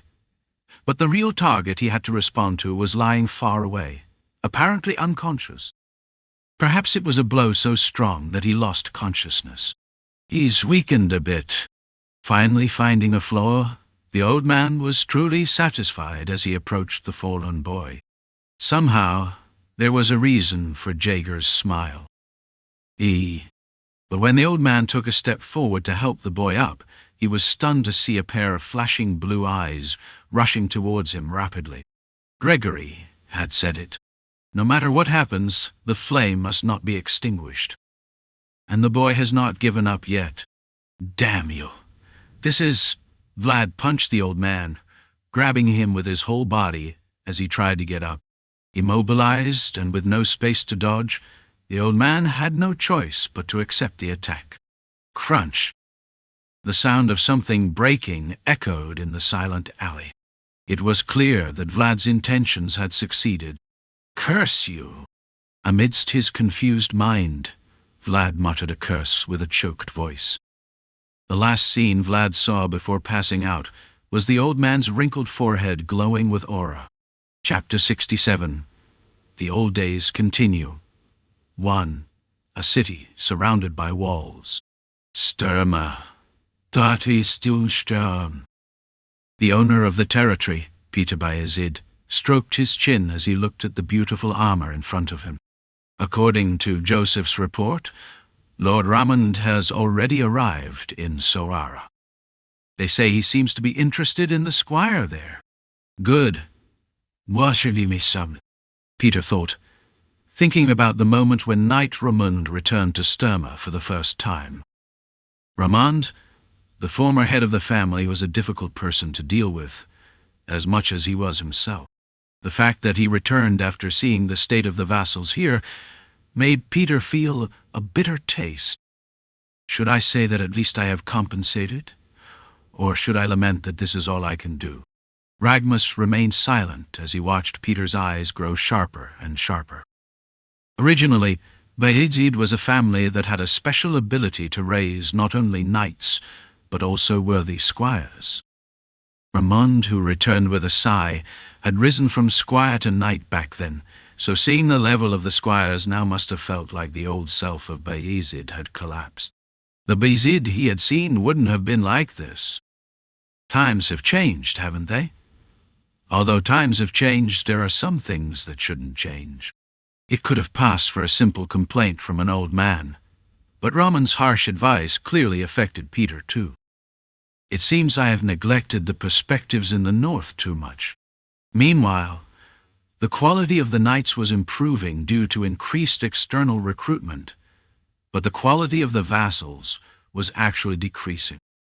This also meant that the color of Vayezid was fading, so it was definitely something Peter had to worry about. Nay, an armor shining in the sunlight. Peter's gaze, which was reflecting, automatically turned to that place. It was armor sent from San Regino, a diocese in the north. The brief letter that came with the armor included the circumstances for sending the armor and the name of a known boy. It seems you're impressed. It even received external recognition like San Regino. Nothing offers more reliability than cross-verification. Peter listened to Ragmus and nodded. Even the selection of the Holy Knights of San Regino and Lord Ramond, a knight from the old times. I guess we should send him to Sara. That's right. Fortunately, Vayezid's ancient traditions still held. Seeing this, Peter felt very relieved, although he didn't show it. The strong walls of Stürmer were built following these traditions. Stop! Vlad opened his eyes on the bed with a groan. Vlad's eyebrows furrowed as he felt the lingering headache. How did I end up here? Judging by the damp towel covering his forehead, it seemed like someone had been taking care of him while he was unconscious. I had a fight with an old man I didn't like. Vlad frowned and sat up on the bed, pondering yesterday's events. The memories were intermittent, as if he were drunk. But there were still strong recollections coming to Vlad's mind. Bright forehead. It was a bright forehead with ruthless power. That's it. They say the world is vast and filled with many strange things. But when I actually experienced it, I almost laughed. The old man's forehead, strengthened by aura, was so hard it would have been better to hit a wall. Can it be used like that? Because a person's talent is revealed in various ways. Judging by the fact that the voice didn't say it had seen it through to the end, it seemed like it had never seen such a thing before. Or maybe it was in its memory but forgotten. Well, since I've done so much, I guess I'm still being treated well. Yes, he's definitely someone you can learn from. Vlad quietly approached at the voice's words. He was an old man whose name and identity were not easily revealed, but Vlad could guess through his intuition. A retired knight of Vayezid. Yes, now he's retired and wandering here and there. It seemed like he was performing some sort of ritual that only a knight could perform, but to Vlad, who was still just a squire, it was difficult to guess exactly what he was doing. Why are you mumbling to yourself like that? Please knock before entering. As soon as Vlad came to his senses and got up from the bed, someone entered and opened the door abruptly. It was a short person who couldn't even be seen in the face because he was wearing a bunch of clothes. You should have a hand to touch before you hit. Zamina seemed annoyed and threw the pile of clothes he was carrying onto the bed. These were all the clothes Vlad used to wear. If you leave me alone, I'll take care of it. But it's okay. Customer. All these are services provided by our inn. Zamina looked at Vlad with a cruel smile that tried to seem friendly. Zamina's teeth, which looked sharp today, seemed sinister to the boy for no apparent reason. Because you're a precious guest staying on the expensive 4th floor. This is something we have to do. Vlad knew that what Zamina was saying was not just a joke. Rose's smile, which was no different from Marcella's alter ego, was transforming into an inn rather than a warehouse according to her will. Marcella was doing her best to survive at a crossroads in her life that came about due to Jorge's absence. I don't have that much money yet. They say you're free. Just being here helps. Marcella gives the boy a comfortable place to rest, and the boy lends Marcella the value of his name. Can I have one? That's for Marcella to decide. Vlad, who had been watching the struggle between organizations for a long time, was worried that only he could repress them, but from Marcella's perspective, it seemed quite plausible. Since he's a talented person admired by the mayor of Sara, and the second son of the Vayezid family, he may not be known anywhere else, but at least within this city, he'll be a worthy name. Come to the restaurant. I heard Marcella prepared lunch. Zamina, who was busy leaving the room, returned with a regretful expression and reached out to Vlad. I forgot this. Take it, sir. I'm still not a knight. You don't need to do this for me. Vlad was about to say something to Zamina, but he kept his mouth shut when he saw the handkerchief she handed him. It was a handkerchief made of luxurious silk, with someone's name engraved in golden embroidery. It seems clear that you're Lady Alicia's knight. It was something I couldn't avoid. Vlad wanted to explain in detail if possible, but he kept his mouth shut when he saw Zamina with a forced smile on her face. There is a time for everything, and now was not the time to resolve misunderstandings. It was gratifying to have the opportunity to wield the sword while cutting even the hair. You've had great success. I appreciate it. Bang! Before he could finish speaking, Vlad raised both hands and shrugged as he saw Zamina leave and close the door. It was happening. Always. Vlad looked towards the door through which the girl had left and scratched his neck. She wouldn't know that Lady Alicia was the Baroness of Dermar, nor would she understand that the handkerchief she handed him was delivered through intricate political calculations. Even if she knew, her reaction probably wouldn't have been any different from what it was now. She even ironed the clothes. On a cold winter day, Vlad remembered the sacrifice Zamina had shown him as he looked at the clothes on the bed. The feeling of the red-haired girl's hands on the clothes given to him by the lady was comforting. But Vlad took off the clothes Zamina had given him, having not been outside for a long time. Although the feeling of the fabric was different, the warmth that the girl radiated hadn't changed since before. It was good to be back. Vlad thought so as he stretched his neck. He said, I'm sorry, I'll buy you something reasonable. There are things money can't buy. Vlad sat at the same table where Jorge always had breakfast, taking up the spot. However, even though he was eating Marcella's soup which he missed, the boy couldn't easily calm down. The torn leather armor he wore seemed to protest, giving the boy that impression. I like this. Yeah, it's a great armor. The old man, who perfectly understood the boy's feelings, simply removed the soup in front of him.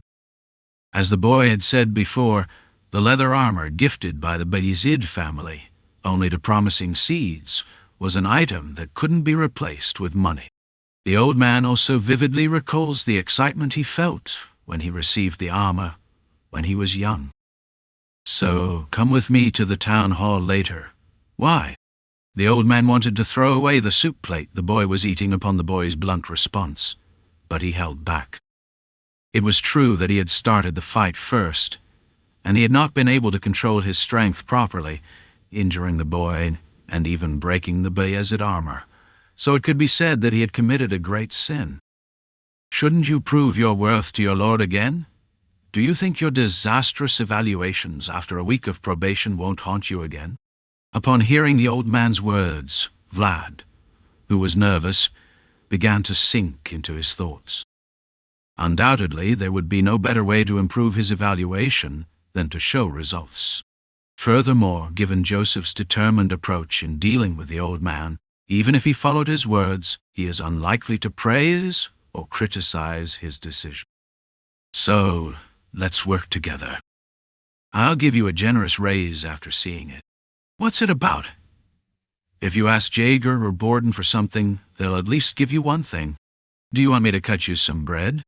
The old man was speechless as he watched the boy, instinctively knowing when to step back and when to step forward. But why did you act that way then? When? Then cut the bread. The old man could only click his tongue as he saw the boy open his eyes, as if he didn't understand what it was about. It won't be easy to handle him.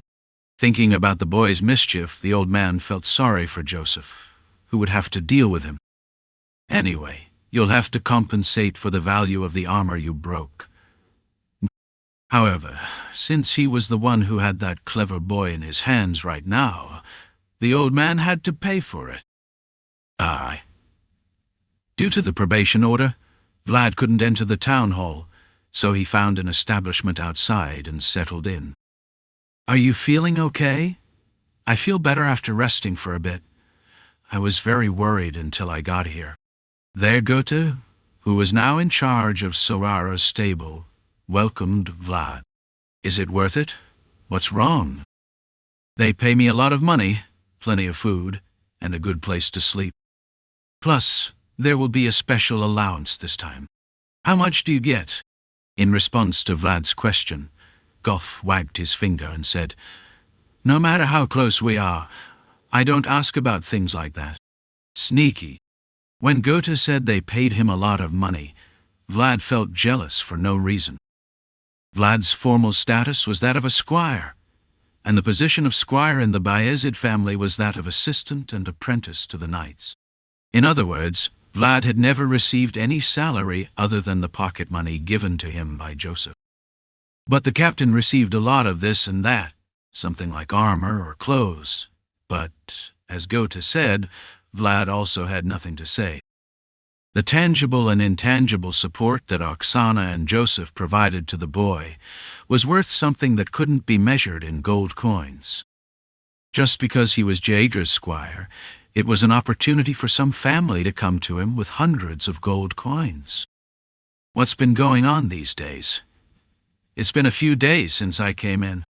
Goethe, who was sweeping his horse as if he didn't care about the question, confirmed that there was no one around and quickly turned his head to whisper to Vlad. There are rumors. Rumors? The relationship between the two, like the crocodile and the crocodile bird, remained valid. Vlad's mouth began to lift at the corners when he heard Goethe's whisper. The guards on night duty saw something strange. Say it. Although it was said to be an uncertain rumor, there was definitely something to say about what Goethe said.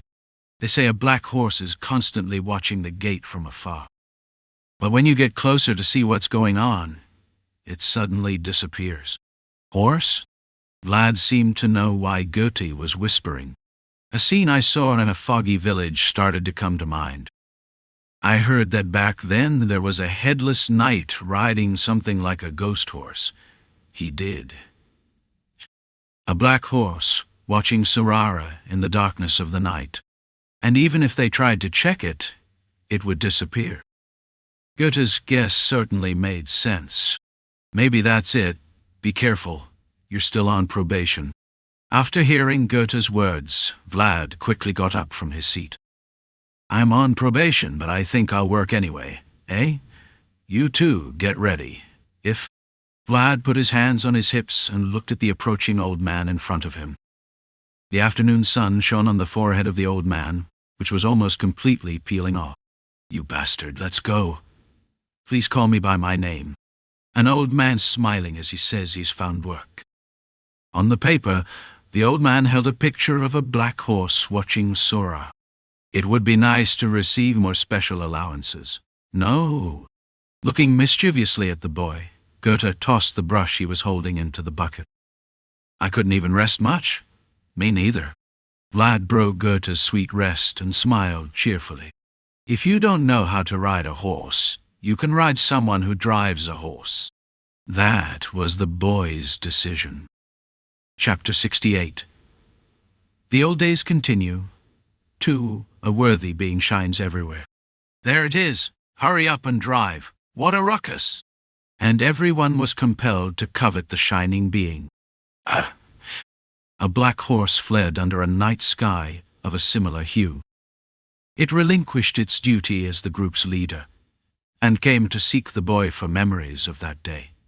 But humans' greed for possessing a shining being was blocking the boy's path to moving forward. Ropes filled with sinister spells flew towards the black horse. Everywhere, on the horizon of the world where you and I meet and become one. A broader world would ensure greater possibilities, but the boy who had faced the worm of death like him that day was not here. Therefore, the black horse had no choice but to handle all of this alone. Nay! The black horse's whinny echoed under the waxing moon. Under a sunny summer sky, a carriage full of hay passed through a meadow. An old man with a straw hat and a yawning child beside him. And even a young man with a long chin driving a horse while carrying them in a carriage. Seeing them crowded in a small carriage seemed far removed from knights or swordsmen. Where are we going? To Varna. But is it okay to just relax like this? We'll get there on our own. Currently, the group was quietly following the ascending journey towards Varna. According to Ramon, the horse that was supposed to be a ghost horse was not only fast, but it always watched from a distance and controlled whether people traveled in the carriage or cart. This guy has clear intentions. It's definitely not something common. Upon hearing the old man's words, memories of that day naturally came to Vlad and Goethe's minds. A headless knight in a foggy village, with a ghost horse riding. As soon as I saw it, I realized it was suitable for me. The sky is beautiful. The wind blows too. Regardless of the concerns of the two, Ramon seemed to like the current situation and moved calmly. He pulled out a piece of hay from the cargo, bit into it, and started chewing it playfully. How long has it been since you learned to use aura? It's been about 3 months. No, 4 months. Did you get it from Dirmar? Yes. The old man was lost in thought as he looked at the child's back through the gap in his straw hat. The purpose of coming here in the first place was to investigate the unknown horse. But honestly, it didn't matter if he couldn't find it. Anyway, the main reason Ramon stayed in Sara was because of the boy in front of him. All he wanted to do was stay by Vlad's side for a few days, while he searched for the horse, observe, judge, and teach him anything if he was good at it. 3 months is a bit fast. What? In response to the boy's question, Ramon took off his straw hat and made eye contact with Vlad.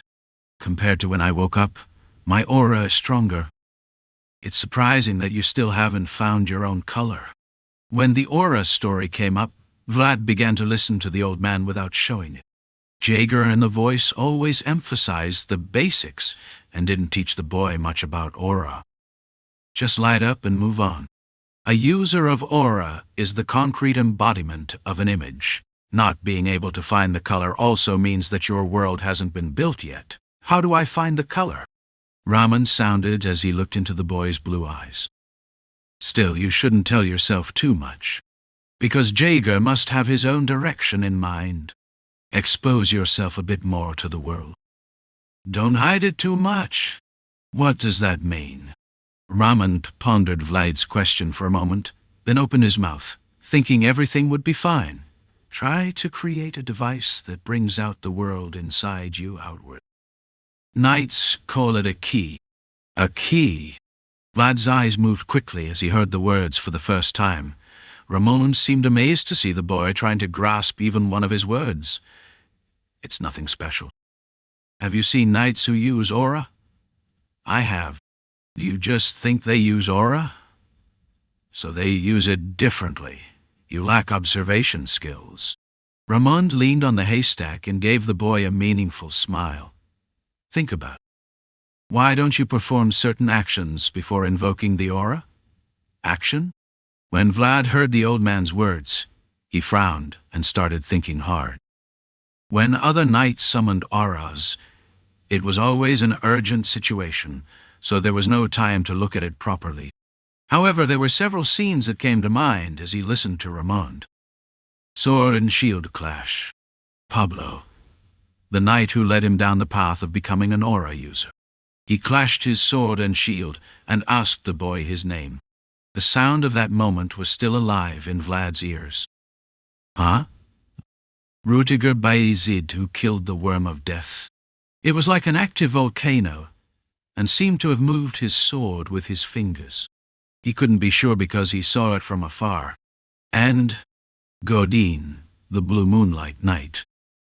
The aura master the boy saw for the first time. Maybe also because you're aligning your mouth with the sword? That's possible. It's about invoking your own world intensely through certain actions. That was the key.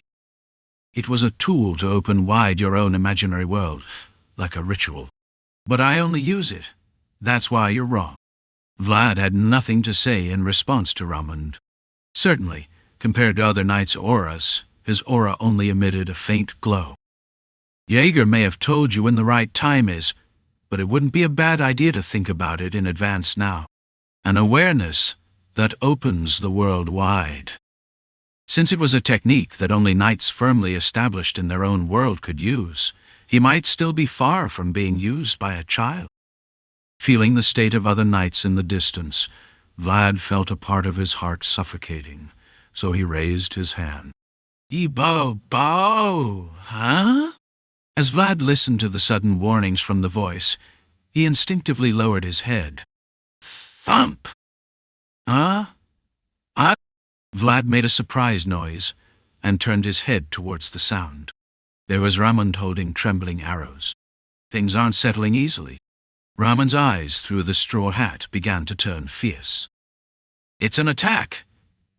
It's a group of bandits! Everyone, be on guard! The travel process came to a halt. At the same time, cheers echoed all around, and there were arrows flying from the hill. Turn the carriage around. Where? Ramon quickly pointed in the direction the arrows were coming from. Mount the horses. Don't let any of them escape. Coachman, yes? Yes. Although it was a regrettable situation, Ramon quickly assessed the situation and started giving instructions to Vlad and Gote. Thanks to such a natural and agile response, Vlad and Gote were able to snap back to normalcy quickly. What is it? Are they a group of magic bandits? I think they're more troublesome than those types, Vlad asked, peeking his head in the direction of the arrow. A group of men who seemed to be at least 20 were standing on horseback on a hill. Unknown leather clothing and tattoos covering their heads and faces. And even the strange incessant shouting. They're barbarians. Barbarians? When unexpected words came out of Ramon's mouth, Vlad looked puzzled. Kwasik. At that moment, An arrow pierced Vlad's side. A barbarian man holding a bow on a distant hill. Vlad seemed to have made eye contact with the man. Two people with beast-like eyes were facing each other. A carriage engulfed in flames with acrid smoke, and the sound of barbarians shouting at the top of their lungs. Shit! And the flying arrows. Vlad, who was looking at the trembling arrow on the ground, quickly used the carriage as a shield and began to monitor the situation. I never thought things would end up like this. Why are the barbarians here? The people from the north wouldn't ignore the barbarians who, it was said, lived beyond the north. Vlad was well aware that there were people who rejected the teachings of the church and lived in their own realm. Is this Vayezid County? No matter how far you go, it's only a day's journey from Sara. That's right. However, the issue was that it was Vayezid County, a zone far south from where barbarians usually appeared. Even the experienced Ramand was lost in thought, biting his lip as if it were the first time he experienced something like this. No matter how much they thought about it, they had no reason or benefit to come to Vayezid County. But things happened, and now it's time to act. Crunch. I thought it would be a little more comfortable. Vlad complained that something must have gone wrong in his life, and drew his sword. Ramand also unsheathed his sword and instructed Goethe. Hey, coachman, put the saddle on the horses. We need to ride to confront them. Ramand was already thinking about how to handle the situation. The deep wrinkles on his forehead showed that the current situation was not easy. Except for a few warriors, they can't even face the knights. We just need to neutralize the characteristic mobility of the barbarians. Let's reconsider. Vlad had no choice but to bite his lip when Ramand said that everyone, regardless of age or sex, were excellent cavalry soldiers. The area related to words was one of the painful weaknesses of the boy. Listen carefully. We don't want to kill them all either. The barbarians, who had been threatening the process by launching arrows for a while, were now coming down the hill, making loud noises and pressing them, as if the time had come. I'll spare your lives as long as you pay the toll. Amidst the silent crowd, a man who looked like a merchant raised his hand and shouted. He was the chief lord leading this process. I'll pay the toll. Please stop the attack. The corners of the mouths of the barbarians began to lift upon hearing the merchant's words, which sounded like a surrender. How much do you want? Everything you have. The leader of the barbarians shouted loudly as he looked at the puzzled look of the lord. Leave with empty hands. For those who have something in their hands, it will become a fortune in the afterlife. The barbarians celebrated their victory in advance by loudly circling around the process. The merchants were perplexed by the barbarians' excessive demands, and several mercenaries who had been hired to protect the trade only showed trembling eyes and loss of appetite.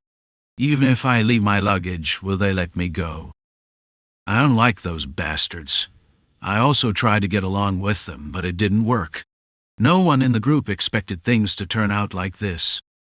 However, life is always a series of unpredictable events, and sometimes there are moments when we must silently endure trials that come like a typhoon. Now was that moment. I came here to hunt a horse. What is this? Even though things turned out this way, the approaching barbarians probably didn't expect the group to be here either. Vlad quietly closed his left eye and listened to the sound of the horse's hooves approaching. Get ready. Yes. A retired knight and a boy who wants to become a knight. Although neither of them was an active knight, the swords they wielded held great power. The only problem was that the power didn't reach the opponent. Unlike Ramand, who grabbed the reins of the horse and prepared to leave, Vlad was only given one chance. Just one moment when they approached the process. That might be the only chance given to a boy who doesn't know how to ride a horse. Vlad held his breath as he waited for the men to approach with loud noises. However, the boy's weakness was not only his inability to ride a horse. Nay! There's something there. The horses were startled. Shit! Vlad, who had been silently waiting for the barbarians, felt that things were going wrong when he saw them suddenly stop. In the end, it was the strange force that the boy hadn't been able to control that held the child's ankle tightly. Get out! Now, damn it! We couldn't get as close as we intended and didn't even dismount from the horses. But I couldn't wait any longer, so the only moment I had to wield my sword was now. Although Ramond was old, he spurred his horse and moved like lightning. His whole body was already covered in a sparkling aura. What are those? Turn your horse around! Increase the distance. Seeing the two people charging at them with unusual momentum, the barbarians tried to retreat, but Ramond had already gotten too close. You! How dare you tell me where this is? Ramond stopped the barbarians with a thunderous shout and began to wield his sword fiercely. Since they were destroying the land he had dedicated his entire life to protect, they didn't deserve mercy. Red blood began to spurt onto his old sword. It's aura! Why is there a knight here? The barbarians, surprised to see the radiant Ramond, grabbed the reins and quickly began to turn. Where are you going, you bastards? Although he arrived later than Ramond, Vlad rushed forward with his characteristic agile movements and grabbed the nearest barbarian. "I'm for the horse." Following the advice of the voice, he cut the knees of the horse, and the barbarian riding it lost balance and began to topple over. Ah! Pain and fear. The horse, trying to escape everything Vlad gave it, began to run wildly without paying attention to its rider, and the boy seized the opportunity and quickly grabbed the barbarian riding on top. Kook! Smile like before. You bastard! The sword gleamed, including the cost of making it work ungracefully, words of crying and blood bursting forth. The spirits of the barbarians began to be disturbed by the two people who suddenly rushed out. Return, Vlad! Go and protect the people. Although it was a half-failed surprise attack, the two men managed to defeat the barbarians with their own skills. Aha! No. But the process was long, and the only men who opposed the barbarians were Vlad and Ramond, because the barbarians were fleeing, using the crying people as sacrifices. Those bastards! Vlad cursed quietly at the fleeing barbarians, but it was inevitable. They were simply barbarians, and had no reason to risk their lives in such an unfavorable situation. Captain! At least Goethe was fighting hard with a sword, but he was skilled at holding a sword, not wielding it. There was blood and screams everywhere. I slowly consolidate your territory. You can't protect everyone here. Darn it. The voice was right. The tip of Vlad's sword couldn't stop the barbarians who constantly attacked and fled. I don't know if he would have moved with them on horseback, but Vlad was just a person stuck to the ground. Shit. Get down and fight. Don't act like a coward. However, as if mocking the boy's thoughts, the barbarians, like a swarm of bees, constantly swarmed around the procession, stealing, killing, and injuring people, horses, and mobility. The people who were trampled by the barbarians' unique tactics had no choice but to sit and release deadly screams. Mom! Mom! The blood-covered father grabbed the child, who lay in a mess on the ground, and hugged him. Seeing the terrible scene, Vlad quickly looked for Ramond, but he too was found in a difficult situation. Ramond's horse was a pack horse, and that alone wasn't enough to catch and stop the agile barbarians. On the contrary, even in such bad conditions, Ramond's ability to cut down a man who looks like the leader of the barbarians and drive him out of the procession must be considered remarkable. The boy became angry at finding himself once again helpless. The world has many different appearances. It's so high you can't reach it, it's so big you can't handle it, and it's so fast you can't catch it. Vlad bit his lip as he felt various limitations on him. It happened again like this. Nay.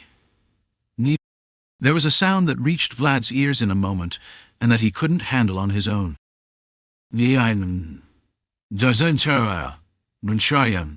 It was a sound he hadn't heard in a long time, but he recognized it immediately.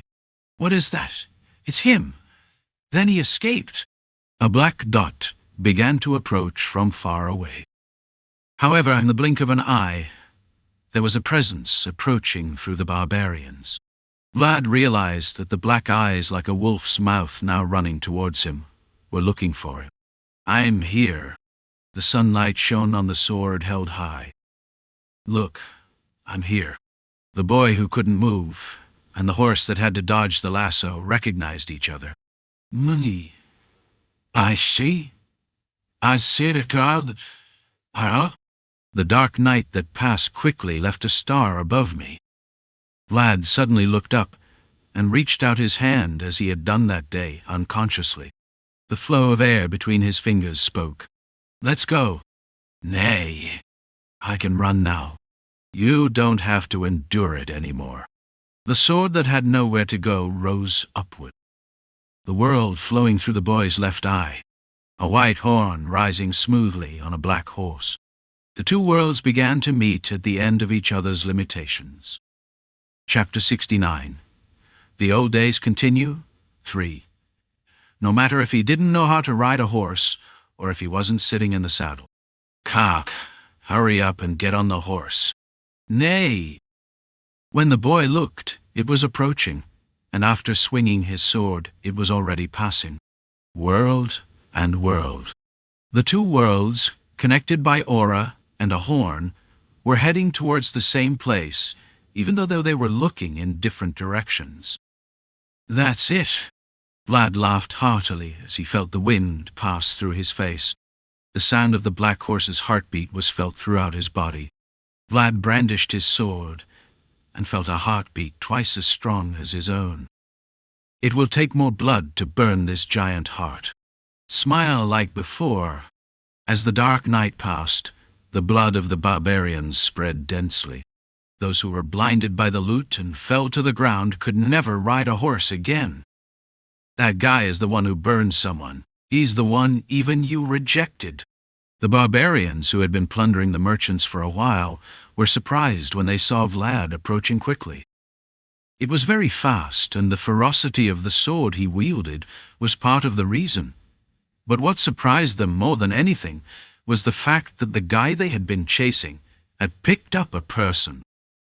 The only people who can ride a prairie son born with spiritual blood are themselves, who are also sons of the prairie. However, the common sense in which they firmly believed was shattered by Vlad, who was now riding the black horse. Contrary to what they thought, the jet black horse did not belong to anyone, and it chose him only of its own will. Don't hand it over to the children of the plains, you imperial snot-noses. The barbarians gnashed their teeth and withdrew upon seeing him, as if something that belonged to them had been taken away. Feeling like their souls had been trampled beyond their pride, the barbarians began to chase the boy, leaving behind the shiny gold coins. They're following me. Vlad, who had been killing those who had been plundering for a while, didn't know what to do when he saw people coming towards him.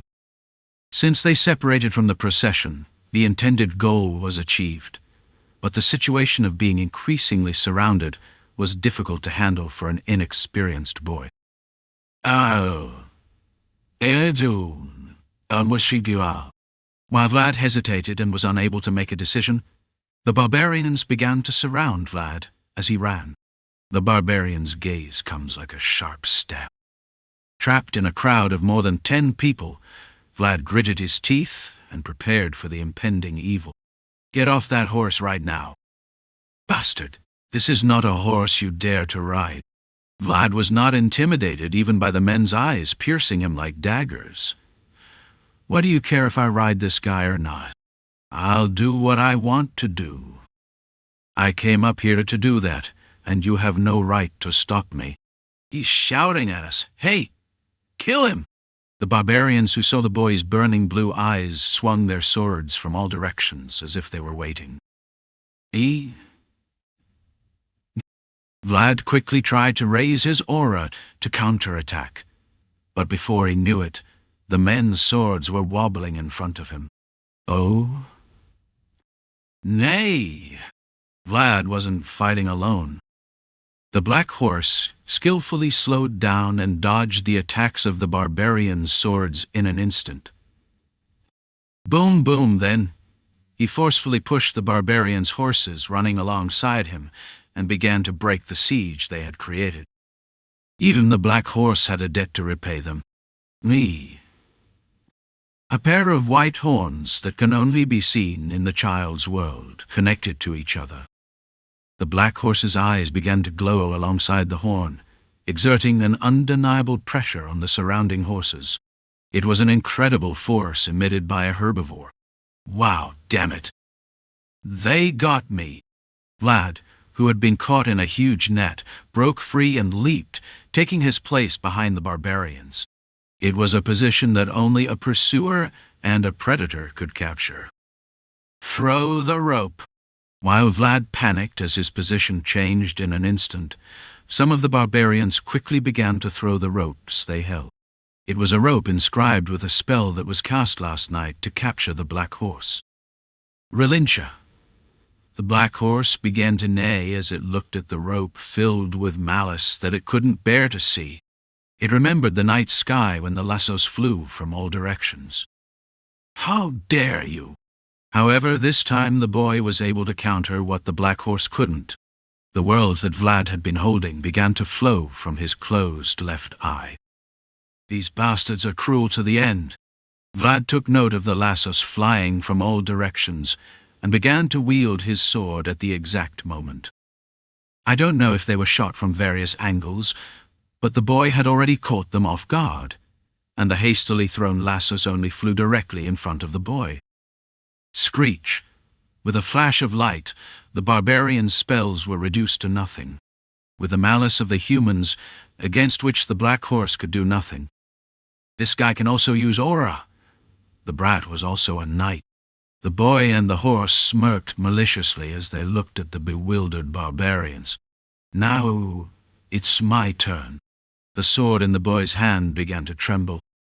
Faster than the barbarians, the night sky attacked them from behind. Aha! God! The horses were frightened. Hey! Another group of people facing off outside the procession. The old man and the leader of the barbarians in the group turned their heads without hesitation at the strange shout coming from behind. Vlad! That! They were barbarians who had lived their entire lives chasing and hunting people. However, what they were seeing now was someone hunting them, by a blonde child wielding a sword accompanied by a black horse. Try to block him. Sensing that the situation was unusual, the leader of the barbarians ordered the group following him to take care of Ramond and quickly ran to the place where the shouts were loud. Where are you going? Hey! Ramond noticed he was moving towards Vlad and quickly tried to follow him, but the horse only driving the carriage couldn't catch up as he ran forward in an instant. The remaining group blocked Ramond's path and stopped him. What's going on? The leader of the barbarians ran to his fleeing subordinates. What he saw there was shocking. Age, Mr. Age. One of his subordinates, who was bleeding, ran towards Age and waved his only remaining arm. This is incredible. Suddenly, half of his subordinates had disappeared, and then there was the blonde-haired boy following him and the horse with spiritual blood that had been watching. Seeing the unimaginable scene, Age, the group leader, opened his eyes in surprise. This brat dares! Age shot an arrow when he saw something that made the blood spurt just by looking at it. A cold-blooded arrow was shot at the boy, who radiated a strong presence even from afar. At the same time, the ears of the black horse perked up. Huff! Vlad grabbed the mane of the black horse, which was leaning for a moment, and inadvertently got closer. Shh! The eerie sound of wind passing through your ears for a moment. It was the sound made when the arrow Age had just shot pierced the area where Vlad's head was. Vlad quickly raised his head and looked in the direction the arrow had come from. A barbarian man who, unlike other barbarians, had straight hair with colored cords. "You're that kid from before." Vlad clenched his teeth, remembering the cold-eyed man who had shot an arrow at him from the hill. Age was also surprised when he saw the horse dodge his arrow. He knew it was unusual, because it was a horse born with spiritual blood. But he had no idea it would be this bad. "We have to catch him here. A child and a spiritual horse."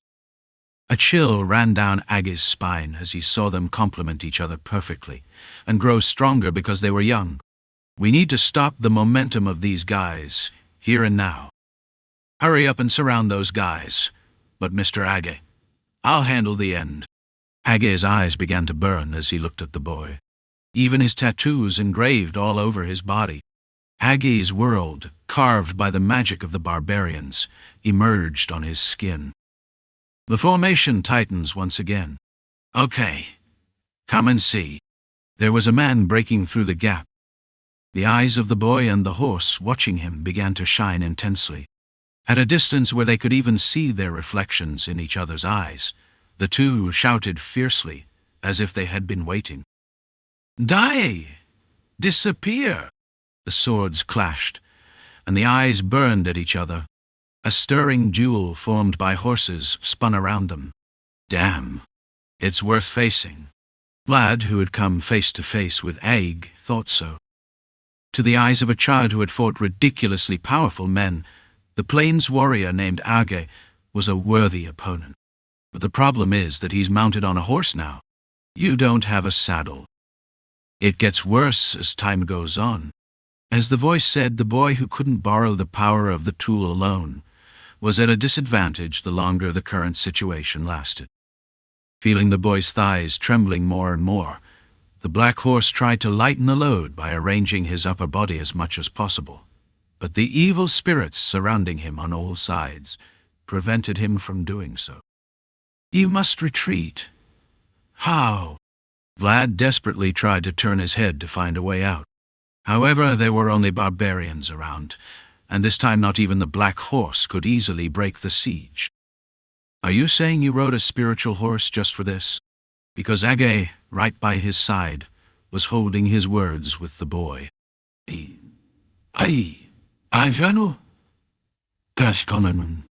At that moment, Vlad saw Ramund approaching. Although obscured by the barbarians, Ramon's shining forehead was recognizable even from a distance. Except for a few barbarians, these are guys who wouldn't even dare to fight a knight.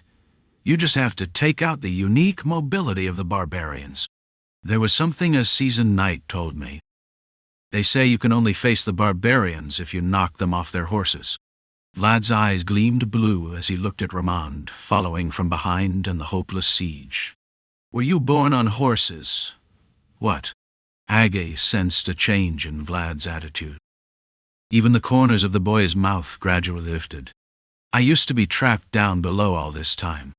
The boy born in a back alley of Sara had never left the mud fight. "If I've done it so far, you should do what I want at least once."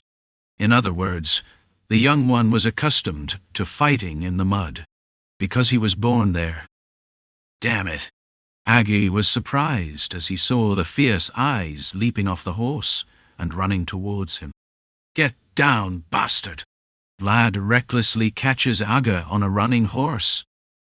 Faced with the young man who lunged as if saying, "Let's die together," Age felt deeply bewildered and simply twisted, having never experienced such an absurd attack in his entire life. "Oh!" A barbarian warrior falling to the ground because of the actions of a boy who is nothing less than the embodiment of the unexpected. Immediately after, intense pain struck his back.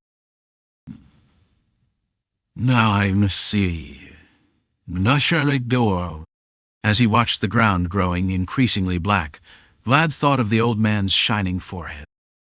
Vlad, who recalled the scene he saw that day in a fraction of a second, mercilessly pushed the aura into the shoulder that was the first to touch the ground. I didn't learn it, but I saw and felt it.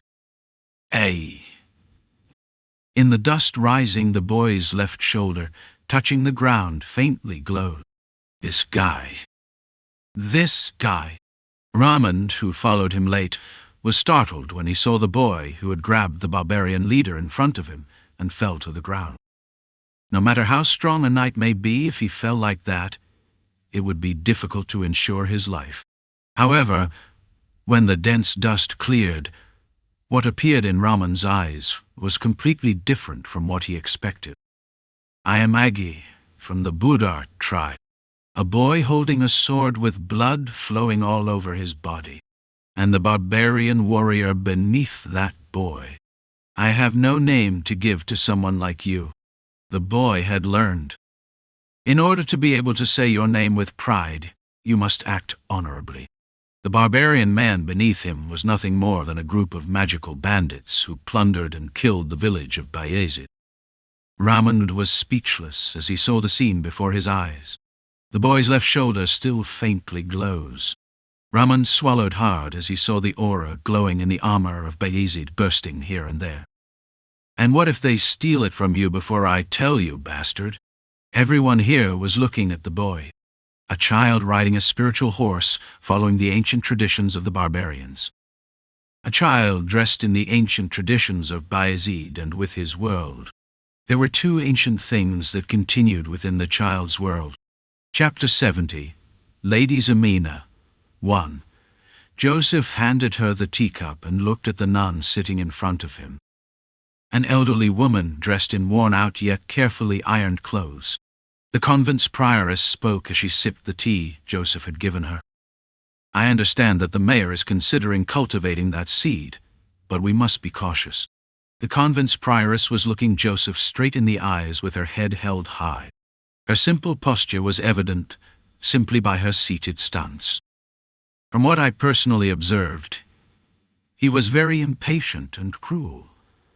Perhaps due to his low social status. This child will definitely cause trouble. That day, Vlad dragged Zamina out of the convent without following the proper procedures. If he had thought about the future, he probably shouldn't have done it. But in life, there are moments when emotions take precedence over reason. I told you this because I was concerned he might damage the mayor's reputation. Is that so? Joseph already knew that Vlad had committed some indiscretions in the convent. However, it was quite intentional to question that behavior and issue a warning. There must be a good reason why the prioress is doing this to the boy, who received approval from Priest Andreas and Saint Rogino. Sir. Joseph. What's going on? Just as Joseph was thinking about who might be behind the prioress, Jaeger called, opened the door, and entered the mayor's office. Although Jaeger didn't have permission to enter and knew he was speaking with a guest, he had good reasons for doing so. The stable caretaker I sent with Sir Ramond has returned. Joseph narrowed his eyes when he saw that Jaeger's expression was unusual. He returned alone. What's the reason? Joseph looked Jaeger in the eyes and leaned in. Let him in. Click! The prioress was sitting right in front of him, but Jaeger's attitude was urgent. Hello, sir. Joseph, there's been a major problem. While Jaeger nodded, Goethe, who had been waiting outside, entered with urgent steps. His face covered in sweat and dirt showed how urgently Goethe had moved. Speak out. Goethe swallowed hard with Joseph's permission and quickly began to speak the words he had been thinking. The barbarians have appeared. When the word barbarian came out of Goethe's mouth, the nun covered her mouth unconsciously. Having lived for a long time, she knew well the fear that barbarians brought. Where? It's a road that connects Sora and Varna. They were attacking people there. It was an impossible situation, but the man named Goethe was a person with a certain degree of confidence, based on his past experience. It was worth listening to his report. I was told to bring someone. Goethe opened his mouth, licking his dry lips with his tongue, perhaps feeling overwhelmed by Joseph's gaze, or by an urgent situation. Sara discrimination kindly. Tony, an obala furian, adorado trail. Ramond and Vlad are holding the barbarian leader hostage. You've seen. Manhwa, intrigues. Goethe was saying that Ramond and Vlad are conducting a sit-in, holding on to the barbarian leader to protect the people who were attacked. Just the two of them. Jaeger.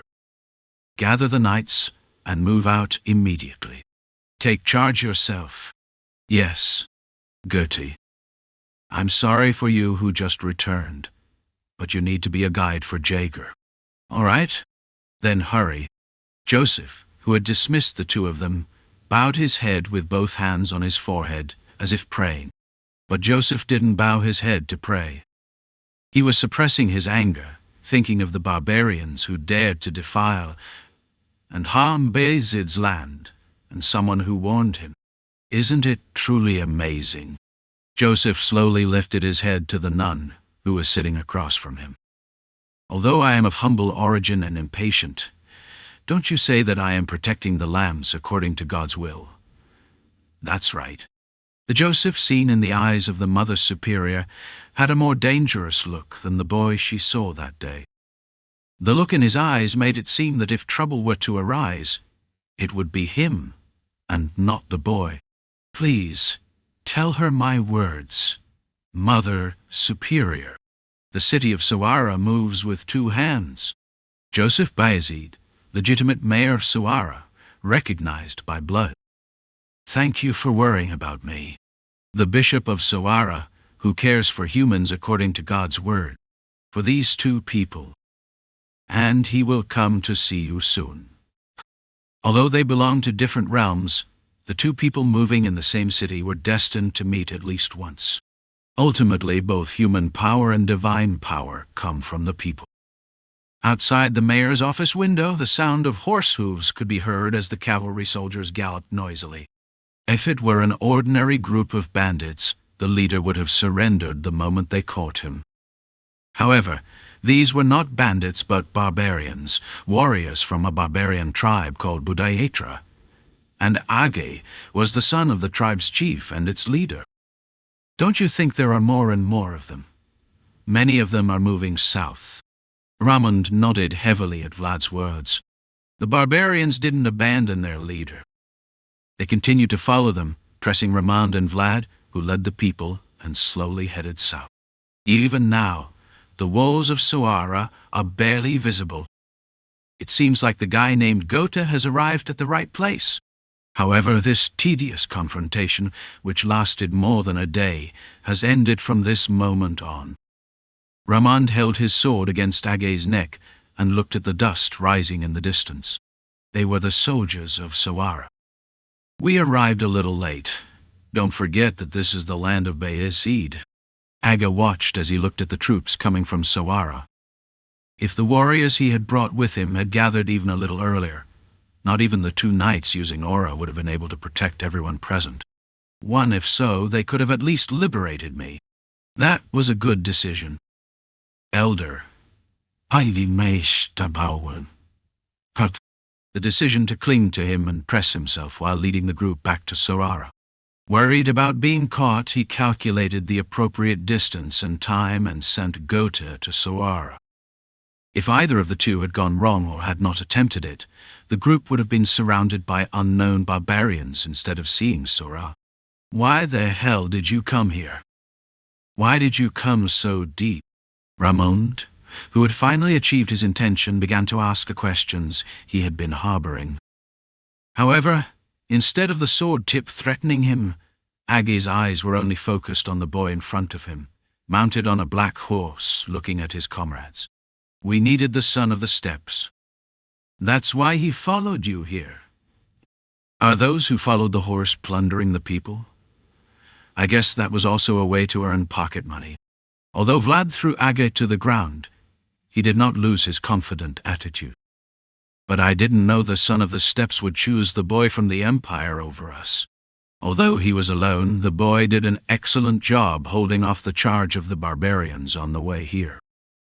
Although he didn't want to admit it, there must have been a reason why the son of the steppes chose the boy over him. You'll have to explain this in detail. It seemed there was some story behind this, but the tip of Raman's sword did not waver. In any case, since these were the guys who entered Vayezid's land without permission and plundered it, there would be no need to investigate the situation. Get back! Everyone get back! Age, realizing that the situation was already over, shouted loudly to his companions. Stay still. Due to Age's sudden action, Raman's sword lost its hold on his neck, and bright red blood was forming. But Age did not stop shouting. Get back!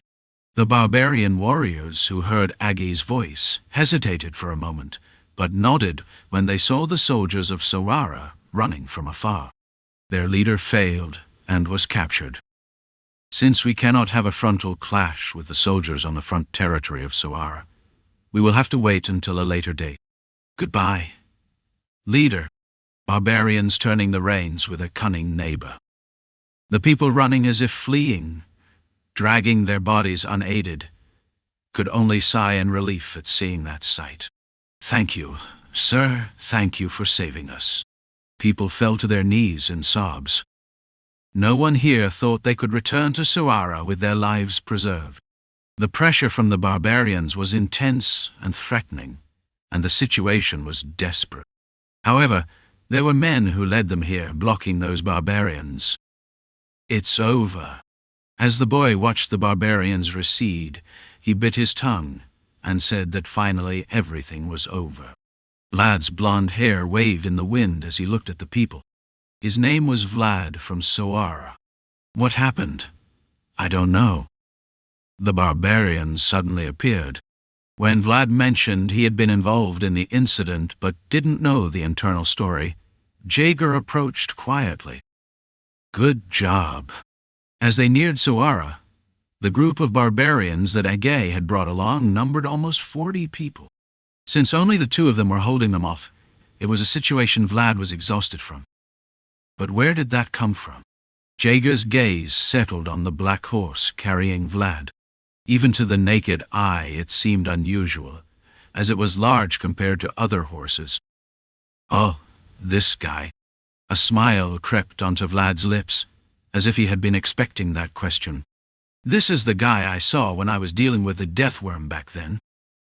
How did you find me? The kid seemed tired, but he shrugged, saying he could finally ride a horse. Especially because he was in front of Jaeger, he seemed desperate to be more condescending. Stop acting so proud. As soon as I return, I'll have to saddle him up first. Vlad was extremely excited and ignored his own words. Seeing that, Jaeger wanted to kick him, but as there were still people behind him occasionally shouting the kid's name, he decided to bear it for now. Now, you know you're paying for the food. A small growl escaped him. He saved the people from the barbarians, and also revealed the identity of the rumored ghost horse. Vlad nodded, thinking that was enough to regain the points he had lost with Joseph. But the job was not yet finished. Huh? Hey, let's go. Nay, it was a black horse that had been following Vlad's words a moment ago, but as soon as it approached Sara's gate, it started to move away and refused to come any closer, Huh? Vlad began to panic at the horse's sudden and strange behavior, and the soldiers around him started to hurriedly flee the scene. They said they would saddle him up first. Why is it like this? Jaeger squinted and began to notice the strange behavior of the black horse. For some reason, it seemed uneasy from the moment the soldiers approached. The guy who seems to be hated by horses, and also the horse that doesn't let anyone ride it, also hates humans, so they really got along. Watching the black horse that wasn't even stepping back now, lifting its front hoof and gleaming, Jaeger thought they were quite the pair. Translator's notes. 1. Age thinks Vlad is also a knight, because he used aura, so I included 2 knights. Chapter 71. Lady Zamina. 2. The sound of a horse neighing echoed through the air. The clearer your world, the clearer your boundaries become. The boundary of the castle wall surrounded by humans was as clear as the color of the black horse. The child and the vividly black horse were still difficult to blend in with the rest of the world. Vlad and the black horse stood beneath the human border and looked towards the walls of Sara. "Are you here?" Ramon drank his drink and spoke to the boy climbing the stairs from below. "The only guests at the inn, which is not yet open, are an elderly man and a child." Ramon's quiet and resonant voice was enough to reach the boy, even though he spoke softly. "Is it effective?" "A little." Vlad responded to the old man's question by licking his lips regretfully. "I guess that barbarian didn't tell you any nonsense. Well, barbarians know better what happens in the prairies." With those words, a bouquet of red flowers reflected in Ramon's field of vision as he drank his drink. Roses. There was a bouquet of flowers in the boy's hand that looked bright just by looking at them. "I'm sure he likes horses. They say it progresses." The day Vlad finally returned to Sara after avoiding pursuit by the barbarians, he felt very sorry for the rejection of the black horse. While Vlad was confused and didn't know what to do about the horse's refusal to enter the walls of the castle full of humans, a barbarian man with a face covered in tattoos smiled and said, "That boy likes the color red." He pointed to the red thread tying his hair. "I didn't know that wild horses followed climbing roses. I guess it's a method I discovered by my own instinct. It will have to react sensitively to temperature. Wild horses live by grazing grass. That's why it's inevitable for them to be sensitive to the cold, because icy plains will offer them nothing. For these wild horses, climbing roses that stretch their bodies in response to warm energy are like a signal directly related to survival." But it seems that this is not enough. Vlad carefully placed the bouquet of roses on the table and thought deeply. "The redder, the better, right? Yes, the bigger, the better. The big can serve as the small. It would be perfect if it could even move." After finishing speaking, Vlad turned his gaze and looked at the red figure moving diligently below. A red-haired girl moving sighing as she carried a blanket bigger than her body. The brightest red Vlad knew was down there. That's enough to call it pink. Ramon, feeling what Vlad was thinking, nodded with a meaningful smile. "But things don't seem to be going well these days. That's how we originally were." Ramon looked at the boy, who responded as if it were no big deal, and clicked his tongue as if he regretted it. "Sometimes there are things that are so close that you don't know how precious they are. How is such a relationship okay in the first place?" "Hey! It just is." However, Vlad's gaze was still focused only on Zamina's red hair, and the old man's advice, akin to a lament, did not reach his ears. "I'll leave." A few days later, the black horse was still standing sadly outside the castle walls, waiting for the boy, and without him, Vlad would have to live a life of endless somersaults once again. Hoping that the girl he sent out of Sara would bring the black horse this time, Vlad picked up the bouquet he had left and descended the stairs towards Zamina. Ramon could only click his tongue as he watched Vlad approach the girl hastily. "Hey, Zamina." "What?" Zamina, busy preparing the inn that would soon open, looked up when she saw Vlad blocking her way. "I'm busy. Listen to me for a moment." Despite Vlad's urgent plea, Zamina continued with her work as if nothing had happened. Under Zamina's fingertips, which had been doing household chores for a long time, the curtains fell back into place, and the sheets were quickly organized. "I don't know what you want, but go and tell Lady Alicia. Because I'm busy." "Name Steinman." Zamina, still upset about the handkerchief that came out of Vlad's arms, simply ignored him. She had cut her hair and gone to great lengths to save his life, but all she received was a handkerchief with another woman's name engraved on it. From Zamina's perspective, it was something to be very upset about. "I wanted to ask you a favor. I said I'm busy. Can't you see I'm busy?" At that moment, Zamina shouted loudly when she saw Vlad still blocking her way. "Hey, what is this?" Suddenly she began to panic as she looked at the red bouquet placed in front of her. "Help me with this. Your request is to go talk to Lady Alicia." "No," Vlad said seriously as he held a bouquet of flowers. "This is something only Lady Zamina can do." "Yeah?"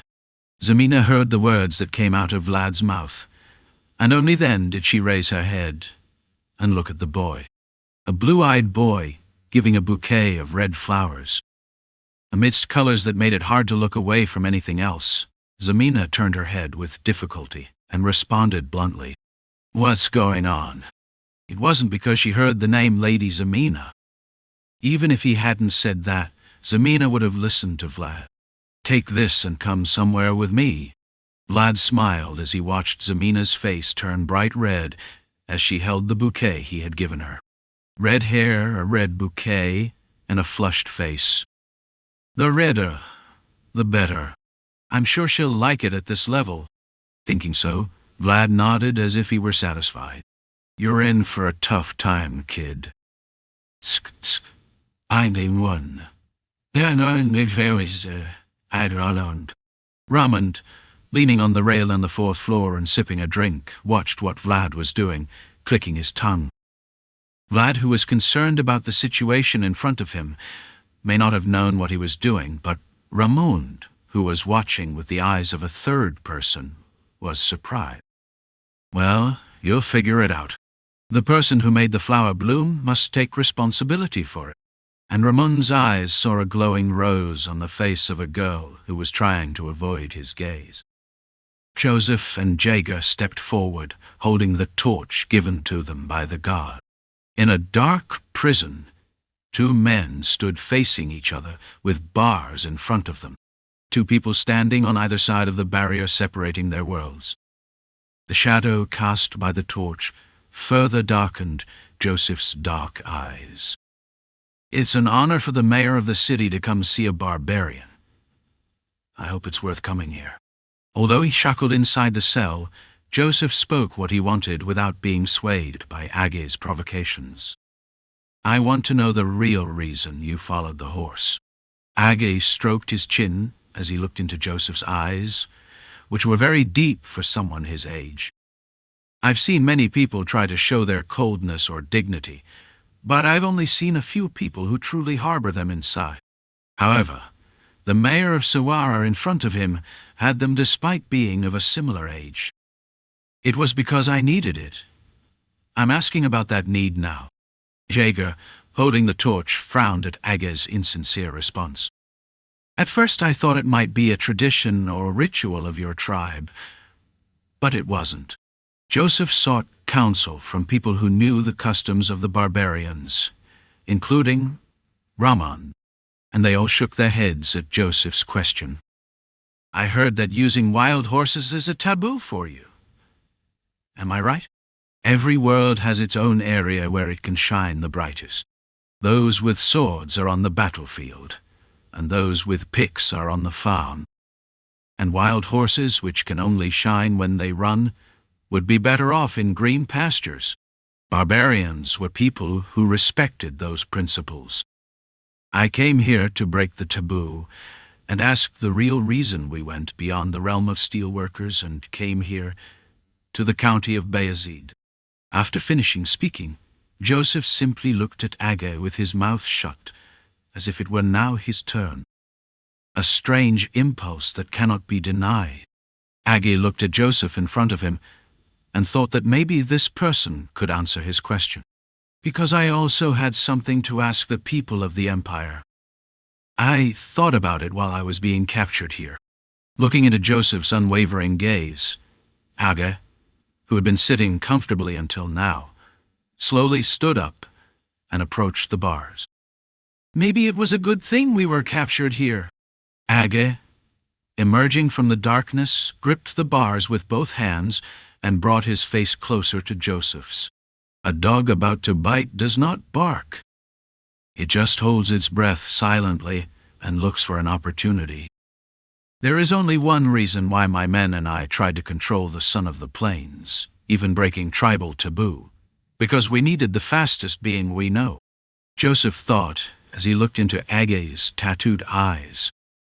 They say it resembles the eyes of a wild child. What the hell have you done? What does that mean? Joseph watched as anger slowly boiled in Age's eyes, and that anger was directed not only at himself but at the entire north. The dragon is going mad. While Joseph was puzzled by the sudden horse, a wolf on the prairie began to howl within the bars. The dragon that has been calm until now is going mad. Age's eyes, trapped within the bars, burned with anger. And that anger was not just accumulated by Age alone. It was built up by all the barbarians who were pushed to the periphery by the empire and lived in constant ostracism. You are the highest-ranking person here, so you know what I'm talking about. Because of the force emanating from Age, Jaeger placed his hand on the sword hilt. It was that kind of impulse. What did you do with the dragon pieces? A wolf on the prairie, growling at the leader of the humans. And the one-eyed knight had to step forward to subdue the wolf. The dark-eyed man who sat motionless between the two was grasping the sinister omens hidden in Age's words. The dragon is going mad. The son of the tribe leader descended in search of a horse to prevent the dragon from going mad, even breaking the taboo. Even deep within the empire's territory, Joseph's dark eyes began to sink deeply. Bring me the blond boy who defeated me. What's the motive? Age, who let out his burning anger, let out a deep sigh and leaned his head against the bars. Because the only one who can reach the dragon faster is the son of the plains, who inherited divine blood. Remnants of the fallen dragon, distributed throughout the world and existing in various forms. Sometimes it was an object of admiration, but also a source of fear. Perfect dragon blood contained great potential. This won't end only in our area. Right? Two men facing each other under the flickering torchlight. The two said nothing more in the dark prison. Chapter 72, Lady Zamina, 3. I came to see Vlad. Marcella's eyes widened as she looked at the men who flocked to the inn, which had not yet opened. The same happened with the former prostitutes and current employees, who had maintained Rose's smile for a long time. Having lived their whole lives as prostitutes, they had never seen as many clients as there were now.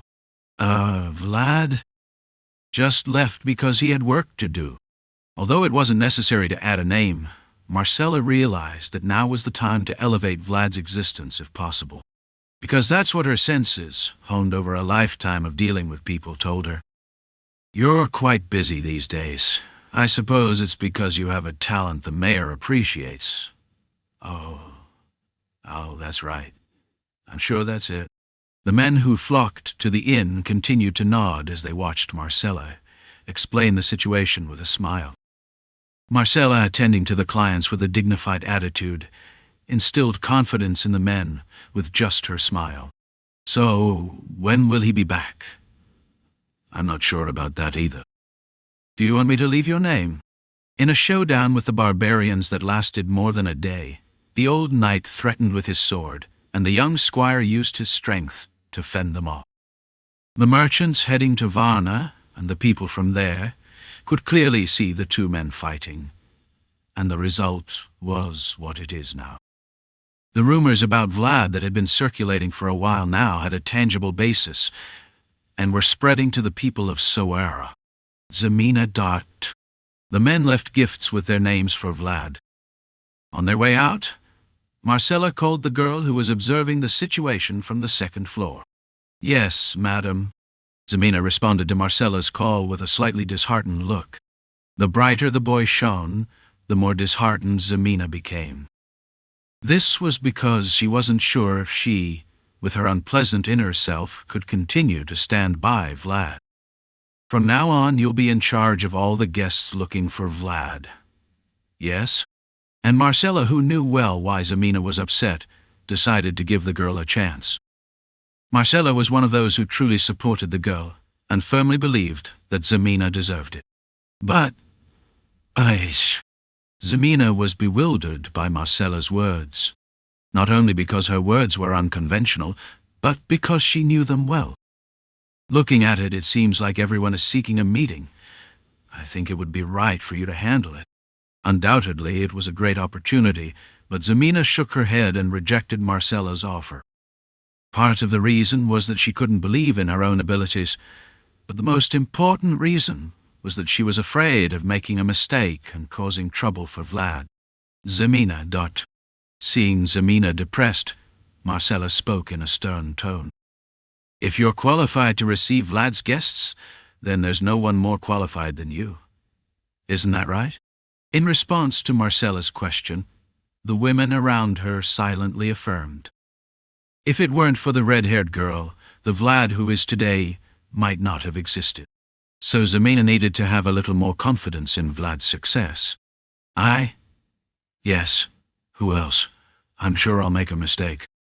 I don't even know what to do. Marcella nodded as she watched Zamina with wide-open eyes. Of course, she won't be able to do a great job right away just because she's told to. To attend to important guests, it's necessary to accumulate her own experience and knowledge, and Zamina wasn't yet familiar with those things. What if I make a mistake? Vlad will have to bear that burden. But you don't need to worry. Because here now is a woman with the best skills to attend to the clients. And this time he even asked you to guide the horse? Look at this. Vlad still needs you. Zamina silently nodded as Marcella's words quietly echoed in her ears. The boy clearly had a debt to repay to the girl. Even if he asked for it now, it wouldn't be entirely unreasonable action. And even more so, if the reason is a fight to stand by the boy's side. Marcella gently lifted Zamina's head, lost in her thoughts, and stroked it. It seemed they fit together as well as she thought. Let's go to my room later.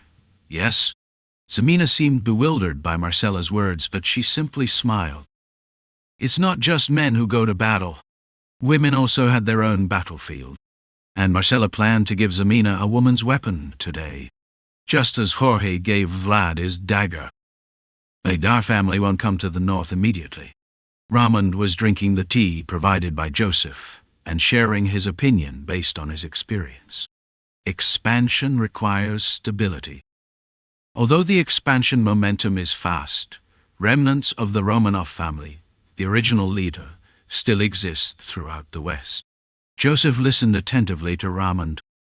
Although he was a northern knight, Ramond was active in the West when he was at his lowest. Furthermore, the Dwarf Liberation Front is behind them. If there's order, why not address the concerns behind us first before advancing into the northern or central region? I was thinking about that too. As Joseph spoke, a letter from someone was placed in front of him. It was a letter with the seal of the Heinel family. But I'm worried. Ramond assured Joseph that there was nothing to worry about for now. But in reality, he leaned back deeply in his chair and sighed. What do you mean? In response to Joseph's question, Ramond weakly smiled and turned his head. There's only one duchy left, and there was a reason I thought I should use that coin for the servants of Vayezid. Although it was a retirement ceremony to free oneself from honor and duty and return to being a pure natural person, the poor knight ended up thinking about Vayezid until the last moment. Because it was a place he was loyal to, a place he protected all his life, and a place he loved. The knights of the West have already surpassed those of the North. Is that so? However, as fond as the place was, the assessment had to be cold. Ramond firmly believed that doing so would truly benefit Vayezid. I think I've been too complacent. The moment I saw the Western Knights, I realized I hadn't done my job. With those words, Ramond closed his eyes in silence and thought of the past north. constantly fighting against barbarians and monsters. And discrimination in the center is colder than the cold northern wind. The knights of the north were the ones who fought against all of that. Therefore they were stronger and more honorable than knights from any other region. Perhaps because of the nature of the frontier, the knights there are always hungry and want to steal. Master, you'll have to prepare for them. However, time passes and people can't always face the next era in the same way. The empire was crumbling, the harsh north was stabilizing, while the west was expanding. It was a time when the balance of power was shifting. Joseph rose from his seat following Raman's words and approached the window. The beautiful view of Sara always guided his steps to the window. But does the north still not yield strong fruits? And the landscape outside the window comforted Joseph's frustrated heart. Raman nodded at Joseph's words as he recited them quietly. Of course. People were gathering at the gates of Sara, visible in the distance outside the window. Although the era of the old night had ended, a new era was emerging once again. Why are people coming here? There's something interesting to see, so of course they'll come. Vlad, who's pulling the black horse with barely any reins, was speechless at the voice's response. Is it fun? It's fun. Think about what you've done so far.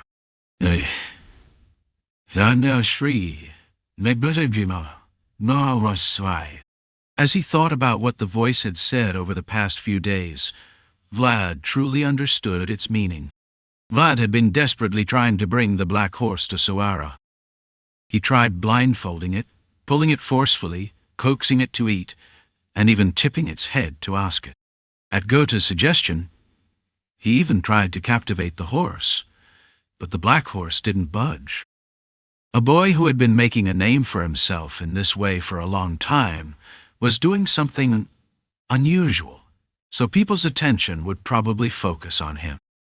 But it's not like it's going to get to this point, right? And today was the last moment to highlight that attempt.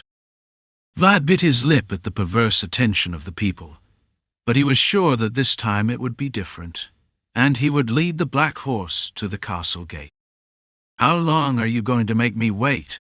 As Vlad made a decision, someone's voice sounded in his ears. When he turned his head, he saw Zamina standing in front of the castle gate, dressed in a red dress and covering her head and face with a cloth. Why on earth are you wearing a dress? The dress is a woman's combat uniform. I was impressed by the complete preparation. Vlad, who had been murmuring despite his request, turned his head and shouted loudly that he was ready. Zamina. It's okay. At Vlad's words, not only Zamina but also the spectators held their breath. Good.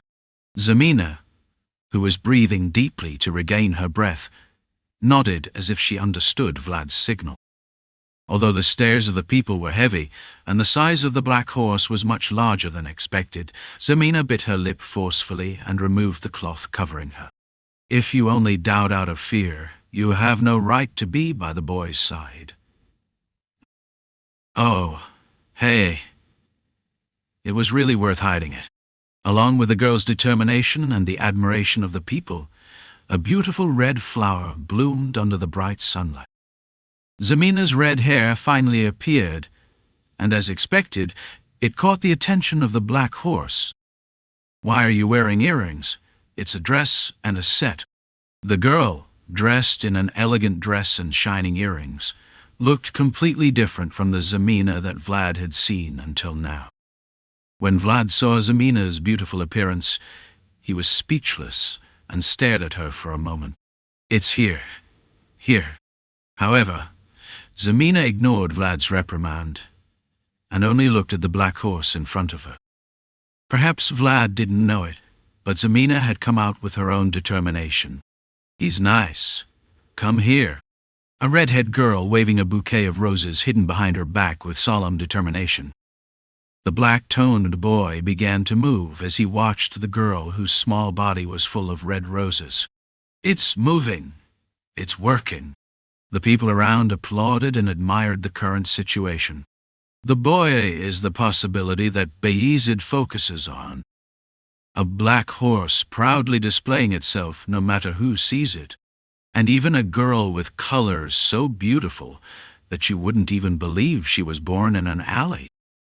The people gathered in the 3 parades full of spectacular attractions were focusing their attention without realizing it, neighing.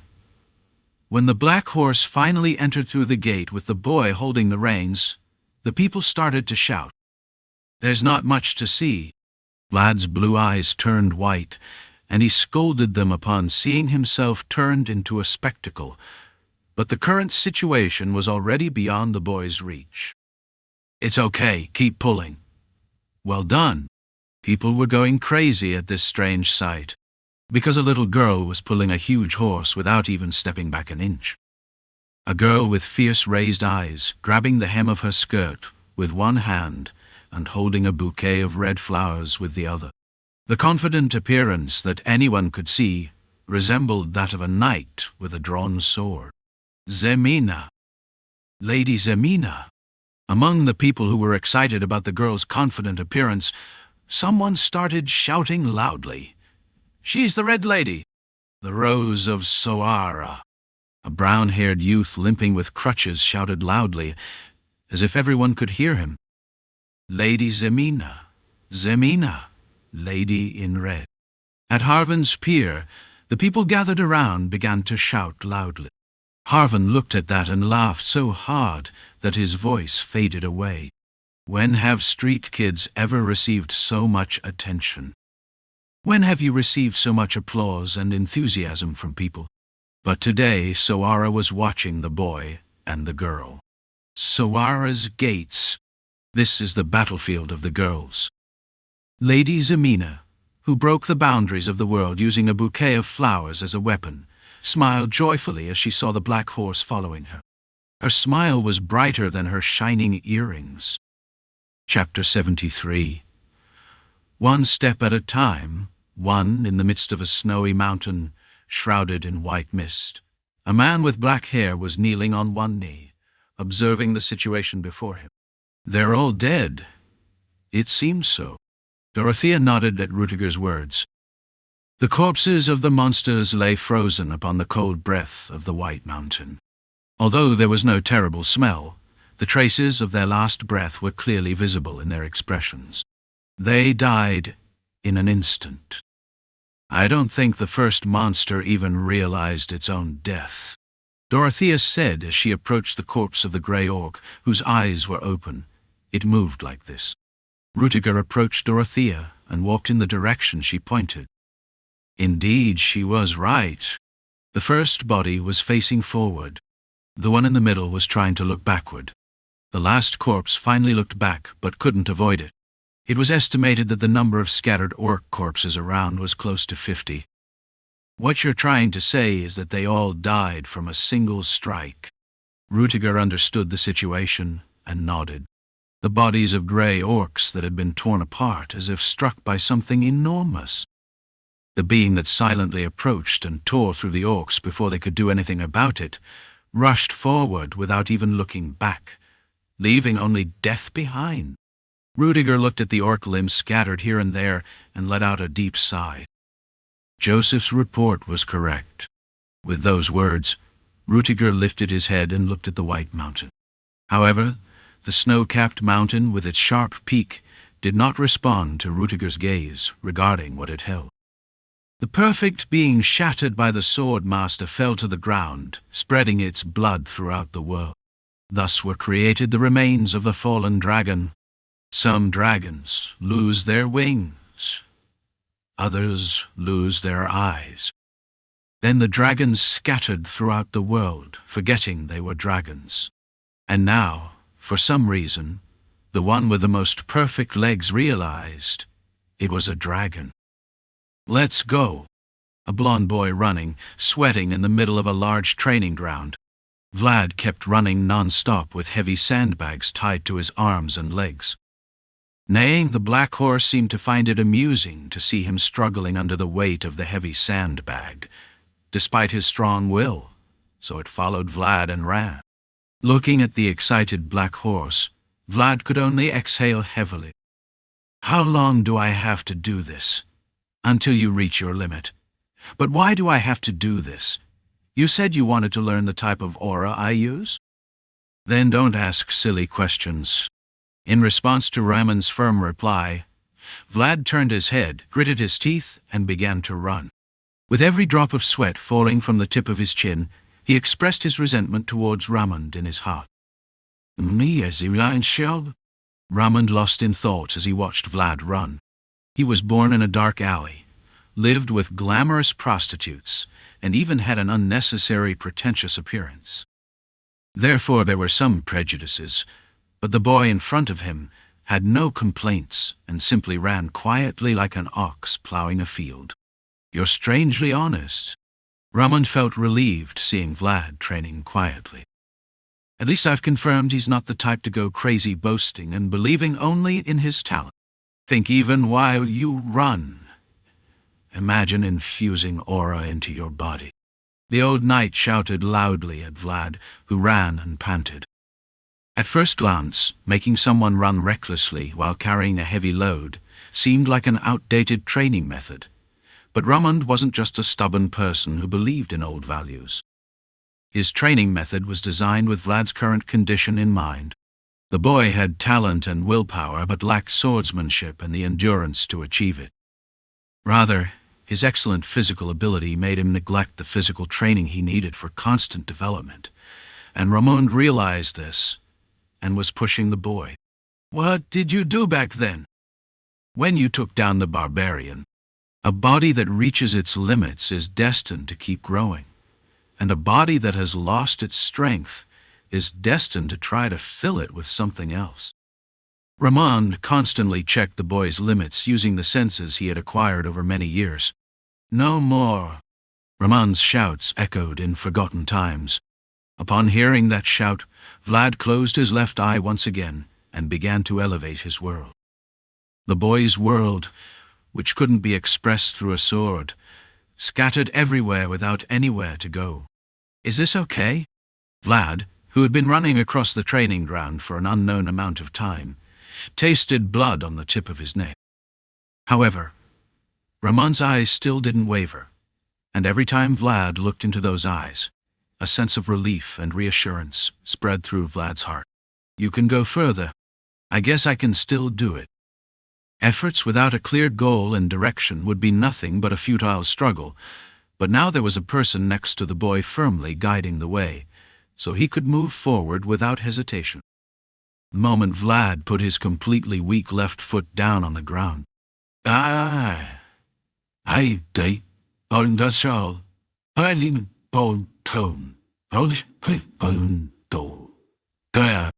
The body, which had completely lost its strength, caught and held a streak of color in the world to fulfill the boy's will to keep going.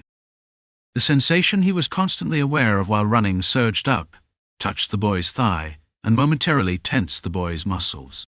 It's like a manifestation where arrows are fired. Damn it! For a moment his vision was ahead. At least Vlad believed so. The eyes of the black horse widened as Vlad suddenly leaped ahead of it with a single shout. Attempt to fall. Otherwise you'll get hurt. Oh, you. In a move he hadn't even expected, Vlad floated in the air for a moment, and then rolled on the ground. As the boy fell, dust rose. Ha! When Ramand saw that scene, he couldn't help but let out a sigh that escaped from his heart. It was a sigh between joy and despair. I told you to do it, but you did it right away. Surely there will be a feeling of regret when giving away something you cherish. And for Ramand, this was the strength of his body, which he had perfected throughout his life. A mouse has arrived. Mouse! Neighing Vlad is covered in dirt, clutching his thighs and rolling on the ground. The black horse approached Vlad and snorted, admonishing him for daring to leave it behind. However, as Ramand watched the chaos, he simply walked slowly, sating his appetite. Even if you're old, there are probably things you can't easily let go of. Vlad lay helpless on an empty table. There was a dinner prepared by Marcella right in front of him, but he couldn't even lift a spoon at this moment. Aren't you going to die at this rate? In the morning, he was training with Jaeger. At noon, he was training the use of aura with Ramon. And at night, he was speaking with the voice and even discussing the day's achievements. The teachings of a single person were overwhelming enough, and Vlad knew it well, but his body screamed that he had to accept them. There were 3 teachings from masters that Vlad had to accept, and each one was from an extraordinary world. Hey, Captain. Ian. How have you been? Leave. Vlad growled at Goethe, who smiled at him as he climbed the stairs. I listen to the captain whenever I can, but I can't stop now.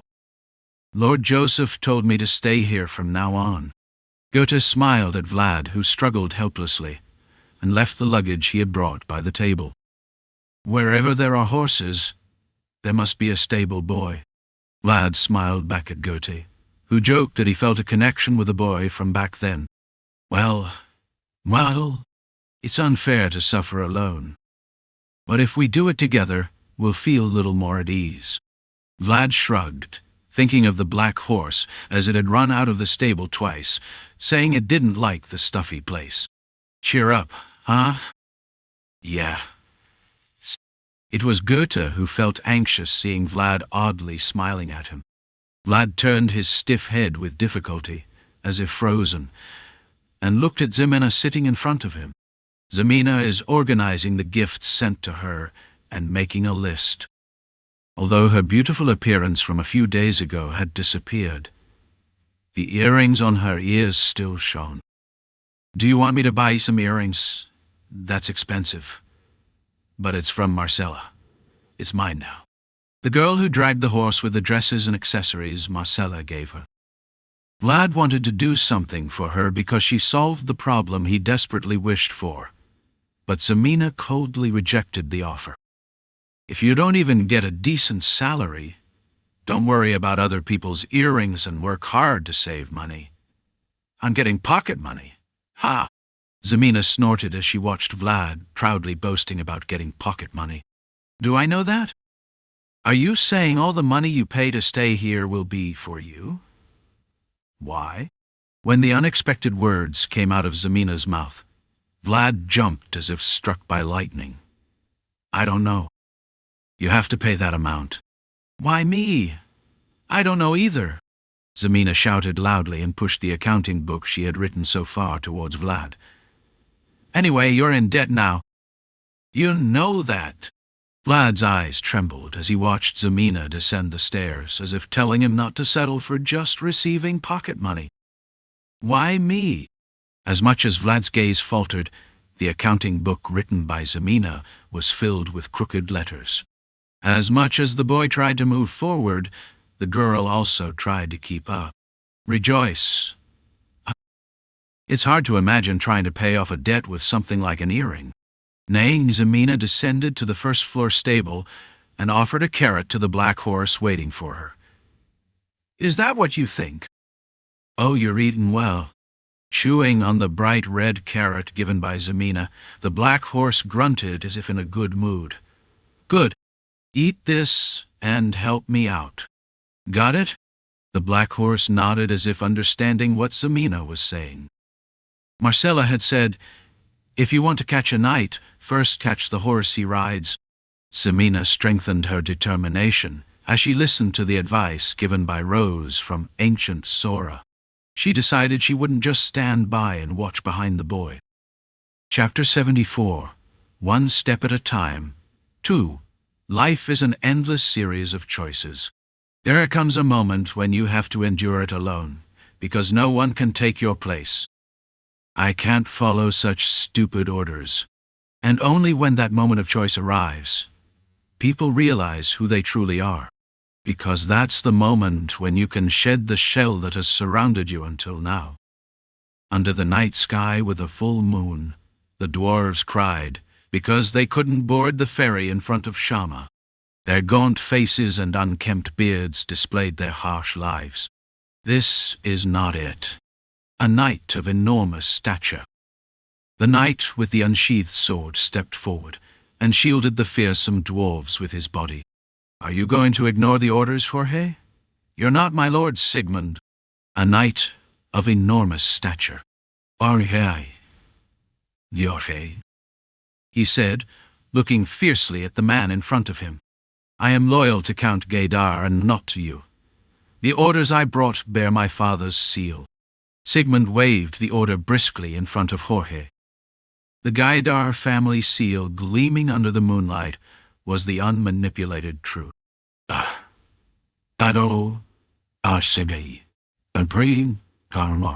Whatever the true intention contained in the order, Sigmund's procedures and justification were flawless.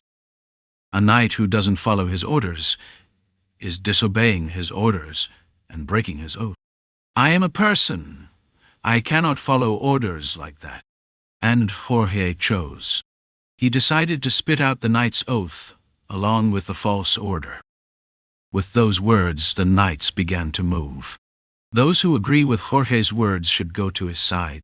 Anyone who wants to follow their master's orders, even if they are false, should stand with Sigmund.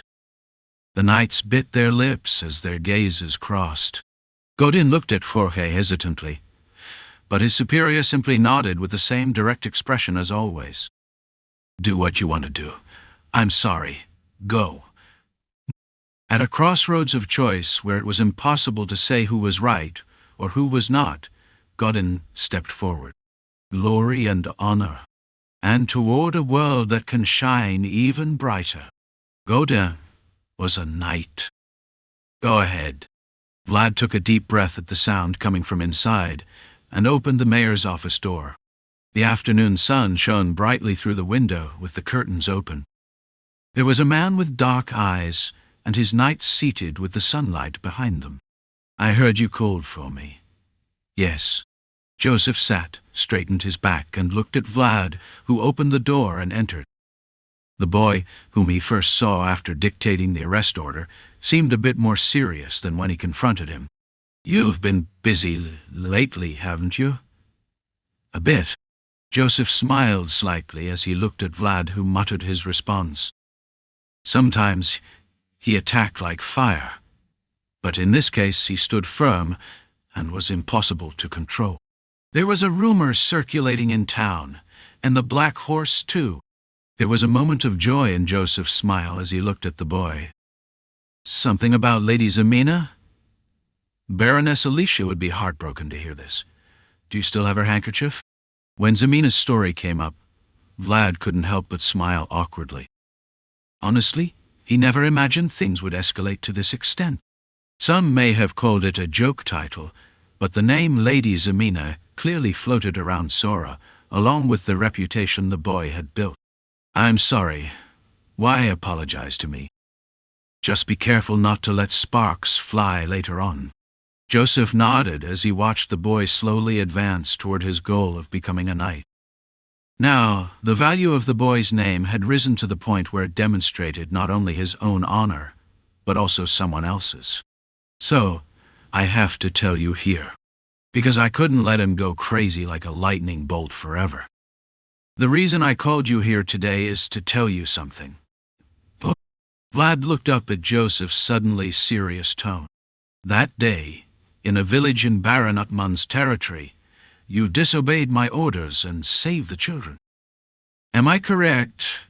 "That's right." When the incident came out of Joseph's mouth again, Vlad's posture became cautious. But Joseph had no intention of scaring the boy by telling him what had already happened. Because Vlad had already paid for his sins by being suspended. "What if something like that happens again? Are you going to ignore my orders again?" Vlad was momentarily taken aback when Joseph suddenly asked about the events of that day. He quickly glanced at the other knights nearby, but they all made subtle expressions and none gave him any advice. Now Joseph's question was something only Vlad had to think about, answer, and endure. The children were dying. Vlad bit his lip and responded to Joseph's question. "Even if I'm punished again, I can't help it." As he had sworn to be loyal to Joseph, he couldn't lie to him. "If you ask me if I would do the same, I would. Joseph nodded as he looked at Vlad, whose movements were hesitant, but whose eyes were firm. You choose the same. Vlad's response made Joseph feel bitter, but it also made him smile. I chose the boy because he had this kind of demeanor. Honor is the light that shines on others, but conscience is the light that shines on oneself. Joseph slowly stood up and spoke to the boy. Although he had a small body, his radiant presence naturally caught attention in Joseph. It's also a compass that shows the way when you're lost. With the response from a moment ago, Joseph clearly identified the boy, and the boy probably knew who he was too. Vlad set his own standards to avoid getting stuck in muddy alleys, so he could look at the bright stars. And if he had to express that rule in one word, it would be conscience. You've found your way. I hope this armor helps you protect your duty. With those words, Joseph removed the cloth next to him. An armor shining in the sunset sunlight. Vlad opened his mouth as he looked at the light shining toward him. This is the armor sent from San Rogino. As they are the group that handles the most iron armors, they are armors that contain a variety of technologies. After Joseph finished speaking, Vlad looked at his leather armor, which was torn here and there. The path he had traveled so far was engraved in every torn scar, but now it was an armor that couldn't protect the boy. Go get closer. Ramond, who had been sitting quietly at the reception table until now, looked at Vlad, who was hesitating, and nodded. You can't use a broken shell forever. Because Vlad's existence has grown to the point where it can no longer be fully contained only in the word possibility that Vayezid focuses on. Yes. The boy took a step toward the armor illuminated by the sun. I did what I wanted to do, and what I had to do. Rogino, who witnessed the boy's efforts, testified. The knights here serve as witnesses. A boy with armor gifted by San Rogino. On one bright side of the boy's armor was engraved a phrase from that day witnessed by the sacred knights. The phrase, the knight who saved and protected the lives of the children.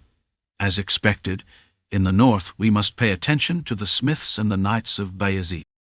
There are rumors that Baron Utman's items are showing unusual behavior these days. Inside the candlelit office, Godin was reviewing the report at a meeting of Gaidar's knights and vassals. Tell me. Yes. Following Godin's instructions, the aide began reciting the list of knights he had investigated so far. The knights Schwanden, Mikhail and Vastro from the Ravnoma family. The knights of the Vayezid family, Antalas, Rutiger and Agoth. Godin listened attentively to the names of the knights in his ears. Gaidar, who expelled the Ravnoma family, was now the loser in name and reality in the West, and his gaze was now turning to regions other than the West. The names of the Vayezid family haven't changed. Except for Rutiger, the son of Count Vayezid, there are no people who really stand out. In the case of the Ravnoma family, a family of blacksmiths, new names kept popping up, but Vayezid had not changed the names he mentioned years ago at all. It seems like the generational turnover has failed. You can't judge it hastily. Godin shook his head at the sound coming from his side. The weight of the name Vayezid was something that couldn't be measured from a single report. Perhaps there were knights whose names were not disclosed like before. Now that I think about it, there's a slightly unusual trend in Vayezid. Tell me. The aide, wondering for a moment if he should even say this, looked at Godin, urging him with his eyes, and released a name that wasn't written in the report. It is said that there's a boy who is not a knight, but stands out among Vayezid's squires. What is his name? The aide thought for a moment and pulled out a name that had been buried in his head. His name is Vlad. His hometown is Sara, in Count Vayezid's county.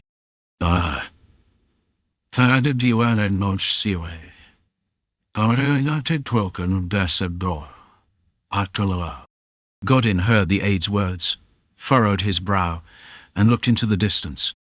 It's definitely a name I remember, but it didn't come to mind easily. This is the boy who first appeared in the honor duel in Dearmar. But these are just incredible rumors, so I can't confirm it with certainty. There was a reason why the aide hesitated before pronouncing Vlad's name.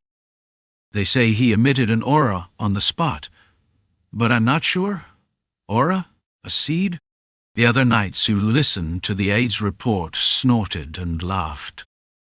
This was because judging that the information collected was incorrect was more believable than believing the rumor that a young man who wasn't a knight had already emitted an aura. Sara. Vlad.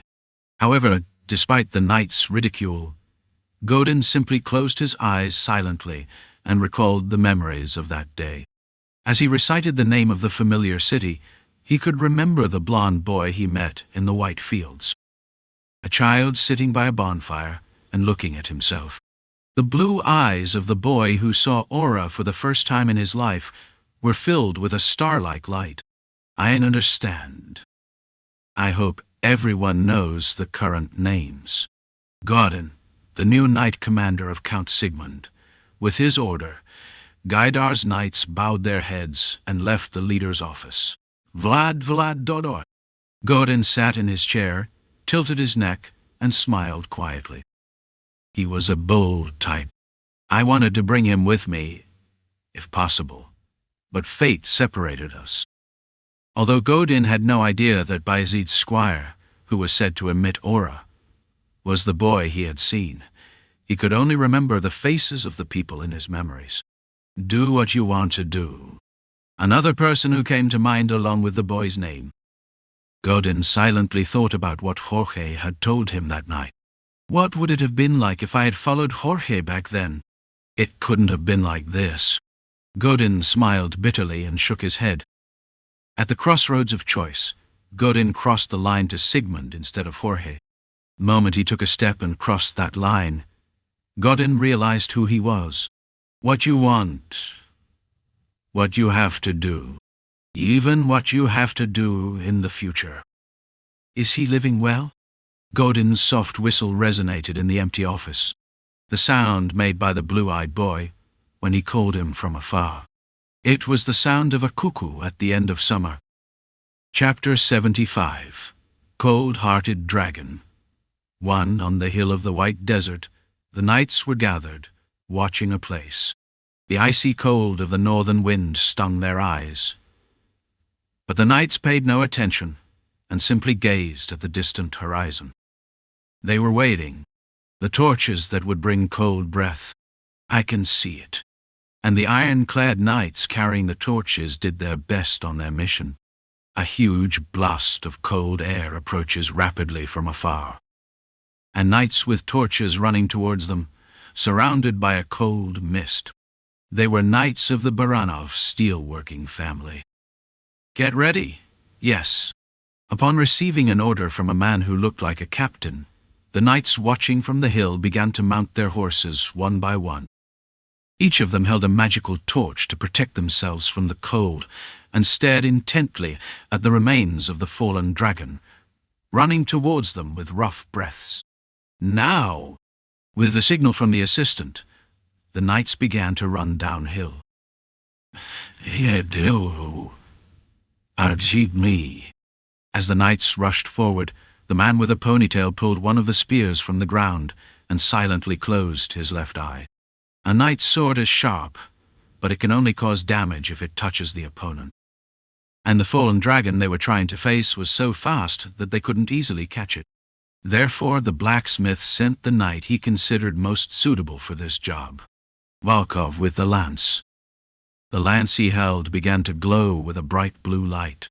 Its breath. The white dragon, roaring as it saw the knights clinging to it, opened its mouth and took a deep breath, as if its judgment had been distorted. Its chest expanded greatly, and the white scales rose, warning of what would happen next. The knights, sensing the impending destruction, quickly attempted evasive maneuvers. Volkov hurled his lance at the dragon, which paused for a moment to catch its breath. The aura-filled lance began to fly through the wind with an elastic motion. This is enough. At this distance, a flying lance wouldn't be noticed. However, Valkov suddenly found himself met with blue eyes staring directly at him from a distance. What? The remains of the fallen dragon, Lindworm. The dragon, with the icy cold in its chest, quickly writhed with movements more agile than those of a wolf. Kwa! Kia-ha! It was fast, but too late. The lance that had just passed was deeply embedded in the ground, with white scales fluttering. Damn it! Valkov let out an angry exclamation unknowingly. Although it was known to be fast, he never expected it to be as sensitive as it is now. It can't move! Surround it! The knights who noticed Valkov's failure relentlessly rode around Lindworm, blocking its escape route. But the fallen dragon realized it had already fallen into a trap set by humans. Kwa! With a furious roar, Lindworm quickly lifted the siege of the knights and began to run towards the snowy mist. Because judging the time and place was the basic attitude a predator should have. Follow me. Block the front. As Lindworm retreated, the knights urged their horses to reach the dragon, which accelerated at great speed, but it was a tough task even for the horses. The horses, exhausted from chasing the dragon, foamed at the mouth and began to stop one by one. Damn it! Valkov, seeing the siege lifted, shouted a single word and threw the lance he held to the ground, but Lindworm had already disappeared into the white mist. Only the furious roar of the dragon could be heard coming from the foggy, snowy distance. A stable installed in Rose's smile. In the place Madame Marcella paid special attention to, Vlad watched Goethe with rolled eyes. Please, just this once. Please. Goethe clasped his hands as if pleading, but the black horse simply kicked him without the slightest hesitation. Let me saddle you just once. Neighing, a black horse raising its front hoof threateningly toward Goethe, who continued clinging annoyingly to it. Goethe simply stepped back upon seeing that. You seem to have a shitty personality.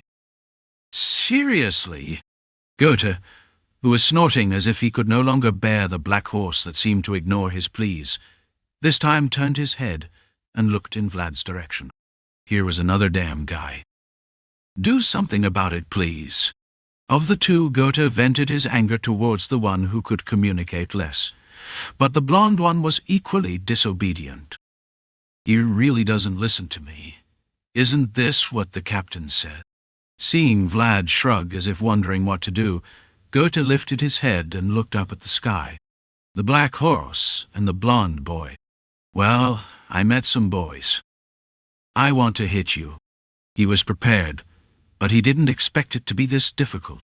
Though it was a wild horse, it still followed people, so I thought something would work, but it was a big mistake.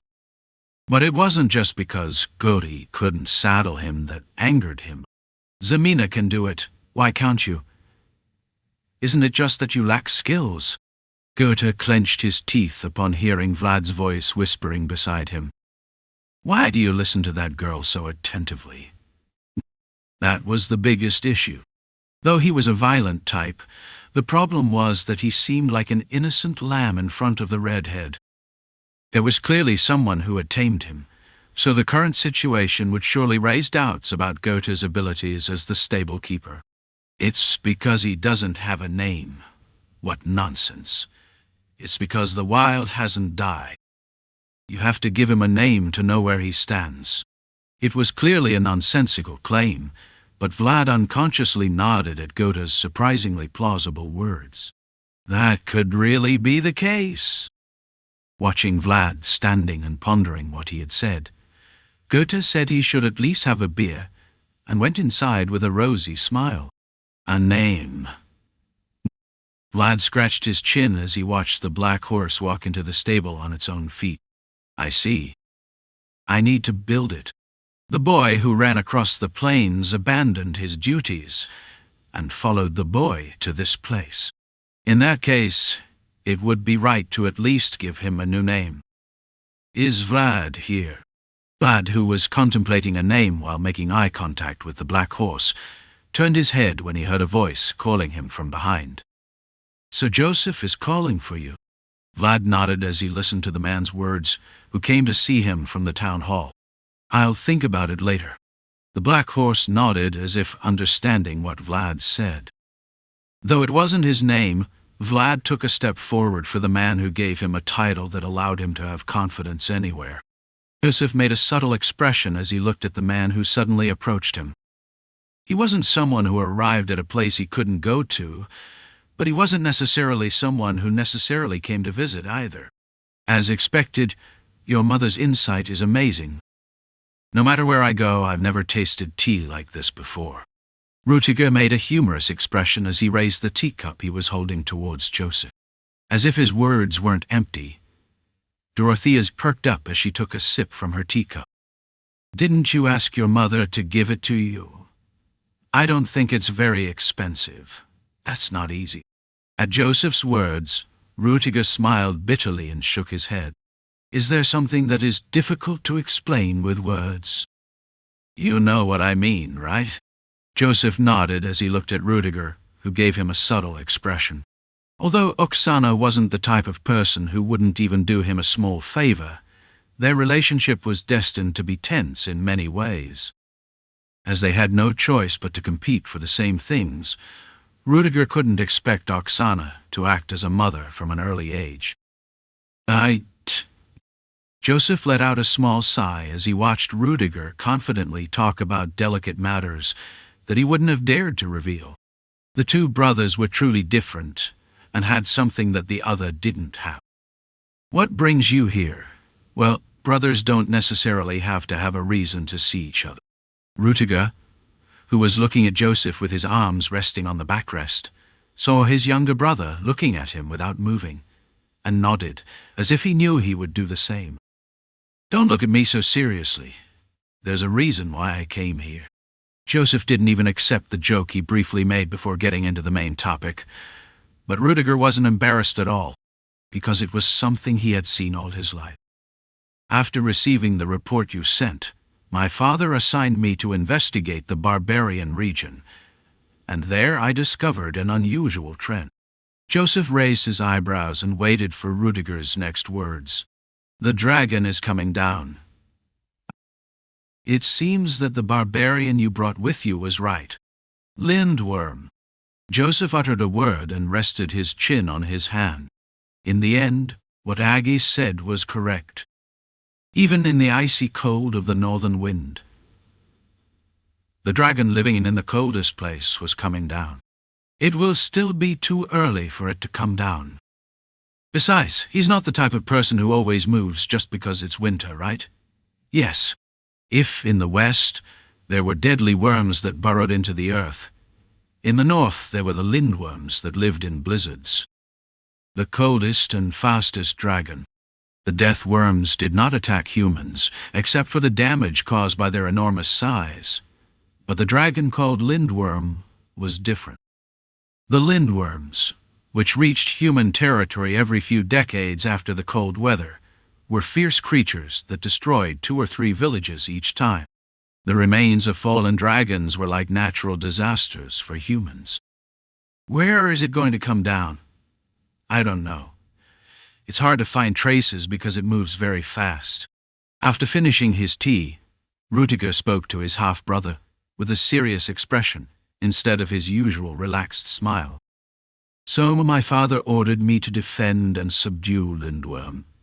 As mayor of Sara, I will spare no effort to support you as much as possible.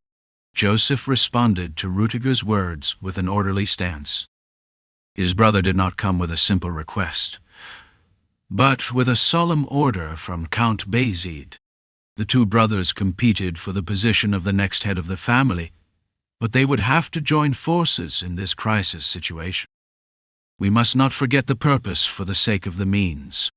What the two brothers wanted was not only the position of head of the family, but also the strong Vayezid. Can I help you with something? We request the dispatch of knights along with reliable reconnaissance from Sara. Joseph nodded, as if he understood what Rudiger said. This was because this level of demand was not only common sense, but also already expected. How many knights? I only need one person. Even Jaeger, who was standing next to Joseph waiting for Rudiger's response, looked at him with a hint of surprise. You'd need strong swords to face the dragon. Rudiger was only asking for a single knight, even when he could have requested all the knights in Sara and still wouldn't have enough words to say. Can it be just one person? Lindworm is different from Deathworm. It's an opponent that the sword can handle well. Rudiger was right. Lindworm wasn't the type to hide in the ground like a Deathworm, and he had successfully subdued him before. So, this time you can do it too. As long as the sword can reach Lindworm's swift movements. Who do you need? Rudiger responded to Joseph's question with a sly smile.